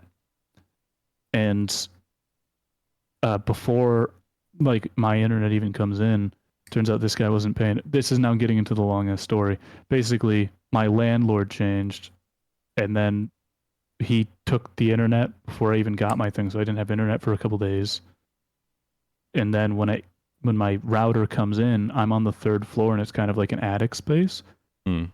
It doesn't have a single like port anywhere in the apartment. What? Like the only router I'd be able to use would be like to set up would be on the second or first floor, and I was on the third. What the fuck? Right? Shit was Yeah. fucked up. And then other shit happened, and I just had to move out. It was tough. Yeah. You'll have to tell me about that sometime when you got time. Yeah. I love shitting on landlords. Same.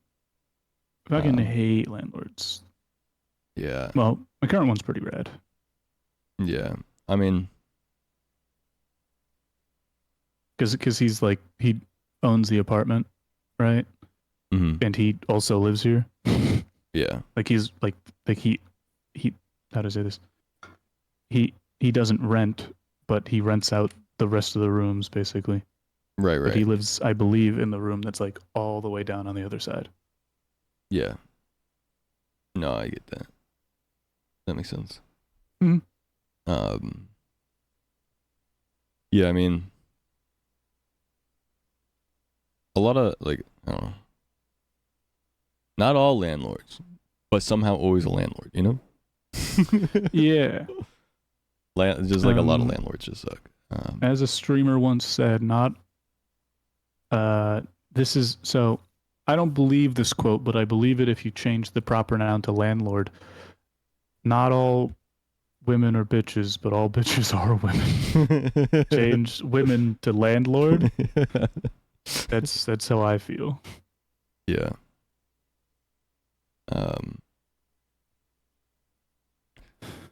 Yeah, I've been looking at places recently just because I'm like, hey, shut up, Google, YouTube. I don't want your audio right now. Shut up. I was just clicking something. Shut up. I've been looking at places recently, and like my area doesn't have like a whole lot of stuff available, and also rent prices are like through the roof right now. So like in my area, like I can't find anything for like super affordable, which is annoying. Technically within my price range, most of it, but like even then, my biggest problem right now, actually, with finding a place to live, is pet situation, because I have 2 cats, and people that rent places just do not fuck with cats. Like out of principle, they're like, cats have claws fuck shit up. No.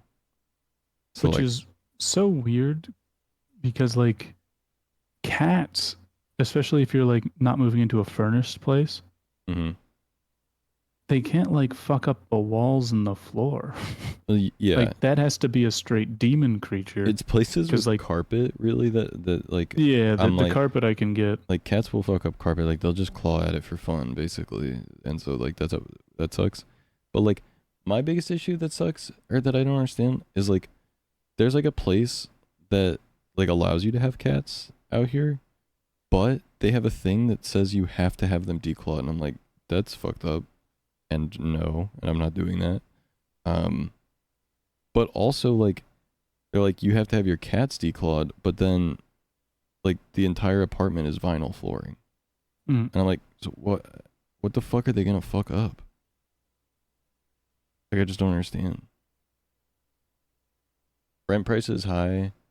I've been trying to move and it's hard. It is hard. It's so hard, especially if you're like in a situation like me where like you kind of want to stay local, but the local area just like isn't like no one's renting, and like the people that are renting are all like no animals, or the rent price is like it's kind of high for like what it is.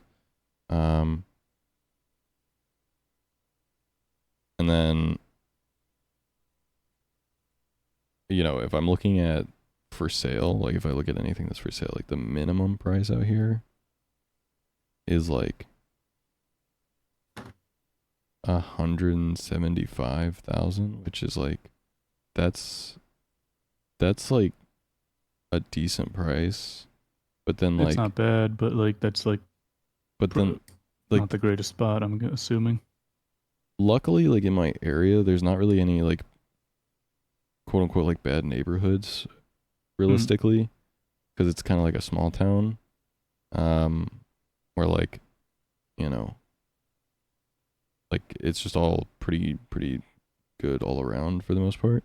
But like the place itself is not like you look at it and it's just not like an enticing looking like place. It's like you would be buying it because it's affordable, not because it's you want A to place have you'd it. want to live. Yeah. Yeah.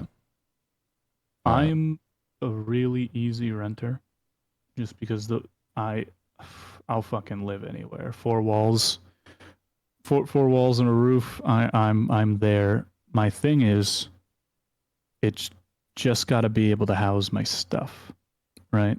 Yeah. Like I'm a little gremlin.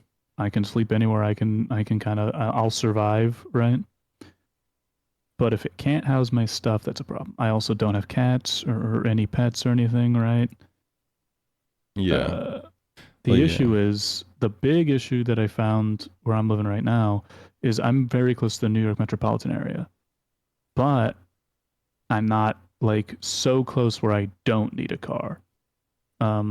But at where I was living before, I realistically didn't because I was like one bus trip to work. So I quite literally sold my car. Yeah. And what's kind of ended up fucking me over is that kind of limited the places I could live because I'm only like a 20-minute drive from work at the current place. But just because of the timing and having to like get out as fast as possible and find a new place pretty quickly, as I'm now like most days like an hour and a half commute home and like an hour commute into work. Yeah. Which is That's pretty tough. boopy. Yeah.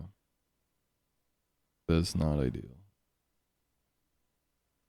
Or a 20-minute Uber trip, but like I'm not looking to spend like $60 a day to and from work. Right.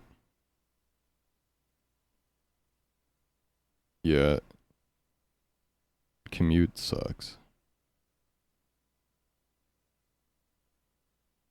I wouldn't want to have to deal with that.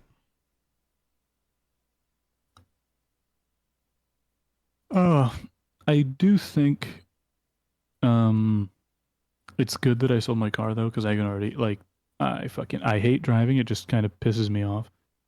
And then if something happened to my car, like if I got into an accident or something, that's just money that I know I'm not going to want to spend, and I would have just not been able to sell it. You know what I mean? Yeah. Like I know for a fact I wasn't going to want to spend money to fix it. And then I know for damn sure if it did get broken, I wouldn't be able to sell it for any amount of money. Yeah. Like probably like it's crazy. It's like your car can be worth like 30 grand, but as soon as it's not drivable and like the right guy can probably fix it for like $1,000, there's no way you're going to be able to buy that car for more than like a couple hundred. Yeah. Yeah. Yeah. Well, yeah. Car stuff sucks. I'm so Cars grateful that suck. I haven't had to deal with I don't like car cars. stuff much in general. I hate the EU, but I want to go to a less car focused economy so bad. for a car-focused society so bad. I just don't like cars. Like in Right. my hometown in the mountains of Massachusetts, Yeah. driving was fine. There were not a lot of cars. Everyone was kind of chill. You were usually on the road by yourself, right? Yeah. And then, like near cities, driving's hell. There's insane people everywhere. Yeah, I wouldn't fuck with cars like at all if I was like in a city. Where I'm from, like driving is very chill. Like Mm, there are a lot of cars, but like it's still like it's a chill thing here. Like it's all good. Like it sucks cuz we're in like a spot where like basically the town is kind of smaller than like the amount of people it houses type of deal, so like intersections and stuff get like really clogged up during like rush hour. So that like kind of shit kind of sucks, but like it's like ultimately the driving experience out here is like not bad at all. Um so like I don't mind having a car like driving around or anything like that all that much. But like when I've been out, like I've gone through New York before and mhm. like gone through like Austin and Houston, Texas, and like going through those Yeah. areas, I'm like, fuck this, dude. I simply couldn't, and that's why I sold my car. Yeah.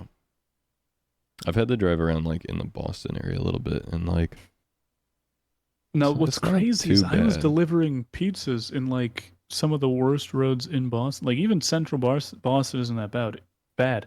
East Boston is fucking trafficked up the wazoo with insane roads, and I was usually driving for like fucking 12 to 16-hour days, right? Yeah, I And I drove. was fucking fine, but I think that was because it was the survival instinct. Yeah, I've driven around like west and like south Boston, and then down towards like Providence, like Rhode Island, and like all Yeah, those areas are like mostly like fine. the like North Providence kind of. Yeah, Yeah, those places are fine. Like North Providence to Fall River, like up to like the South Boston area, are all like not like crazy inner city. They're more like suburbs. yeah, yeah. I for the most part driving. My biggest issue with driving in Boston is just that the only time I've ever driven in that area is that when I'm visiting Sarah. Mm-hmm. And so I'm driving her dad's truck, and I hate driving Oh trucks. fuck! And so I'm Well, driving driving a like a truck in huge Boston, truck absolutely not. in the Absolutely yeah. not. Like you try and take like a tight turn or something, you know what I mean? It's like I or like was you parking when know there's a million cars in the parking lot and there's one parking spot and you got to try and like weasel your way in this huge truck. you want to know what I was driving in Boston? 2009 Honda Fit. I could park anywhere. That's why I was God. I like my car. I drive an Elantra. Um Oh, Hyundai Elantra. yeah. Want to hear a funny story? So my stepdad bought a new, I think it was like a 2018 blue Hyundai Elantra, right? Mhm. And he comes home after going to the dealership. He says like, "Yeah, I got this new car," and I wasn't really drawn to anything, but then the salesman told me that this specific color of blue is a really rare color, and I was like, "Well, I guess if it's rare, I might as well buy it." And then I, as like a 16-year-old, looked at him and I said, it was a rare color of blue. The salesman told you, and that's why you bought it. And he was like, yeah. And I went, okay. So I downloaded that, right? That piece of information I took with me, and this is maybe 2 weeks later. We're driving on the road. I see a Hyundai Elantra, and you can kind of once I see a car frequently, I can kind of tell what it is from the front, but I'm not like a car guy. Yeah, But me we neither. see a But yeah, I know what Hyundai you mean. Elantra driving up on the other side of the road, and it's blue. And I say, "Oh wow, Eric, look, he's got one of those rare cars too. It's a rare shade of blue." And he just kind of said, was like, Oh yeah, how convenient. So for the last, I don't know, what did I say? 820. So for the last 6 years, anytime I've seen a blue Hyundai Elantra, I've either told them about it or sent them a picture. That's so funny. You know what I drive? I drive a blue Hyundai Elantra. That's fucking crazy. Probably I'm sending the him a exact text. shade of blue. It's a 2016, not a 2018, but I'm sending him a text right now. You said that and I was just waiting for my opportunity to be like, yeah, so my car's a blue Hyundai Elantra. I'm sending him a text right now. Where the fuck's his number? I haven't texted him in a while. Bet on me. But That's so funny. yeah, Hyundai Elantra's nice though because I get a little, it's a very maneuverable vehicle, and the gas mileage is really good. Like my 2016 one gets like 28 to 32 generally. So fucking funny, dude. I live in Somerville and the streets are so small you do not want a truck here. Yeah. Dude. Oh, Somerville of Boston. Yeah, I don't look, I got no hate in my heart per se when it comes to trucks, but I don't fuck with trucks. When I look at You know what I those, mean? oh yeah, trucks. Yeah, Regular trucks. And now I do have hate in my heart for another kind of truck. The Cybertruck. I don't fuck with the Cybertruck heavily. That shit, It looks so stupid. I don't understand it at all, but It looks like you're driving a PS2 Polygon, but even worse. well, and it has like no safety, anything. It doesn't have crumple it has no zones. safety. And when you charge it, the entire like the entire casing around the Cybertruck and the tires literally gain charge. Like I don't know. I saw a TikTok where these guys basically discovered it, and they literally like had a light bulb turn on by just putting the base of it on the Cybertruck while it's charging. That's insane. That's like such a crazy safety risk. And here's the big thing about I will say this: Cybertrucks. if that's true, that's crazy. But just to speculate, just to be a little, a little what's it called? A little bit of a speculator. A little bit of a cynic or whatever. I guess I don't know. There are a lot of like modern day light bulbs have batteries in them, so if they get any like, if their circuit is completed at all, like just by like you can, like if you touch your hand to the bottom of the light bulb, it'll turn on. So there's a possibility they were using like a trick bulb, basically, is what I'm getting at. But like, there is I don't know. Possibility. I'm trying to look it up right now. Cybertruck, electric. What do you even call it? Outside.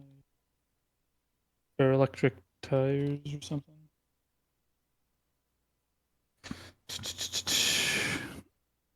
Don't say the what? I don't know. It happened so long ago. It's really nice to not have a big highway splitting up the city now.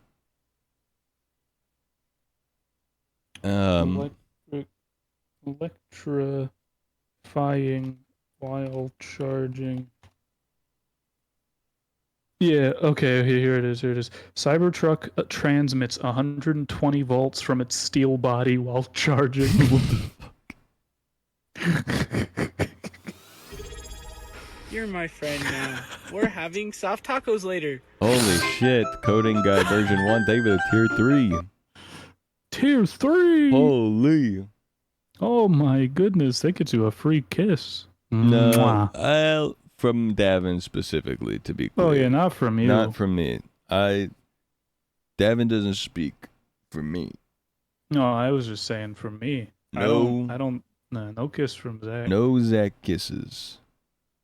I give out my kisses for I still owe somebody my New Year's kiss from a subathon I did.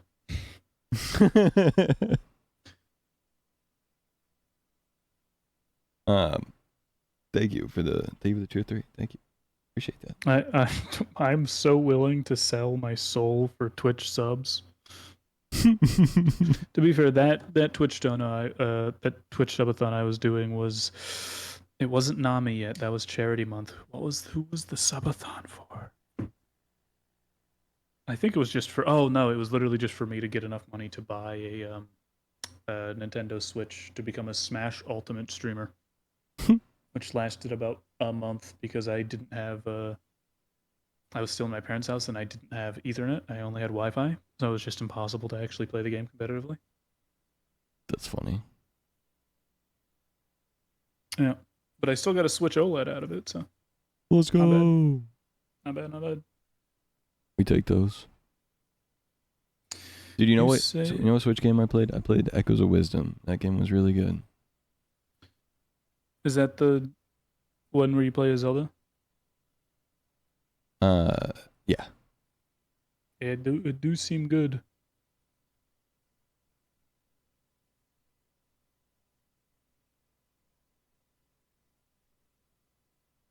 Koenig, I'll let you know now. Everyone knows who you are. Hmm?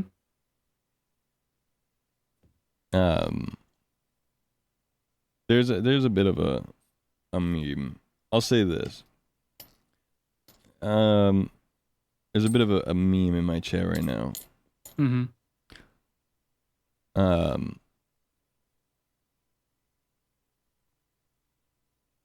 The long story short is someone in our community had been here for a long time, but had always been, let's just say, kind of a vibe killer.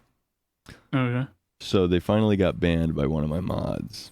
Mm-hmm. And they may or may not have made another Twitch account Mm-hmm. and made it extremely obvious who they were. And continue to play this little cat and mouse game where they think they're being sly. But everybody knows. We know, bro. We know. You're lucky you haven't been banned again. That's all I'm saying. That's fucking.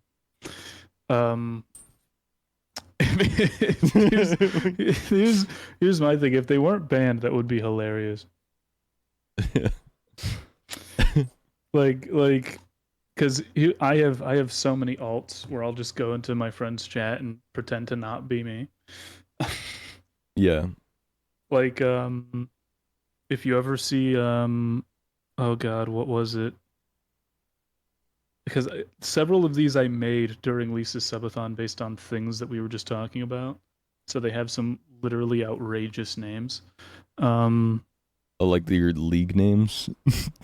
No. Just like my league names, how they're all just references to whatever we were talking about at that time. I'm Yeah. still Jelker, by the way. Name still hasn't been banned, to my knowledge. I haven't logged in like 2 months. I feel like that name is like just obscure enough where it like isn't. No, there's no way it can get banned. It's like it's not an actually used term. It's only ever been ironic.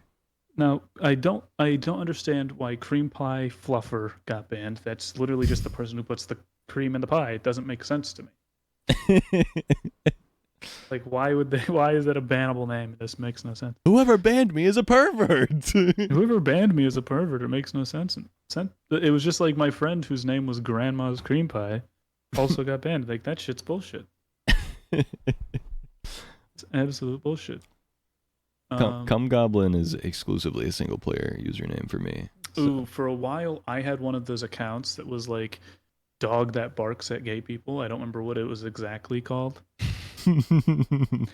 But I would follow someone and wait for them to say like, "Hey, thank you for the follow, dog that barks at gay people." And then I'd go in the chat, just start barking. But it was only like, how do I say this? It wasn't just like every streamer. It was only like well-known gays. Yeah, it was an in the community joke kind of thing. Yes, yeah, not like a. It wasn't like a offensive thing. targeted like attack. Yeah.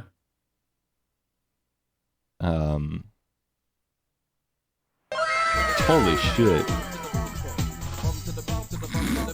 Bump to the bump to the bumble. Bump to the buck to the bump to the bump. A hype train. I forgot hype trains can be activated by a single person now for some reason. Hype trains can get triggered by a single person. Apparently, I'm not kidding because this has happened now multiple times where like Cinder the other day gifted 5 subs, and a hype train happened, and I was like, but Coding Cinder was the Diversion only one won. that did anything. Just gifted I 20 got a tier 1 sub. subs. Let's go. Coding Guy, thank you for the 20. Gifted. I appreciate it very much. And so does all the people who just got a sub, I'm sure. Davin, Barry, Krabby, R.I.P. Cat, Ty Diamond Force, probably pretty happy about that. Chase of Oreos. right. Selena, of course. Let's go. Well, I Pimp. did my job, Zach. Yes. I baited them for the subs, so it's now my time to go to bed. You guys just bought me 8 hours in my sleepathon. Thank you very much for the subs. That puts enough time on the timer. I will be here tomorrow. I'll be here tomorrow. Good night, everybody. Thanks for coming out, guys. I'm gonna roll my. I'm gonna mute up and say bye to the chat, Zach. So Okay. See All you right. later. For sure. All right. See you. bye. Bye. Good birth with the gift. They got the gifted. Let's go. I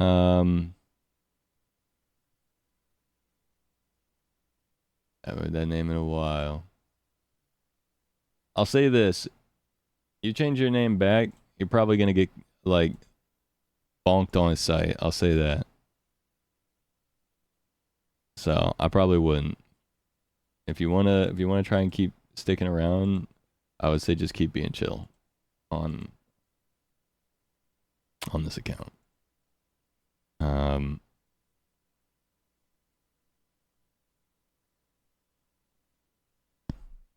bum, bum, bum, bum, bum, bum, bum.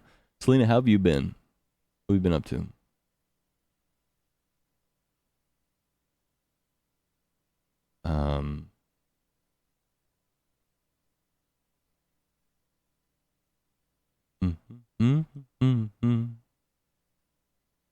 Bum, bum, bum, bum. I appreciate the support this month, though, guys. I know I haven't been able to stream a whole lot, but like Cinder, Vic, Coding Guy, Grobbly with the gifteds, and 900 diamonds! what is that? Bro. Oh, 10 more gifted? Dude. Holy shit. I don't even know my own alerts anymore. It's been so long. Thank you very much. Holy shit. Goddamn.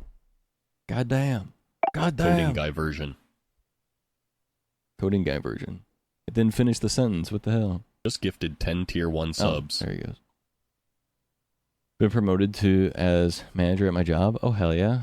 Is that good? Like, I know being a manager is kind of a mixed situation where sometimes like the money isn't worth the extra responsibilities. I hope it's been good.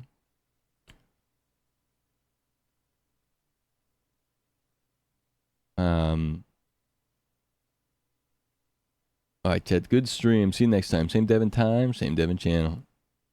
Have a good night, Devin. Boom,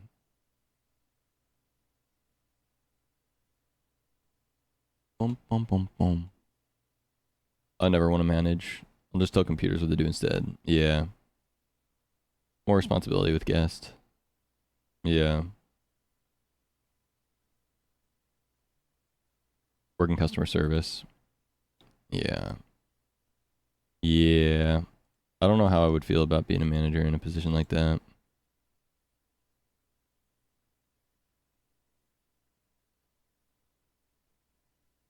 Please are in manager now. No IT stuffs anymore. Yeah, it depends on what you're doing, but yeah. It's one of those things. My dad specifically never wanted to become a manager, despite being like offered it multiple times, because he's like, dude, I just want to,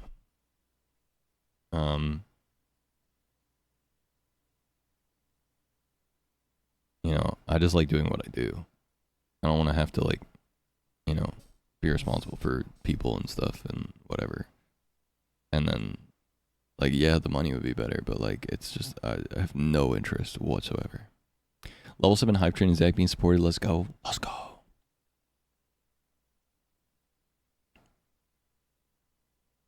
Because you redeemed first, Vic.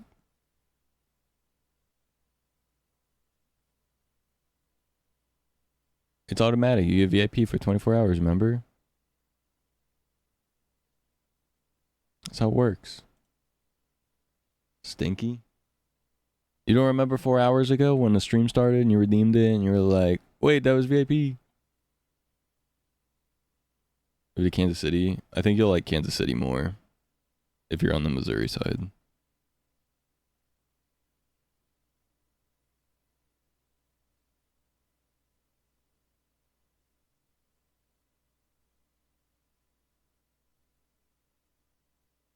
Pet the VIPs. You were testing something for VIPs only and it was hacking busted? No. No, it's first. It's temporary temp VIP. Temporary VIP. VIP, but temporary. 24 hours VIP. It's always been there. You probably just haven't noticed because the way it works is when I start the stream, the channel point redemption becomes active and then one person can redeem it. And then when they redeem it, the channel point becomes inactive so no one can see it after that. And then that person is VIP for 24 hours. And the bot automatically gives you VIP, and then after 24 hours, it takes the VIP away from you.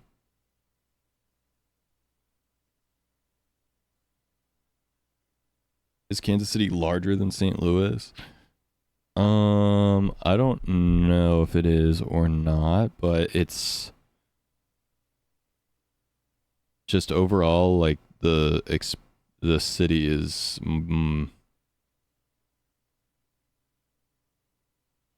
most people in Missouri like living in Kansas City or like Kansas City more than St. Louis. St. Louis is like, you know, it's a mixed bag. But Kansas City is generally speaking like a better experience.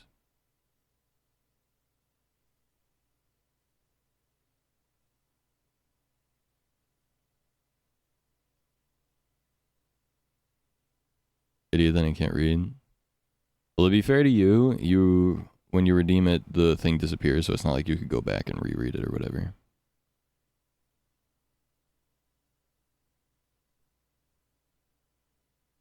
Cheaper, but the city is right next to each other, I think. Yeah. Thank you for the level 7 hype train. Appreciate the 30 subs and the 30 bits. I got Goblin Jam. I like Goblin Jam. That's cool. Kansas City, Kansas is kind of like St. Louis, Illinois. Basically, the city is in 2 different states, but it's one big city technically, but it's split in half by the state line. Kansas City, Kansas is basically the equivalent of St. Louis, Illinois. Which is to say that it's the bad side, according to residents. I don't live there. I couldn't really tell you, but most people would tell you that the Kansas side of Kansas City is not the side that you would want to be in.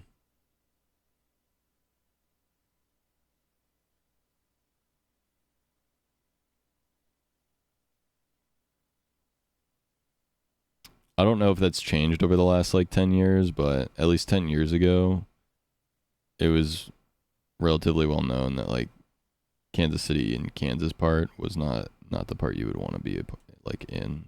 Like if you're going to Kansas City, you want to go to the Kansas City, Missouri side.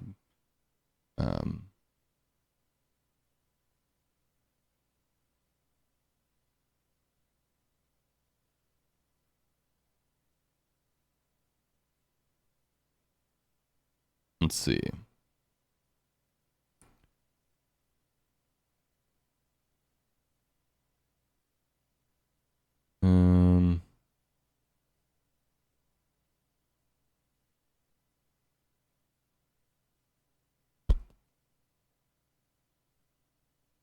Kansas City, Missouri is the bigger city with skyscrapers, the cool stuff like Bartle Hall, Sprint Center, Kemper Arena, that kind of stuff. It's where the quote-unquote old money is, basically. And then Kansas City, Kansas is the lower income area, basically.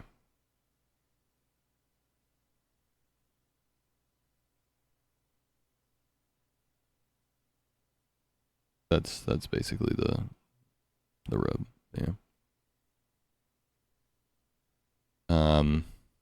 UMKC is a nice place though. In the evening, I spotted the box of Cheez-Its. You won a Cheez-It. That's what you won for spotting the Cheez-Its. You get a Cheez-It. Let's go.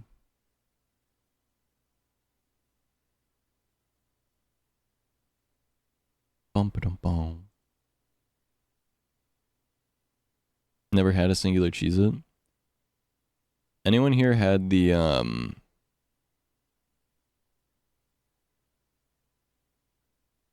Taco Bell Cheez-It? If you guys didn't know, Taco Bell has a big Cheez-It.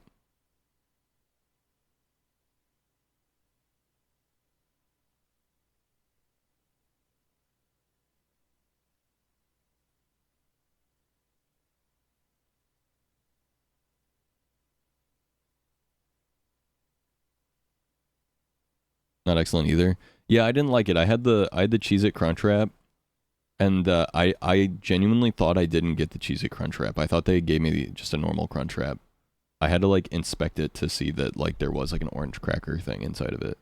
And it was fine. It was decent, and like once I could kind of like taste the Cheez-It, I was like, I mean, it's fine, yeah. But like I was expecting the Cheez-It to add like a really nice crunch, but it didn't really. So that was really disappointing. Yeah, the Taco Bell cheese is kind of gross.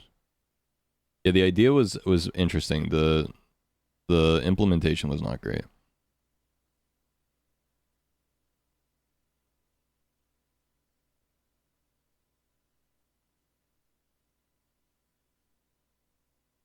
No, I don't think I have.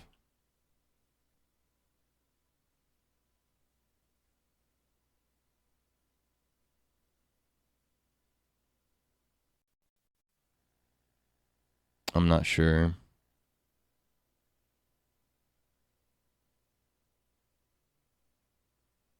I might have. I don't know.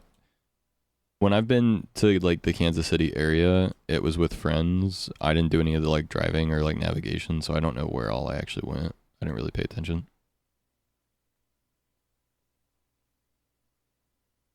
Pizza Hut did a Cheez-It thing 2 years ago. They should just leave them as crackers. Not something I'd have thought I'd heard.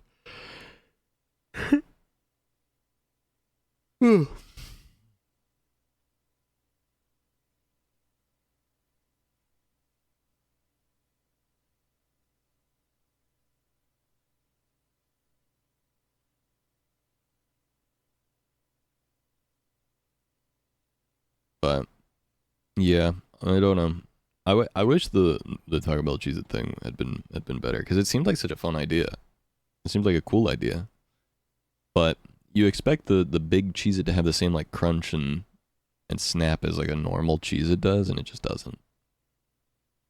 Which like it makes sense, I guess. Like scaling up a cracker is not exactly like a super easy, but I don't know. Who are on the focus groups, I wonder? These are items developed by marketing teams, and they work exactly as intended. Everyone goes, Cheez-It at Taco Bell, I've got to try that. And then they go to Taco Bell and the sales increase. Yeah, so it works exactly as intended. Sorry.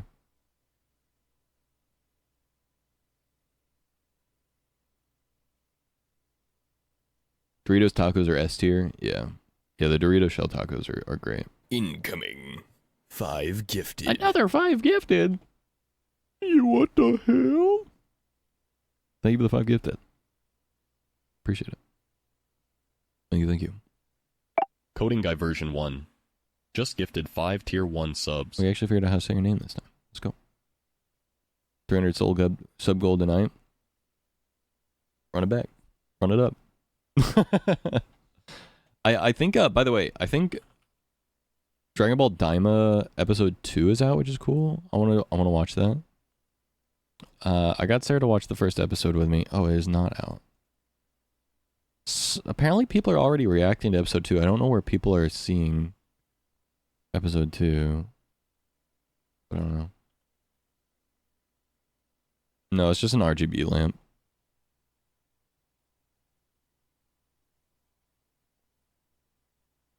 It doesn't really produce any heat at all. It's just turned on its side so that the light projects onto the wall like that. Yeah. You're forgetting to watch The Penguin from last Sunday tonight for sure. Speaking of which, I'm gonna snooze this ad real quick. I'm probably gonna get going here in the next, I don't know, little bit. I don't know how long. I'll stick around for a little bit. I'm not just gonna run away right now, but I'm probably gonna dip in a little while. This red light makes it look like I got a sunburn on my neck. I don't, by the way, just to be clear. I don't have a sunburn. I want to watch Dragon Ball Daima episode 2, but I don't know when it releases. Let's see. When new episodes Dragon Ball Daima release? October 18th. Oh, Friday at noon. It looks like. I could watch it before work tomorrow, maybe. Free knee content. Yep. I got some of the best knees in the industry. Many people are saying this. Some of the least gross looking knees on the internet. I keep my knees out. No, I'm not sitting under a heat lamp. Oh no. Redneck, yep. Welcome to the snack pack, by the way, Oreo. You gotta give this up. New to KC, I'll need to find a new house cleaner though, which is nice.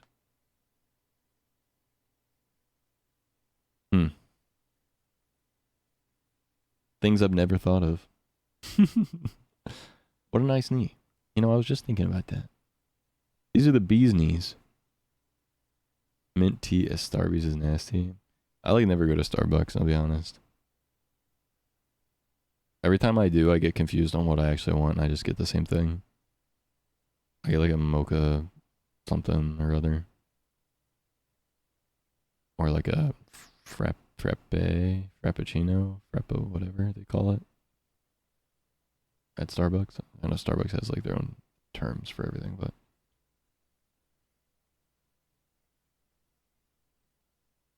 hot tea and honey, yeah. Local coffee places are always better. There's oat milk shake and espresso thingy. But the iced apple chai latte is good. I like chai lattes a lot, yeah. I'm a big fan of chai.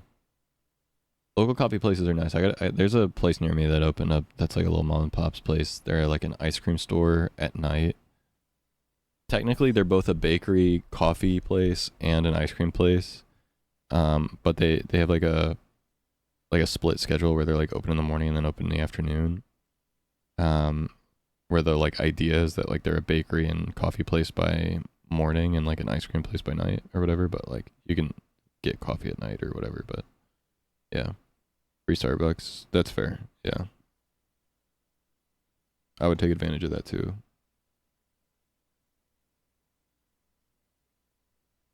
Matcha is great.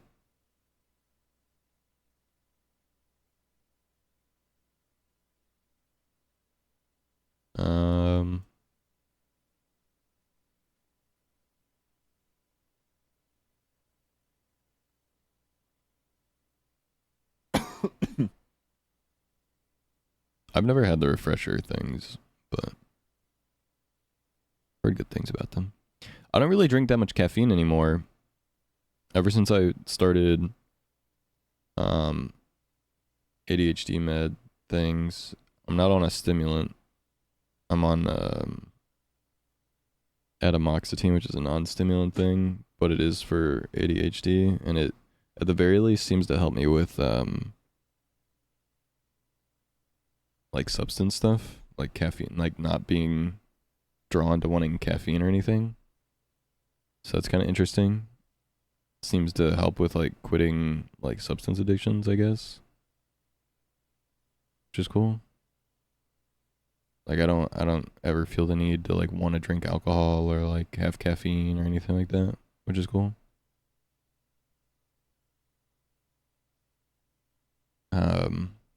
I still drink caffeine though. I just drink a lot less. Like for a while I was only having like 75 milligrams a day. Right now I've got like these Celsius packets which have the same amount of caffeine as a Celsius, which is 200 milligrams. But a lot of days I'm like mixing this with a bottle of water and only drinking half of it and then putting the other half away for like the next day. So I'm having like max like 100 milligrams of caffeine a day, which is still like a decent amount. But like some days I just don't have any caffeine at all. Like I just don't drink anything with caffeine at all. I'm addicted to caffeine. I'm addicted to the energy. Fire my team if I didn't have caffeine. I was a big caffeine like I was a big caffeine addict for a long time, but I don't like I don't know. I don't like being reliant on any substances at all for anything. You know, it's just not something I like. Caffeine's my main vice. Yeah, same. Yeah, for the longest time, caffeine was my biggest thing. Like my biggest problem was caffeine. Like I've had so many different like caffeinated beverages. I mean, there's a reason why we have a Rogue Energy partnership, for example. And why like Zesty and why like way back in the day I had other like competing products.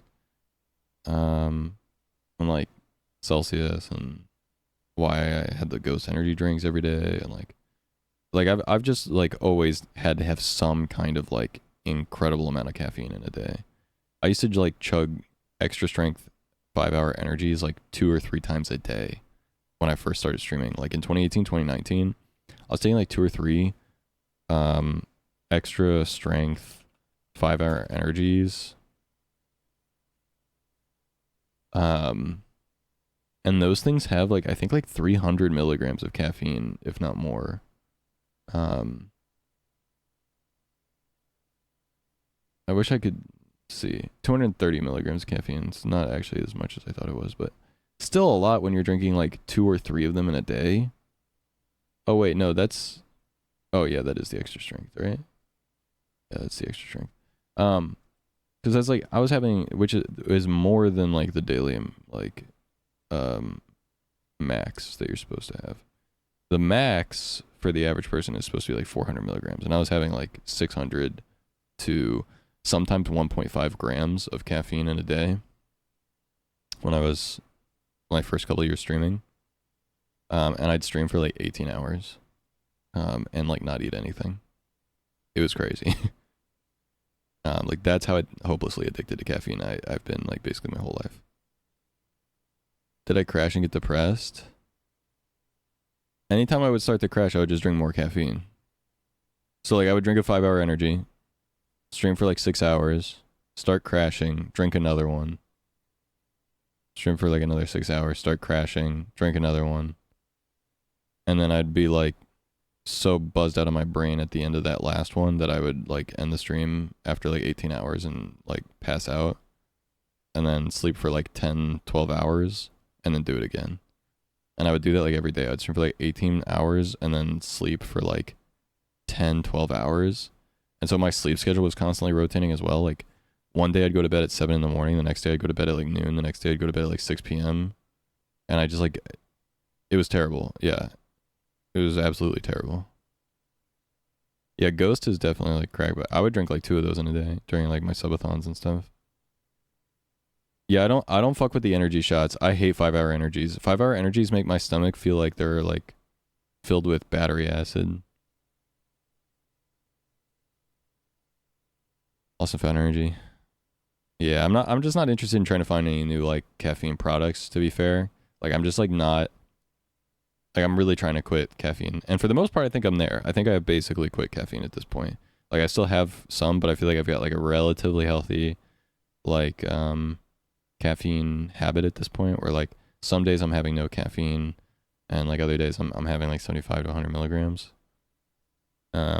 I'd cut it down even more than that, except for like I seem to have like just like a really good caffeine metabolism, which is to say that like it takes more caffeine than the average person for me to get any kind of like benefit from it.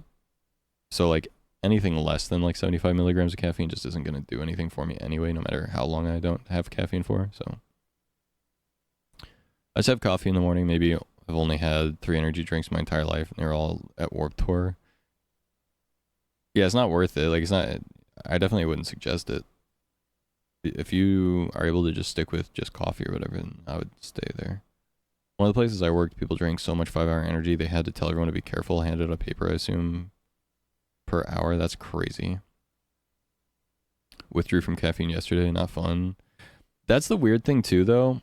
I don't get caffeine withdrawals at all. I've never ever had a caffeine withdrawal in my entire life. As is fun though. Yeah, true. If you're good with it, more power to you. The weird thing is like I have some kind of crazy like genetic predisposition to like, I guess, metabolize caffeine really well or something. Cause like I've never, despite how hopelessly addicted to caffeine I've been, I told someone one time, I was like, I've never had caffeine withdrawals, even though like I've been quitting recently. They're like, oh, well, you weren't drinking that much caffeine then. I was like, well, I drank like 400 plus milligrams a day. And when I was like really addicted, I was drinking like 1.5 grams. And they just like gave me this look like, what the fuck? I was like, I don't know, I'm a medical mystery dog. Like, I've never gotten headaches or anything from not having caffeine, even after like having like grams of caffeine a day. Like, I don't know. By all known like accounts, that's like not a normal thing. I should have withdrawals.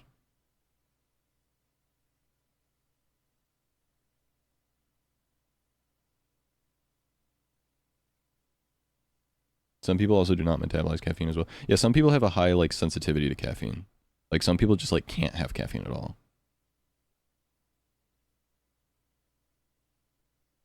No caffeine withdrawals would be great. How come some people don't get caffeine withdrawals? I want to look up if this is like a studied or like known thing. Some people may not experience caffeine withdrawals because they produce a lot of adenosine receptors, which makes them less sensitive to caffeine. Oh, I guess that's me. What a bongo. I guess that makes sense. I'm less sensitive to caffeine. That's why I need like 100 plus milligrams of caffeine in the first place. What up, Mr. Adenosine over here? I don't even drink coffee anymore since I have a liquid restriction. Yeah, that makes sense. I guess I got hella adenosine receptors. Mechanical keyboard? Yeah. I use a GMMK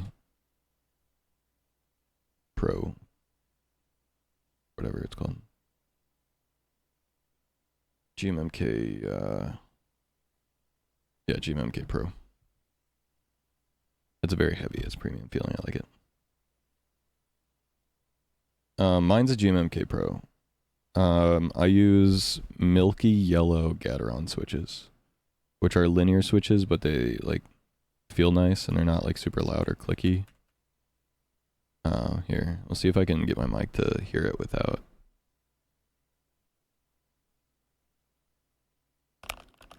Yo.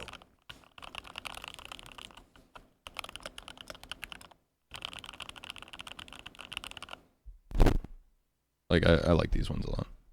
I was using purple switches before, but also they're lubed. So they're lubed milky yellow. I don't know if milky yellow are lubed by default, but milky yellow and they're lubed ones. So sat through 10 ads to say I love you. I'm sorry you had to sit through so many ads, Mongo. I appreciate it. I normally don't like ASMR, but I could hear keyboard clicks for days. I know, I love keyboard ASMR.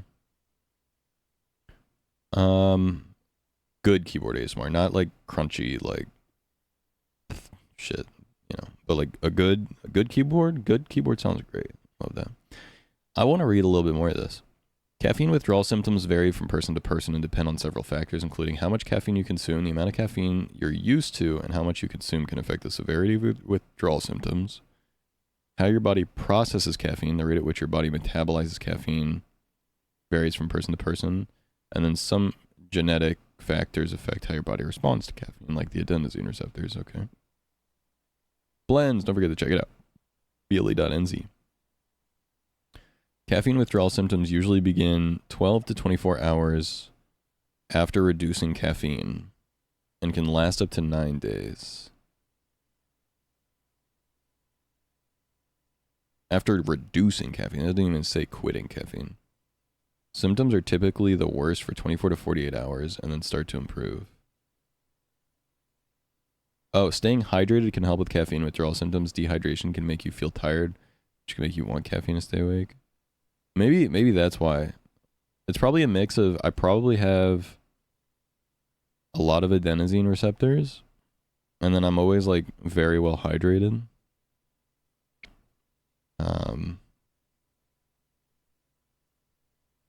And all things considered, I think I metabolize caffeine quickly as well. So probably a mix of a bunch of different factors. I think I just have I think I'm just genetically made to be able to handle caffeine really well for some reason. I don't know. I don't actually know. If I had to guess, that would be my guess.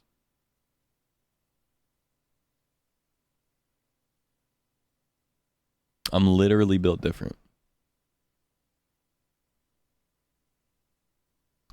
Have you guys heard about the situation is crazy situation? The situation is crazy situation is crazy. I drink coffee and then a lot of water in the morning, peeing for days. Dude, you know one of the main reasons I don't like drinking coffee? The first piss after a cup of coffee smells like coffee, and it's like a weird pissy coffee smell. Anyone else have that? Just me? Does that mean my liver and kidneys are failing or something? You don't have that? Some people pee smell like coffee. Let me see if I have some other genetic problem. It is not uncommon for urine to smell like coffee if a person has drunk too much coffee or had any while dehydrated. Might just you, lol, again, build different. Some conditions, such as uncontrolled type 2 diabetes and bladder infections, can give urine an odor that may be mistaken for coffee. Well, I know it's not that because I only ever have coffee smelling pee after drinking coffee, so.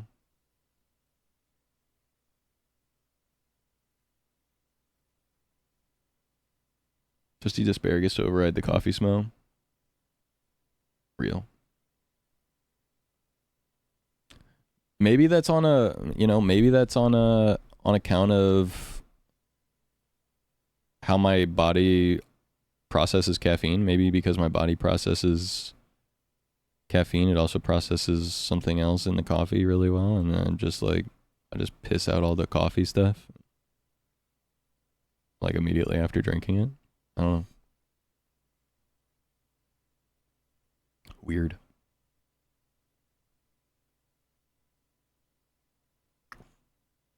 I want to know more about coffee pee. Right, vitamin P? Oh, yeah.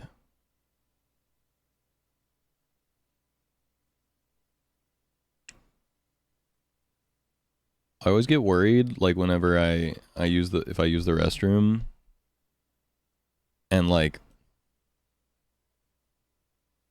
I don't know if anyone's ever gotten, like, this problem, but, like, you go use the restroom, and, like, maybe you had to pee really bad, so you, like, pee a lot or something or whatever.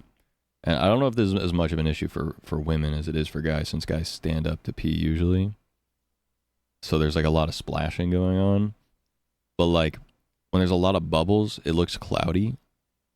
Sometimes I'll be looking at the toilet bowl and I'm like, is my urine cloudy? Do I have like a problem right now? Do I have like an infection or something? I'm like, uh-oh.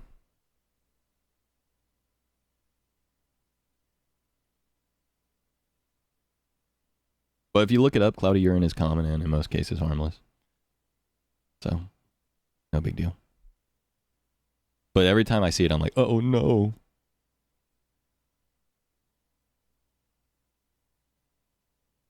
If I feel the slightest pain, I just think I'm dying. Okay, as someone with like medical anxiety and like a lot of like just general like fear of like dying, basically. Yeah, anytime I feel like a random pain or something's different, like with like a bowel movement or like something like that, I'm like, oh no, something's wrong. And then I look it up, and then it's pretty much like, you have cancer and you're gonna die in 10 days. And then I ignore it and don't go to the doctor, and I'm like, I'll be fine.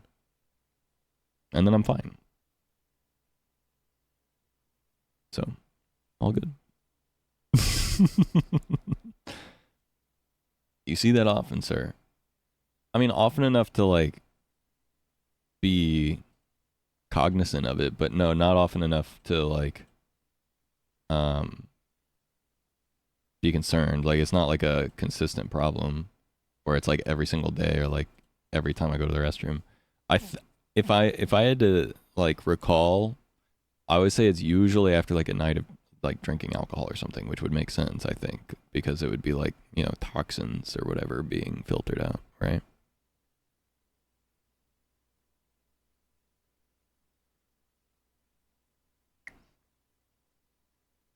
Almost twisted my ankle on my hike Tuesday.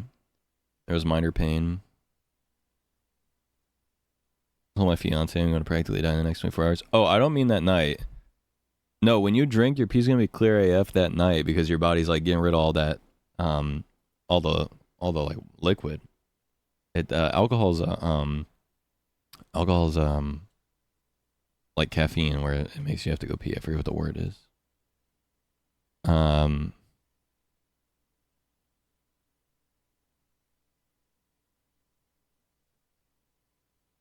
Diuretic, yeah. Yeah, alcohol's a diuretic. She wibbled till I wobble. That's what I've been saying though, Frank, to be honest. I've been saying that for a while. No one's been listening to me. No, but like alcohol's a diuretic, so when you drink it that night, you're gonna pee a lot. And so it's gonna be mostly just water. So it's gonna be clear.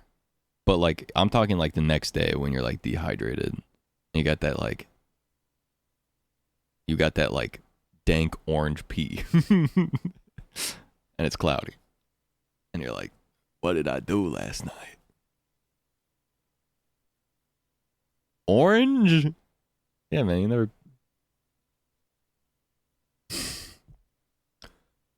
mix it with water. That's crazy. Like the Soda Crush? No, not like Fanta.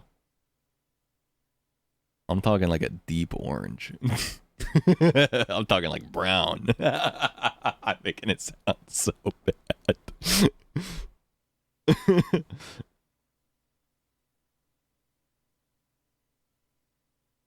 No, like normal like dark yellow. You know what I'm talking about? Like a nice apple juice. Yeah, like a dark yellow. Like a yellow where you're like, fuck, I definitely need to drink water. You know? Not like a, oh shit, I'm dying. But like a, damn, I should drink water and I'm hungover.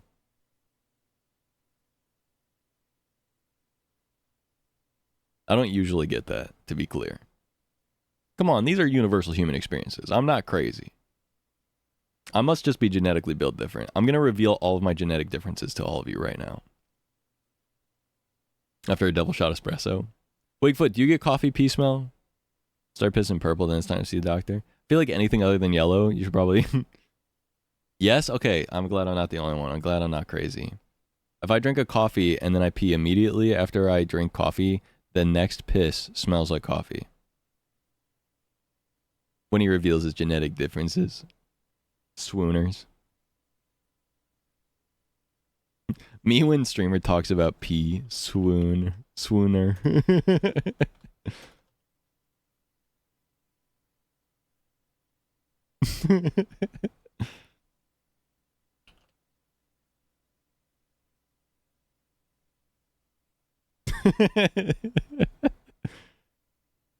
You eat something with a lot of blue frosting, you will shit green. Okay. Every time I shit green, I get so worried.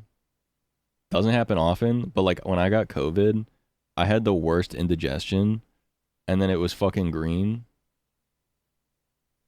And I was like, oh fuck. Every time. It doesn't happen often, I've just been alive for 27 years. It's happened enough times that I'm like, yeah, that's happened before. It's not every single time. I'm saying every time it's green, not every time. The English language does not do justice to expressing what I'm trying to say. I'm saying of the times that it's green, it's not green every time. I'm saying every time that it's green, not every time I go it is green, but every time it's green, every time it is green. You know, you get it. You understand English, surely. Stomach acid is green. What about the... You know what's funny? Vic, every time I see the big emote, I'm like, think that Twitch is glitching, because there used to be a glitch on Twitch where every emote would like be oversized, and it looks like they figured out the glitch and then made it like a bit reward thing. So I think it's a glitch, even though you're using bits, which I appreciate the bits, by the way. You should just not get it, Zach. Okay, you're right. The Pepto-Bismol thing, yeah. I read that one time. I was like looking up stuff about Pepto-Bismol, trying to figure out like what the expiration date on Pepto-Bismol does. And then like one of the results was like, your poop could be black as a result of Pepto-Bismol, which is nothing to worry about as it's because of the bismuth or whatever. And I was like, what the fuck? Is that normally how you sit? Yeah, I always sit like this.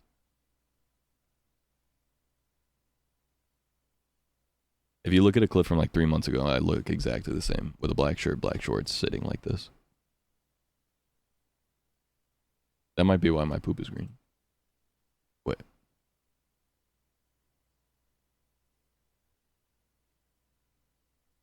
Sometimes I remember the blonde hair. Dude, Sarah...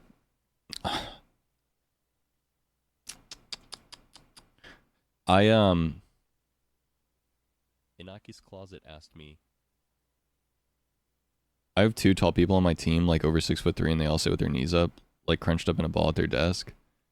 Yeah, I don't know what it is about being tall, but it makes you want to sit like this. Here, look. This is from 3 months ago. Literally exact same. Like, I'm like look exactly the same with the fucking knee up. Yeah, we got natural back problems, so we have to sit weird to accommodate our like lower back. You know? Shit like that. Why the fuck I hear my name in that tone? Oh, I was gonna talk about how the blonde hair. Sarah was here, or maybe she wasn't here. I think I just saw it on Snapchat, and I showed her on Snapchat. I was like, look, when I had the blonde hair, like it was 3 years ago or whatever when I first went blonde. And then I was gonna make a joke about how Sarah's like, Sarah said something like, you looked good with blonde hair. And I was like, oh, so you don't think I look good with my normal hair? But yeah, I was like, I think I might want to go blonde again.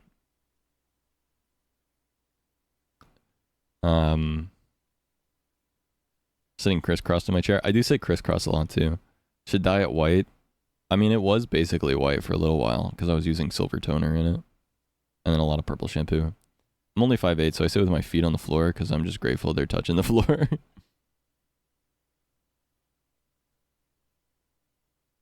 Sure said something. You could tell that I was about to make a joke about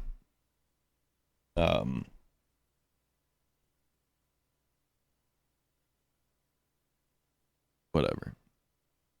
You were getting ahead of it. I'm 6'2". Or 6'1". I don't know. I used to say 6'1", then I started saying 6'2". No, I said 6'2" for a while, and then I like remeasured myself, and I thought I was like 6. I thought I was like 6'1" and like a fourth, so I was like, oh, I'm closer to 6'1". I'm 6'1". I'll say 6'1". But then someone like I got measured again. I was like 6'1" and like 7/8 or something, and I was like, okay, I guess I'm 6'2".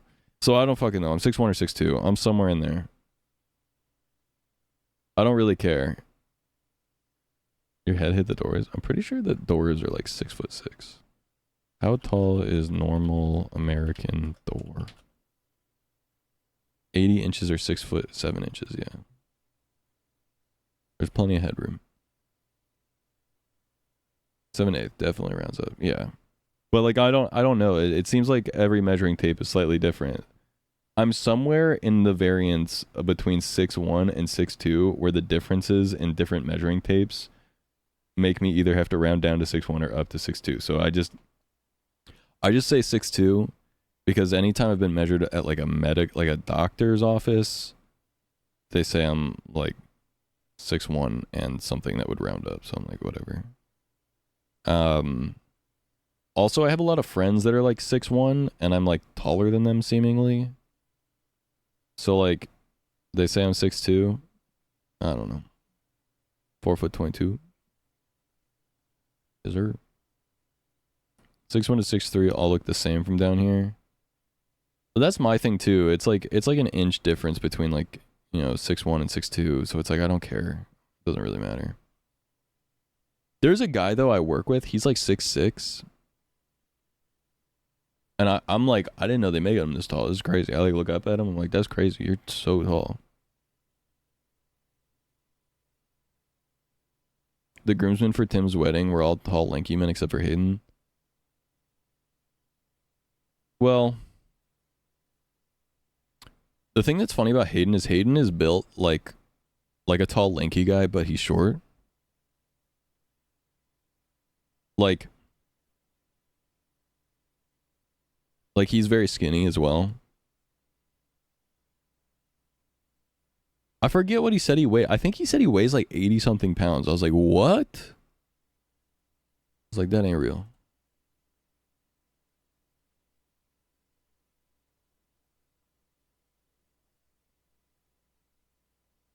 He's like 5 foot. Fuck, I always forget. 5'7", 5'8". Fuck, I always forget. I don't think he's 80 pounds. He's got to be like 120, right? He was light enough that I was like, what the fuck? But the funny thing is he weighs like the same amount as our tall friend. I have another friend that's the same height as me. But he weighs like 120 pounds. Like legitimately, he's like 125, 130. And he's super fucking skinny. Like he is actually a twig. And then my buddy Tim, who is the groom, he's somewhere between like 150 and 160 normally. And then for the longest time I was 160, but then I went up to 180. So I've been 180 for a while, but I've been trying to lose a little bit of weight, so I've lost about 10 pounds now. I'm 170 right now. And I'm pretty happy about 170. I'd like to like put on some muscle mass at 170. I'd like to stick at 170, like lose a little bit more body fat percentage, gain a little bit more muscle. Perfect weight for your height, yeah.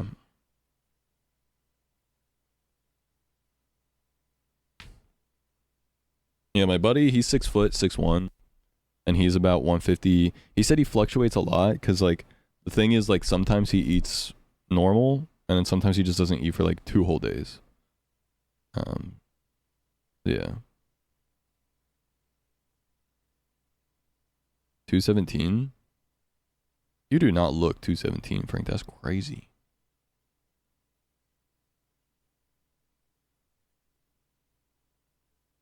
I have a friend who is 6'4" and has to use rope to hold his pants up because he's so tiny belts won't work. That's why I use the belt that I use.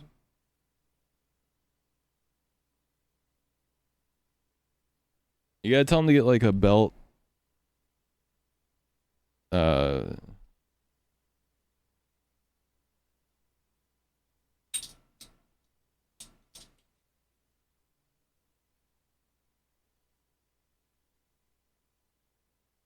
I use this kind of belt. This is the belt that I've been using since high school. I've bought like 3 of these. It's the kind where like it can go to any like size and then you just lock it in. Mine specifically is from Vans.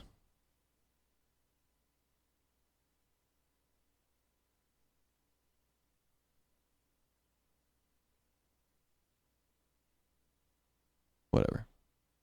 I won't focus on it. It doesn't matter. Because you're at the mercy of the belt loops, not at the mercy. Yeah, exactly. Normal belts don't fit me because I've always been a weird size waist. Like, I remember the first time I bought a belt, there literally weren't holes for like the size that I was. My dad had to like put new holes into the belt with like a leather punch thing so that I could wear the belt. And then that was when I was really young, or like young teenager, whatever. But yeah, eventually I got those belts because I was like, even now, like my waist, I've filled it out a lot as I've gotten older, like into my late 20s. So like I could probably wear a normal ass belt now. In fact, I have worn normal belts. But like, if I can get away with it, like whenever I wear belts normally, I wear that belt because like. The nice thing too is like your waist could change like slightly, like if you're bloated a little bit or like, you know, like whatever, for whatever reason, if your waist like fluctuates up or down a little bit, like that will still hold your pants up perfectly. You don't have to worry about the, like you said, the belt holes or whatever.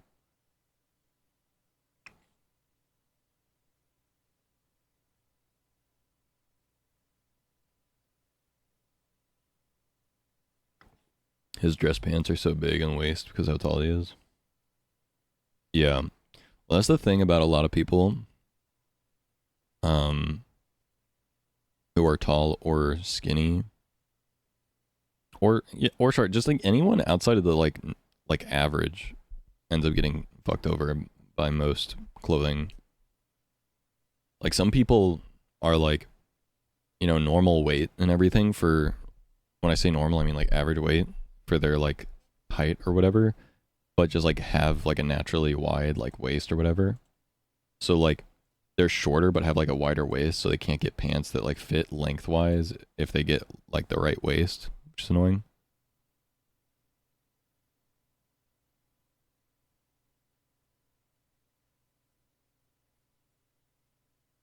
What does YWS mean?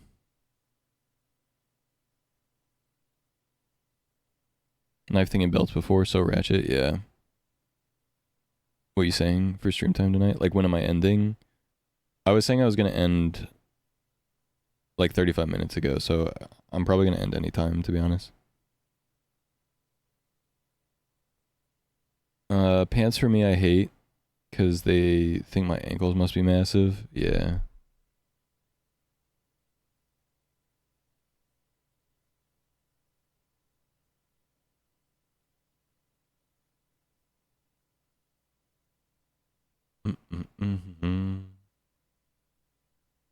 But yeah, I'm like I'm healthy weight for my height. I've got a lot of friends that are like underweight. Like we're all a bunch of tall, lanky people. I was underweight for a while as well. Like I've been underweight most of my life. I just like finally filled in my older age as I like finally started eating more regularly. And like working out and stuff.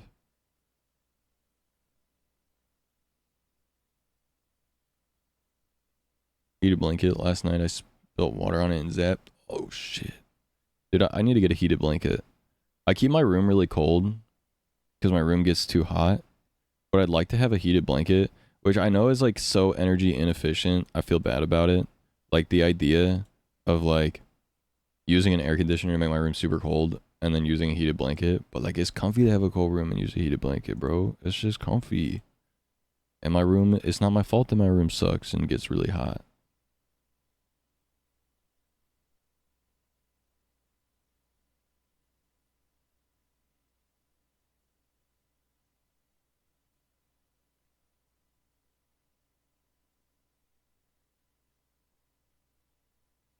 Get more cats to sleep under the covers.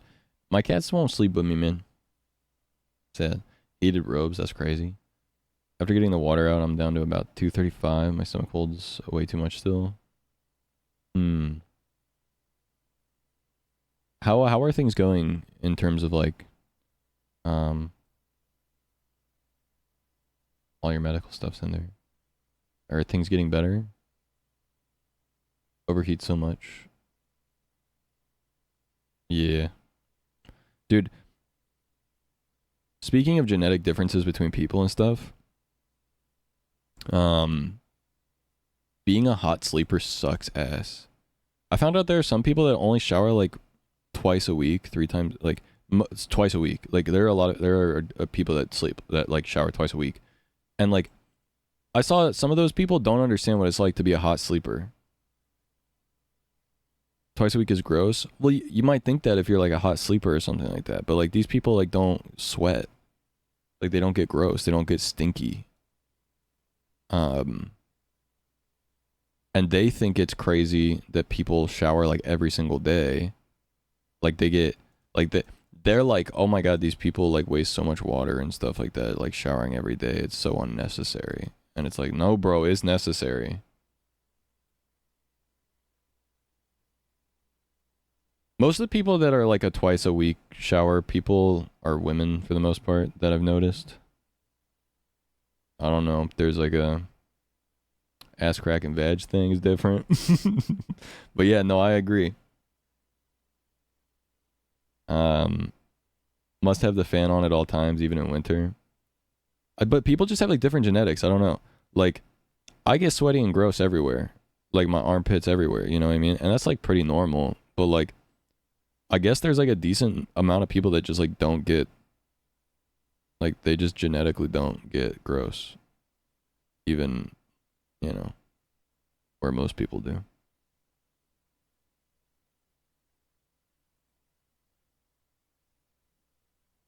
I shower daily and just wash my hair every other day. Dialysis is going good. Getting my test done for kidney transplant once my hand heals. Main thing is the kidney stuff. Yeah. Dialysis is going good is good. Hopefully like any transplant stuff is quick and easy and is not too bad. I got my fingers crossed for you, Cinder. For that stuff. Shower every day, cold showers, hate being hot. See, I love hot showers. I love a hot shower, but no matter what, I have to shower every day. And I wash my hair every single day too. My hair gets super greasy super fast. I sweat in my sleep. Like I get nasty, man. Need the water to burn me and turn me red. Yeah, I'm kind of the same way on that. I'm a big, like, I love my hot showers. Quite frankly, I'd be in the shower for like 30 minutes. Like my average shower is probably about 30 minutes. I genuinely do waste a lot of water, and I kind of feel bad about it, but at the same time, like, I don't know, man. The shower is like the one place that I can actually relax for some reason. Like it's like it is my happy place of like where I relax. I'm just able to like, the reason I take such long showers too is like I turn the water on hot and then I sit down and I put my head down and I just like let the water run over me. Freak wife. What? Why am I a freak?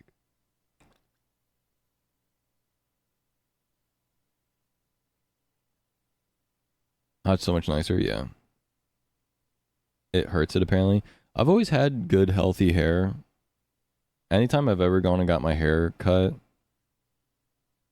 like, or like don't put product in my hair, people tell me I have like really nice hair, soft hair, stuff like that. So like, I don't know. I wash it every day. Maybe it's just like the products I use aren't bad, but whatever, I don't know. When people tell me that they don't wash their hair every day, I used to get like freaked out about it or like grossed out by it, but like, you know, as you get older, you realize like everyone's different and you should just do whatever works for you. So if like you don't need to wash your hair every day or like washing your hair every day like makes your hair health bad, then yeah, do whatever works for you. Me personally, I gotta wash this shit every day and my hair's fine, so it's all good. Person does my hair, so we should let me it greasy for a day. Yeah, I will say I don't wash my face. Washing my face is there's such a bad irony with washing my face. When I wash my face with any kind of product, I start breaking out immediately. But when I let my face just get oily and then just just rinse off my face with water in the shower, like if I just go and take a shower and just let normal water like wash over me, then I get like no acne. Like all my acne clears up whenever I like don't wash my face. Like I wash my face in the sense that like when I'm in the shower I like put water on my face, but like that's it.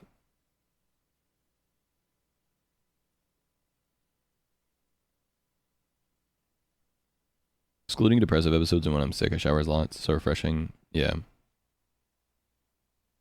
Zelda tapestry.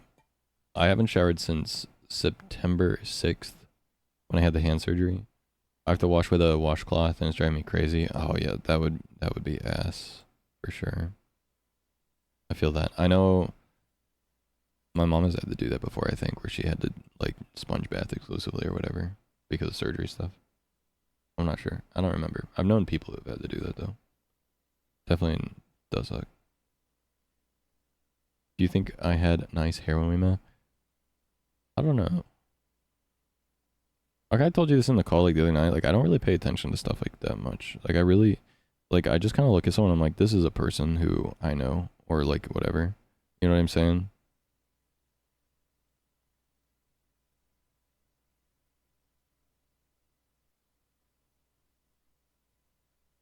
You know what I mean?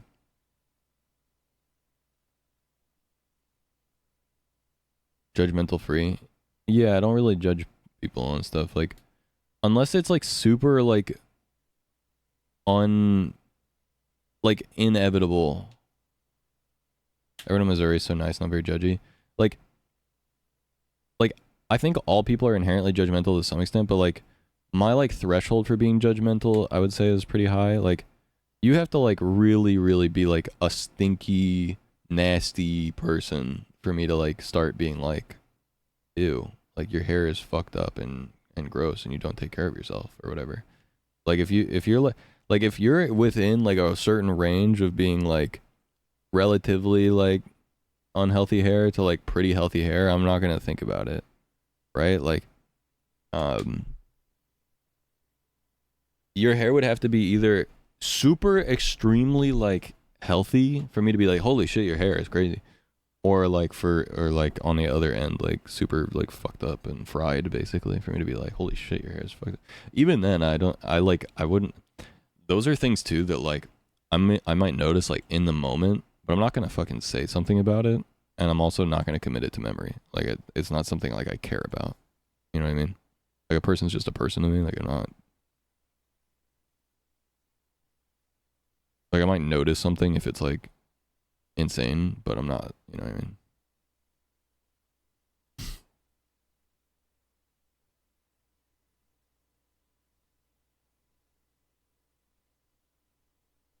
Wait a while still. Should be okay.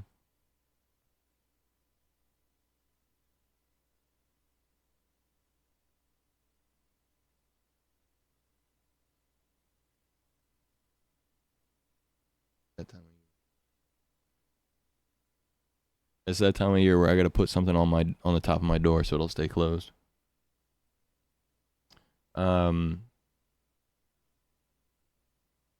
Missouri is considered Midwest, yeah. The Midwest is a weird, fucked up, like, zone of the U.S. I don't know. It's weird.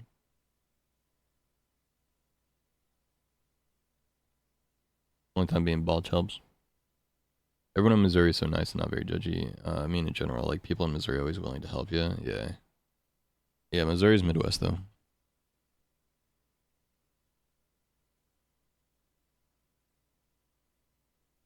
The Midwest is mostly considered like Minnesota, Wisconsin, Michigan, Iowa, Illinois, Indiana, Ohio, and Missouri.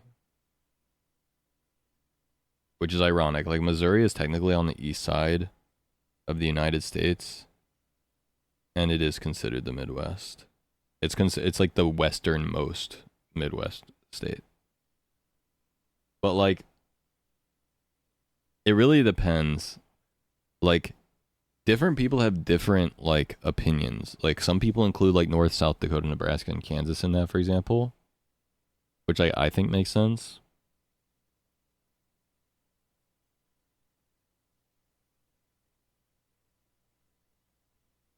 This is the guy that reads the Daily Garfield comic, right?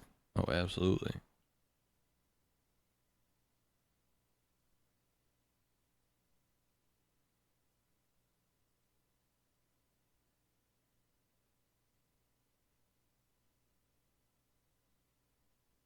Forget steps. I need to get in my daily hugs.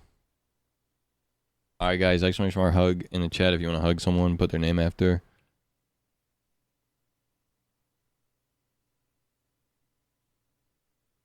Boom. Or exclamation mark hugs just to hug the chat in general. Yo, Garno Field? Consider the Rust Belt? I don't know. What up, Shoji? Illinois, Indiana, Iowa, Kansas, Michigan, Minnesota, Missouri, Nebraska. Yeah, I mean, that's what most people say Midwest do. But Midwest is weird in general, yeah. They were reading, of course.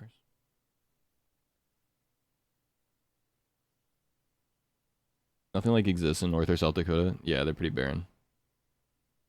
Wait until you find out about Montana.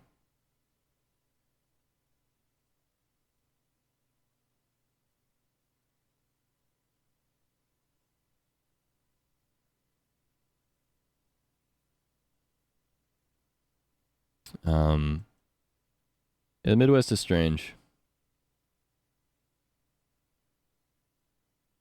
Here's a funny thing about like Missouri is like whether people consider it Midwest or not is really interesting. Like people in the southwestern part of Missouri don't necessarily consider themselves Midwest, all of them. But like pretty much everyone in St. Louis considers themselves from the Midwest. But some people in the northern part of Missouri also don't consider themselves Midwest. It's weird. There's scorpions in Missouri. What the fuck? It's just mid and from the west. I live in the Midwest. Yep. Missourians are Midwestern. Midwesterners. At least growing up, everyone's always said this is the Midwest, you know? We all say this is the Midwest. So.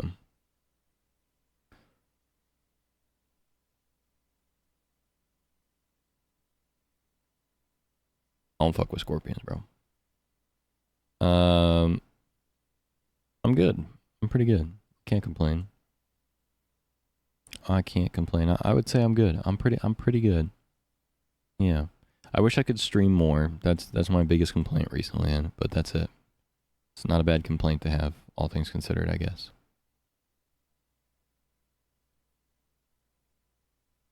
Otherwise, things are going pretty well. You know, I got work. I'm making money right now, so.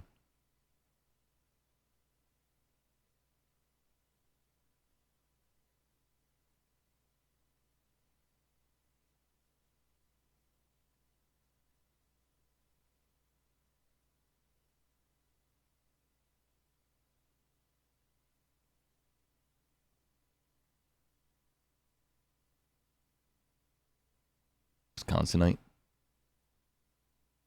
Yeah, I don't know.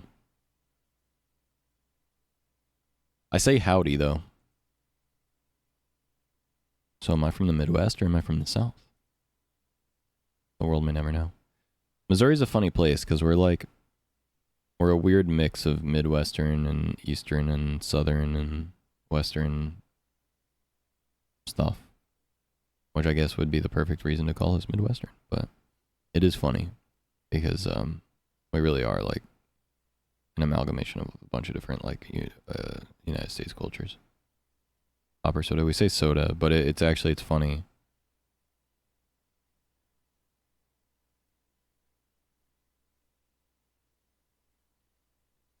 In Missouri, you will get all of the different like things.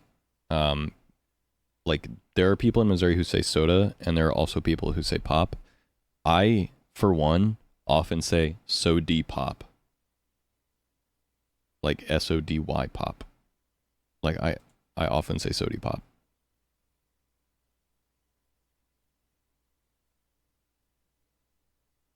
But most people in Missouri, I would say, say soda. Like soda sounds the most normal.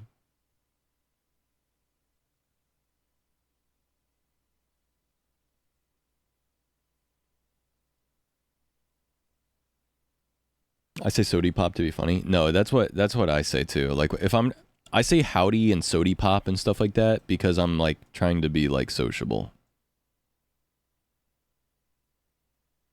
Like if I'm in like a decent mood, I'm saying sody pop. You can basically tell what my mood is by how I refer to things. If I say soda, I'm fine. I'm just in like a whatever mood. But if I say sody pop, I'm in a pretty good mood, dude. I'm bubbly, bro. Yeah, I don't fuck with southern states that say Coke for everything. Like, bro, you are just wrong. You are just factually incorrect.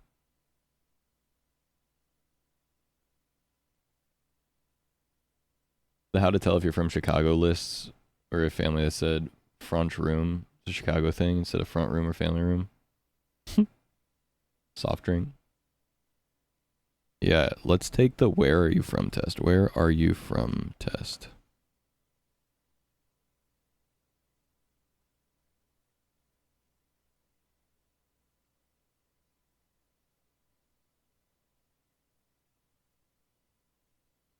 I don't know if you guys can hear that. I can.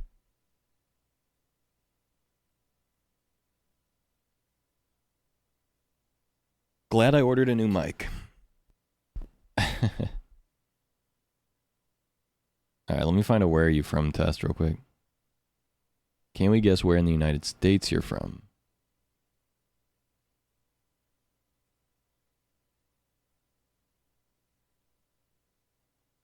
Okay, here. How do you pronounce the word caramel? Lawyer. Lawyer.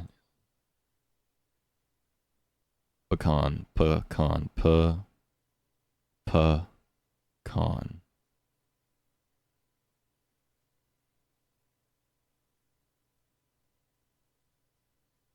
I can't tell if it's this one or this one. Pecan. I definitely say the con, but I say p, not p.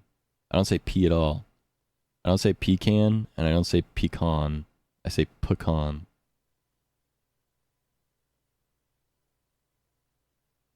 Pajamas. Pajamas.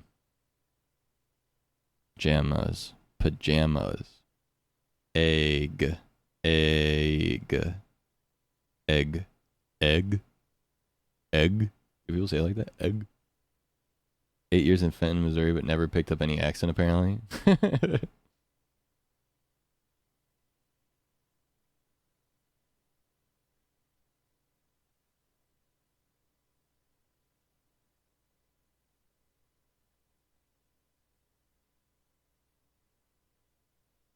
Bum, bum, bum. Egg. I think I say egg like that. Wash. I say wash. Wash. Yeah. My mom interchanges it though. My mom says wash like 60 to 70% of the time she says wash, but then the other percent of the time she sometimes just says wash. Like randomly.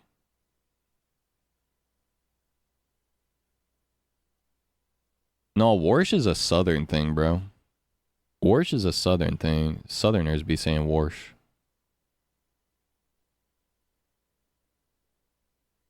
Get you a Coke and wash your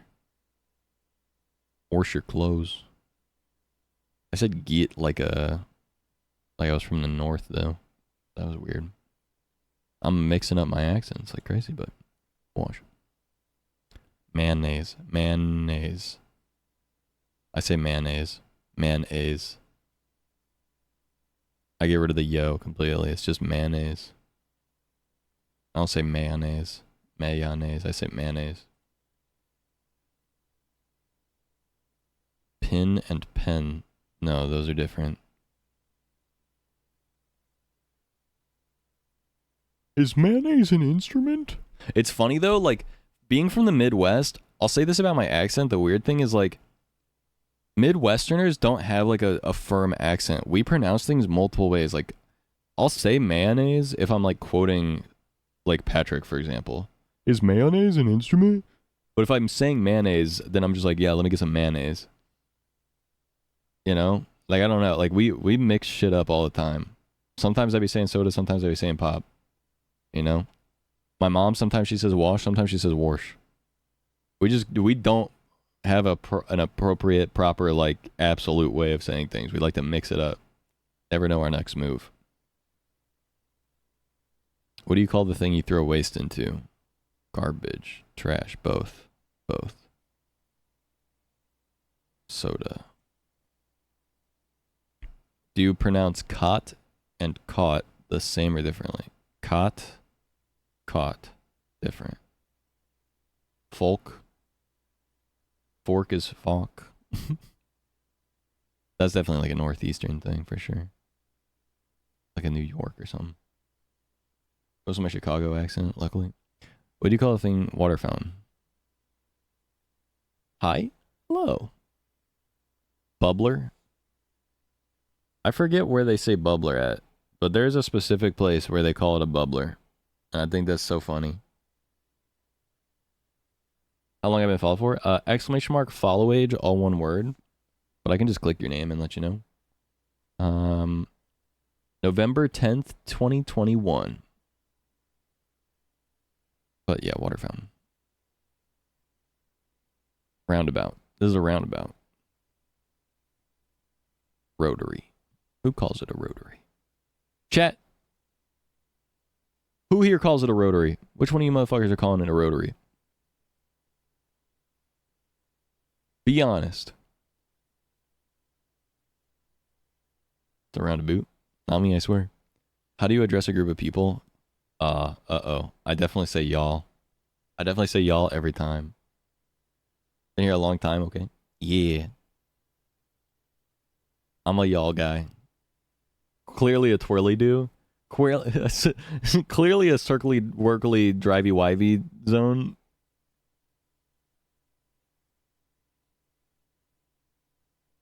What do you call the big road cars drive fast on?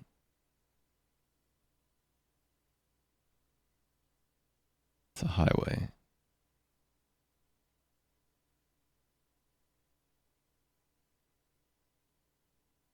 The Midwest. Yep. They got me.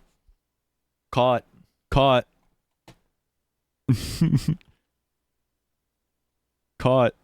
Oh. Oh. They got me.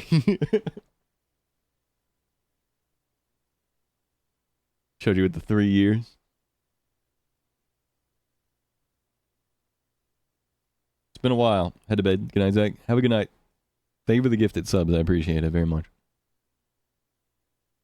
The Midwest is a pretty big swath of the United States, and it's really made up of 3 different major dialect areas. See, that's the problem with the Midwest. The accent is mostly recognizable because of vowel shifts and have slowly changed how words are pronounced over time. That's the problem with the Midwest. We just have absorbed multiple different dialects into one thing.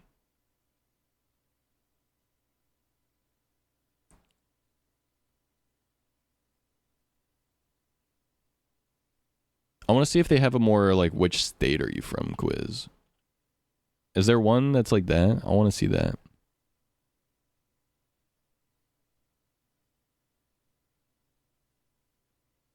I just found a BuzzFeed one, and this is fucking stupid. Look at this BuzzFeed quiz.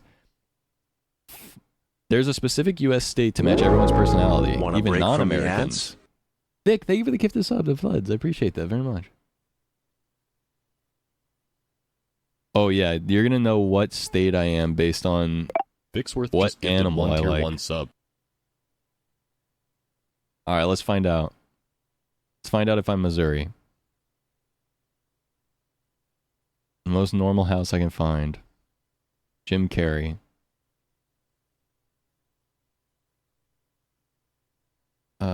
Pizza. Baseball cap. Where would you stop for dinner? Fast food.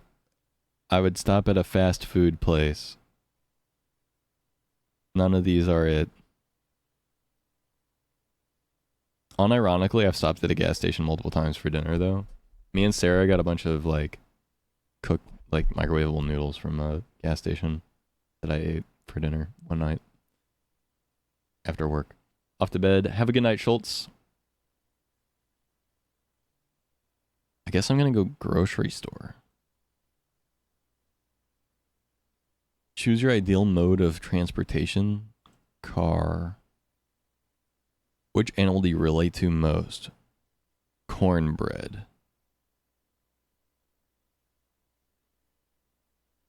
Why are they named? These are not names of the animal. What the fuck? What the hell? I'm gonna go with cornbread. I'm cornbread, bro. That's me. That is a widowy me.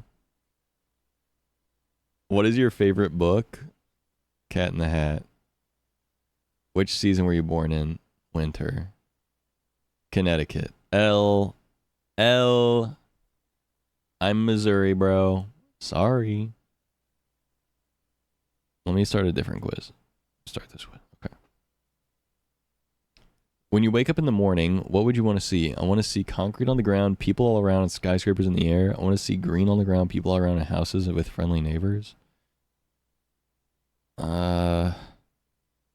This one. Okay. This isn't... This feels like it's trying to pose itself as like a personality test, but really it's just like, so tell me about where you live. I wanted this to be like an accent quiz thing. Going to a job interview and see a man on the street with a bottle in his hand. What would you do?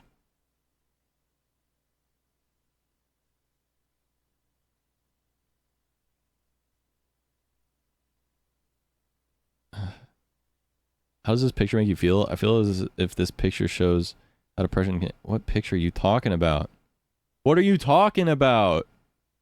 What picture? What the fuck are you talking about?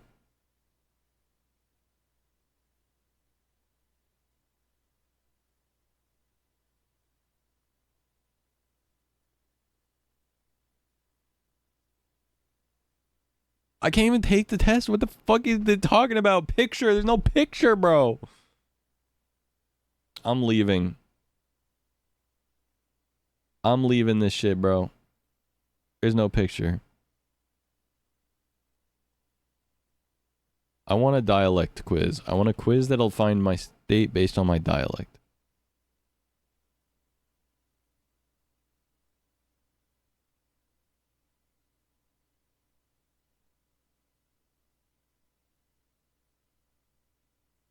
What up, April?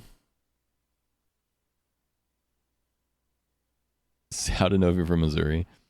If you wanted to ask someone to turn off the lights, turn off the lights. Neither.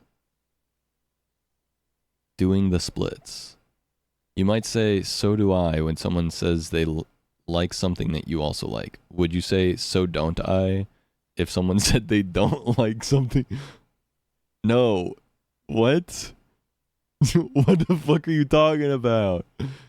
Bin. Donuts. Whipping shitties, dude. I've heard that one. I forget where that's from. Whipping shitties. That's crazy. Sneakers. Tennis shoes. These are all of the above, but most people say tennis shoes. Ant. Would you ever call one of these a spa? No. Y'all. Grass. What's this? Grass. Wheelbarrow. Oh. Yeah, where I'm from, people refer to shoes as tennis shoes. I mean, most people, I would say, at this point, just call them shoes, but when I was growing up, most people said tennis shoes. I mean, I've heard them called sneakers plenty of times, but... Sure.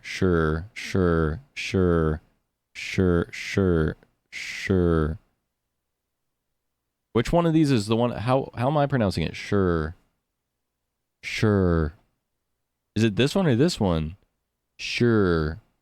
This one. roly-poly, caramel. Hear something like that and are like, oh, you're from Wacko Crazy Town. It takes one thing. Oh, you're whipping shitties? I know exactly where you're from, bro. This is... Yeah, casket and coffin mean the same thing, I think. I think I'd call it a casket, though. I don't think I'd ever call it a coffin. Coffin has like a... I don't think I'd call it a coffin. Barry. My name is Barry Allen. I don't know why I would say Barry and not Burry, but I say Barry. Casket sounds less grim. Yeah, exactly. Like, I feel like I would call this either a casket or a coffin, but a coffin sounds like they're going to hell and a casket sounds like they're going to heaven, but I would refer to it as both. But I would normally just say casket, because coffin sounds like spooky. Lightning bug. Dude, that's a lightning bug, bro. Almond. Almond. Almond. Do people leave out the L? Almond? Almond? Almond. Snazzy? Schnazzy? They have different meaning. Don't say either. Schnazzy. Snazzy. Schnazzy. Snazzy. I say both. Schnazzy is funny. Snazzy is how you actually say it. Schnazzy's a joke. I say that shit schnazzy, but I say snazzy. If I'm gonna say snazzy, I say snazzy, but like, otherwise I'll be like, oh, that's snazzy if I'm like trying to be funny. This is a couch. Dude, this is a Davenport, obviously. I don't know what, I've never heard anyone call this a Chesterfield or a Davenport or a SETI. Sprinkles. Hundreds and thousands. What? I've heard Jimmy's. And what are these? Those are fucking sprinkles. Those are both sprinkles. What? What are these? Sprinkles. What is this? A parasite. Tune. Tune. Roof, room, broom, and root all have the same vowel sound. Roof, broom, root, I guess, yeah. Vase, vase, vase, vase, vase, vase. I don't know, bro. I don't know if I say vase or vase. I think I say vase. My mom says vase, so I don't know. My mom, I don't know if my mom says vase. I think my grandma says vase. Vase. Vase. Dude, it's a toss-up. I don't know. My immediate reaction was to say it like this, so I'm going to say that that's it. But I think it depends. If I'm reading the word vase, it has an S in it, so I say vase. But I think if I was like, you know, like I got some flowers, I'd be like, I need a vase. So I think I would say this one. I don't know, though. Which of these is a water bug? This one. Umbrella. Where do you place the emphasis on the word umbrella? Umbrella. I say brella. Umbrella. Pronounce the word treasure. Treasure. If something costs a lot of money, would you say it's expensive? Yeah, I'd say it's expensive. You know what I wouldn't say? I wouldn't say it's valuable. I'd say I just pulled an expensive card.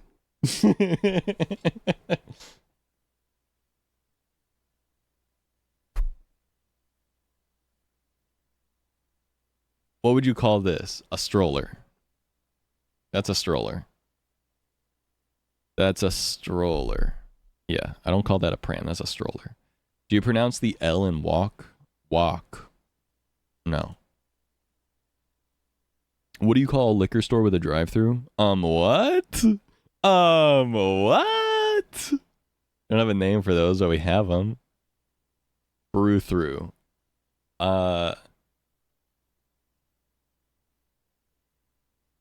I don't think we have those, actually. I feel like we do have them, but I've never been to one that I know of.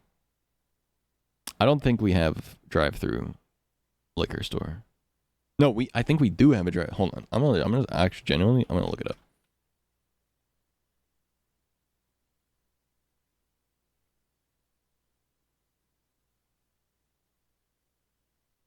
Yeah, we do. We actually have a lot of liquor stores with drive-throughs.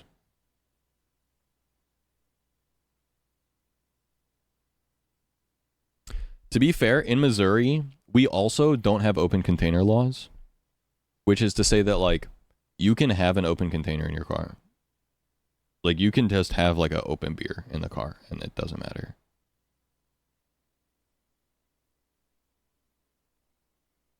Like, DUIs don't exist here. That's crazy. Genuinely, I think to get a DUI in Missouri, you have to be, like, really fucking drunk. Like, you'd have to be, like, swerving and shit. And then have, like, open container in your car and shit like that. Only open for the fragrance of beer. It is interesting. Generally speaking, though, that the reason why there's, like, you're allowed to have open containers in the car is because, like, it could be the passengers. So, like, the idea is, like, if the passenger had a drink and, like, they brought it in the car, like, you wouldn't get in trouble for there being an open container in the car is basically the idea behind that. But yeah.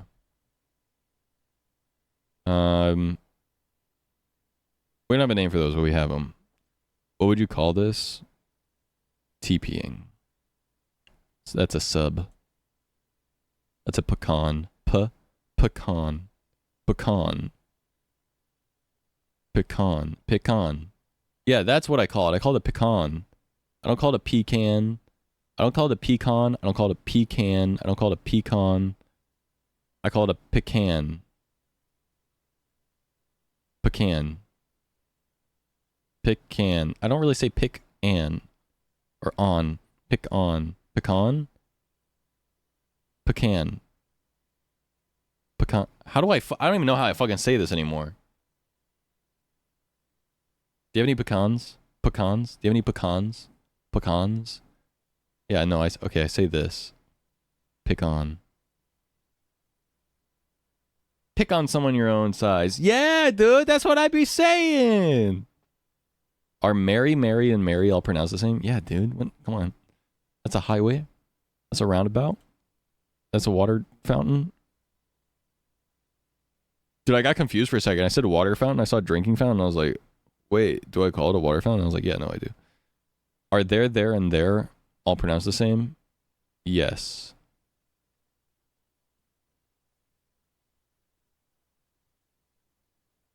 Sarah's a bubbler girl! I knew it was one of those motherfuckers. I knew someone said bubbler around here. Chat, get her. Jumper. What the?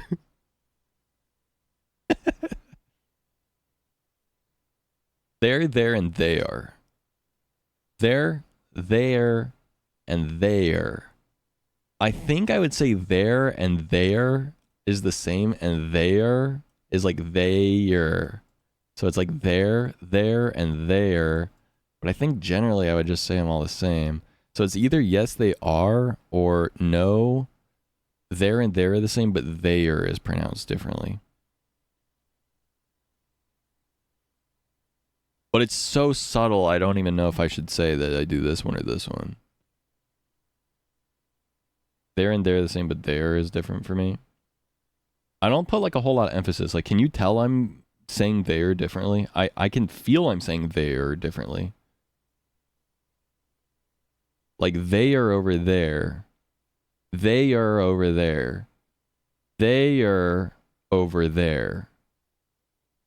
Like, for me, it's more of an emphasis thing than anything. I'm saying like the exact same thing, but I'm saying they are over there.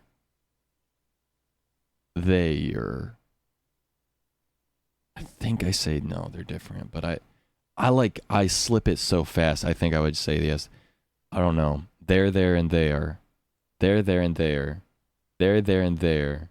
They, and there. There, there. There, and there. There, and there. Yeah, no, I would say there is different. What do you call the night before Halloween? Other. South Carolina. Devil's Night. That's wrong. How did I do? Fail. That's funny. Most of this just says no. Absolutely not.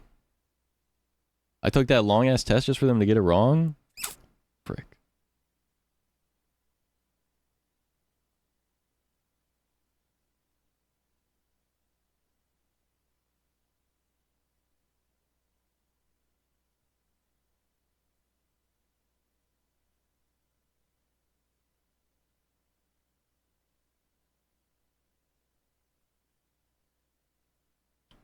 At least you now can blend in 2 other states. Yeah, what was the other state that I got? Devil's Night is Detroit, I think. We call it All Hallows Eve here. The night before Halloween is All Hallows Eve. Connecticut. Oh, right. I'm Connecticut and South Carolina, apparently.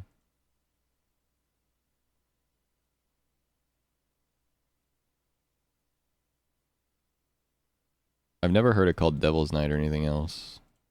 I've only ever heard it called All Hallows Eve.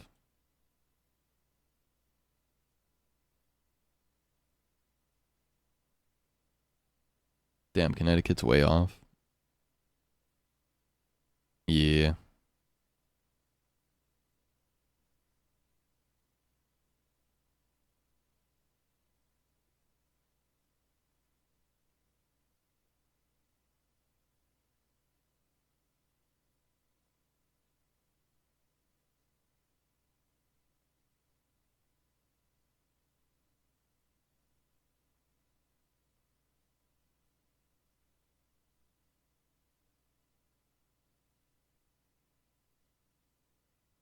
I think in the movie The Crow they do. That's what I'm remembering. Bum, bum, bum, bum, bum, bum, bum, bum, bum. Devil's Night. What do people call Halloween Eve? New Jersey say Mischief Night. Detroit says Devil's Night. Midwesterners might say Gate Night. And kids in New England and Ohio call it Cabbage Night.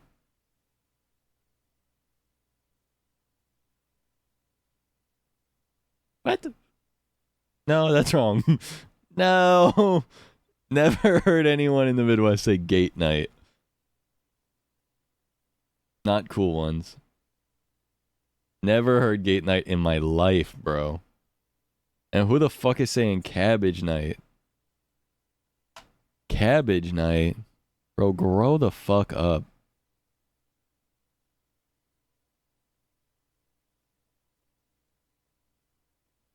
Let's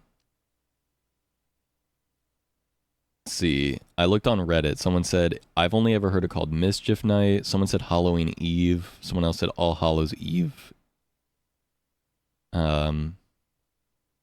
When I was a kid growing up in the 80s in Connecticut, we called it Cabbage Night. I hear people mostly call it Devil's Night in the other places I've lived, which sounds much cooler. Have you ever heard it being referred to as Goosey Night? Goosey Night. This year it's called Sunday. I call it Wednesday, bro. This year, let's see. Here's the Devil's Night. New Jersey is Mischief Night, October 30th. New York, Mischief Night. Halloween Eve or Halloween-een or shortened to Halloween-een.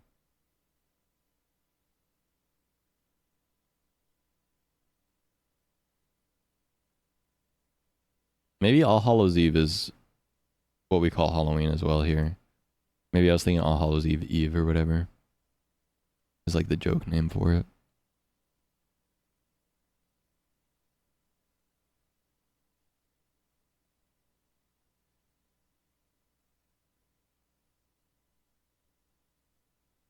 Halloween is derived from the older name All Hallows Eve, meaning the day before All Hallows or All Saints Day. Therefore, the "een" in Halloween means Eve. For many people, the day before Halloween is a time to set up their decorations. Who the fuck is setting up their decorations one night before Halloween? If you don't set up your Halloween decorations October 1st, you're crazy. Bro, October 1st is Halloween time. Set your shit up immediately. What are you waiting for?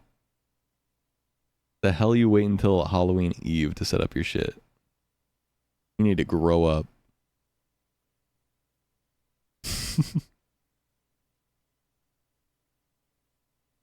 Mischief Night, Devil's Night, Gate Night, Goosey Night, Moving Night, Cabbage Night, Mystery Night, Mat Night.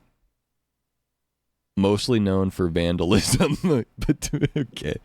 Epic. Some people used to trim the tree on Christmas Eve. That's crazy. Canada. In Canada, they call it Gate Night. In Vancouver Island, Winnipeg, Thunder Bay, Ontario, and British Columbia. In English-speaking Quebec, it's known as Mat Night, where there's a tradition of stealing front door mats. Otherwise, Devil's Night. In the UK, Mischief Night. In Welsh, it's known as Noson Dydd Gioni. And in Scottish Gaelic, it's known as Oed Sin Nan Cles. Alright.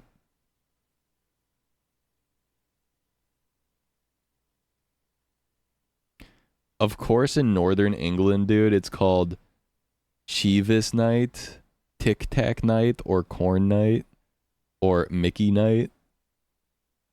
Yeah, they got the craziest words in England, bro. The turny knobby knobby door. The flicky flicky flip flop switchy. Switchy witchy.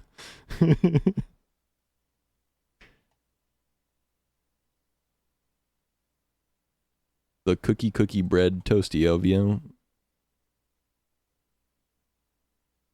Alright. Alright, guys. I think I'm gonna start heading out. Have a good night. Appreciate you guys being here. Boom, boom, boom. Bam, bam, bam, bam.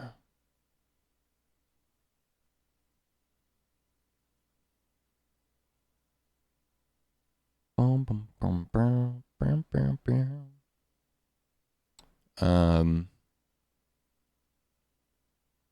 I will see you guys in the next stream. I don't know. I don't know, man. Where do we go?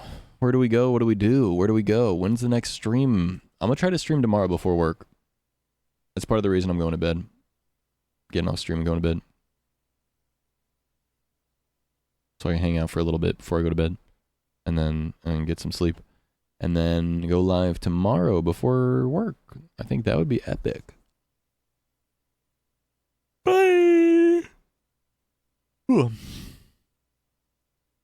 Bum, bum, bum. Big, you like those big emotes. I do too. Those are good. Thank you for the bits, by the way. Appreciate that. Bum, bum, bum. Bum, bum, bum, bum.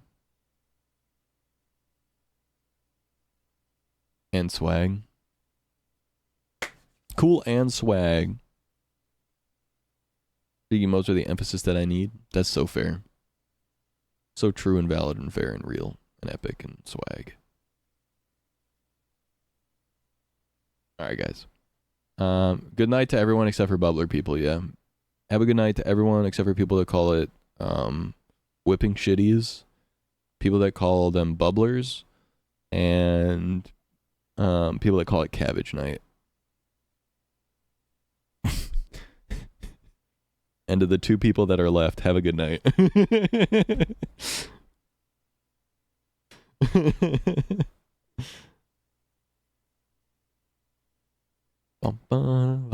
Why did that hurt? It's a joke, bro. Chill. It's a joke. You know I love you. I ain't never gonna stop loving you. Sleep well. Thank you. Thank you. Have a fantastic night, everybody. Mm. Mm. Mm. Mm. Bum, bum, bum.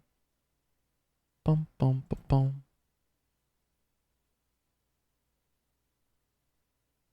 Bum, bum, bum. Brum, brum, brum, brum.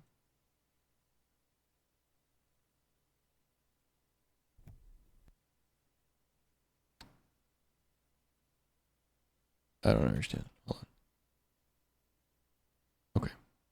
Odd. Bum, bum, bum, bum. Okay. Okay. Sorry. I was looking at something for a second there. That's my bad. Sorry about that. We are so back. We are so back, dude. We are so back. Okay. Have a good night. Don't let the bed bugs bite. Unless you're into that kind of thing. In which case, freak. Anyway, appreciate y'all. I'll see you hopefully tomorrow. Hopefully tomorrow. I can't make any promises. I can guarantee you guys streams on Tuesdays and Thursdays.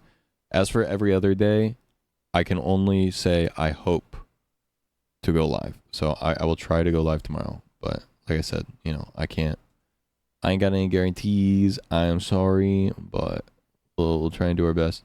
All right. Have a great night. Have a great nighting. Have a great sleeping. Sleeping well. Do sleeping good times. Do good sleeping. Don't let any of the bedding bugs bite unless, you know, you are a freak. In which case, do what you want. But I'll see you guys next time, okay? Appreciate you being here. Bye-bye. Bye. Bye. Bye-bye.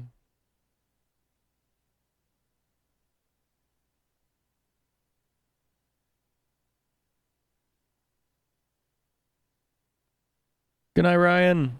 Thank you guys for being here. Like I said, I'm gonna go live tomorrow. I'm gonna try to go live before work.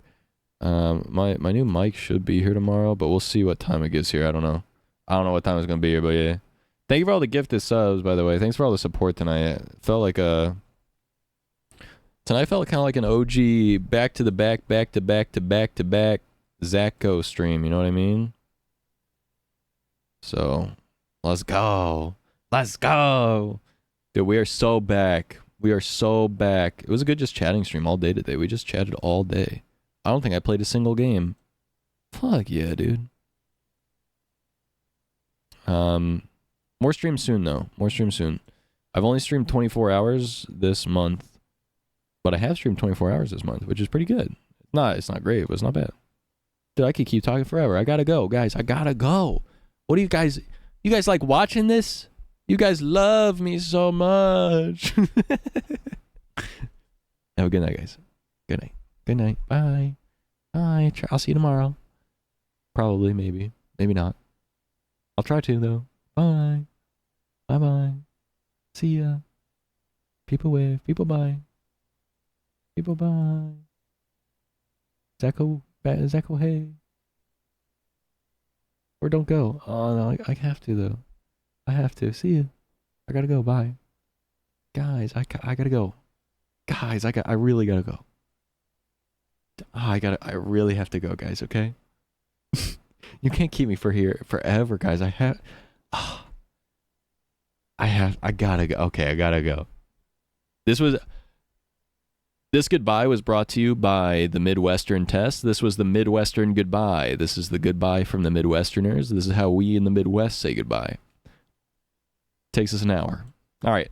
Really have a good night, though. I'll see you next time. Thanks for coming. Thanks for being here. Hey, thanks for coming.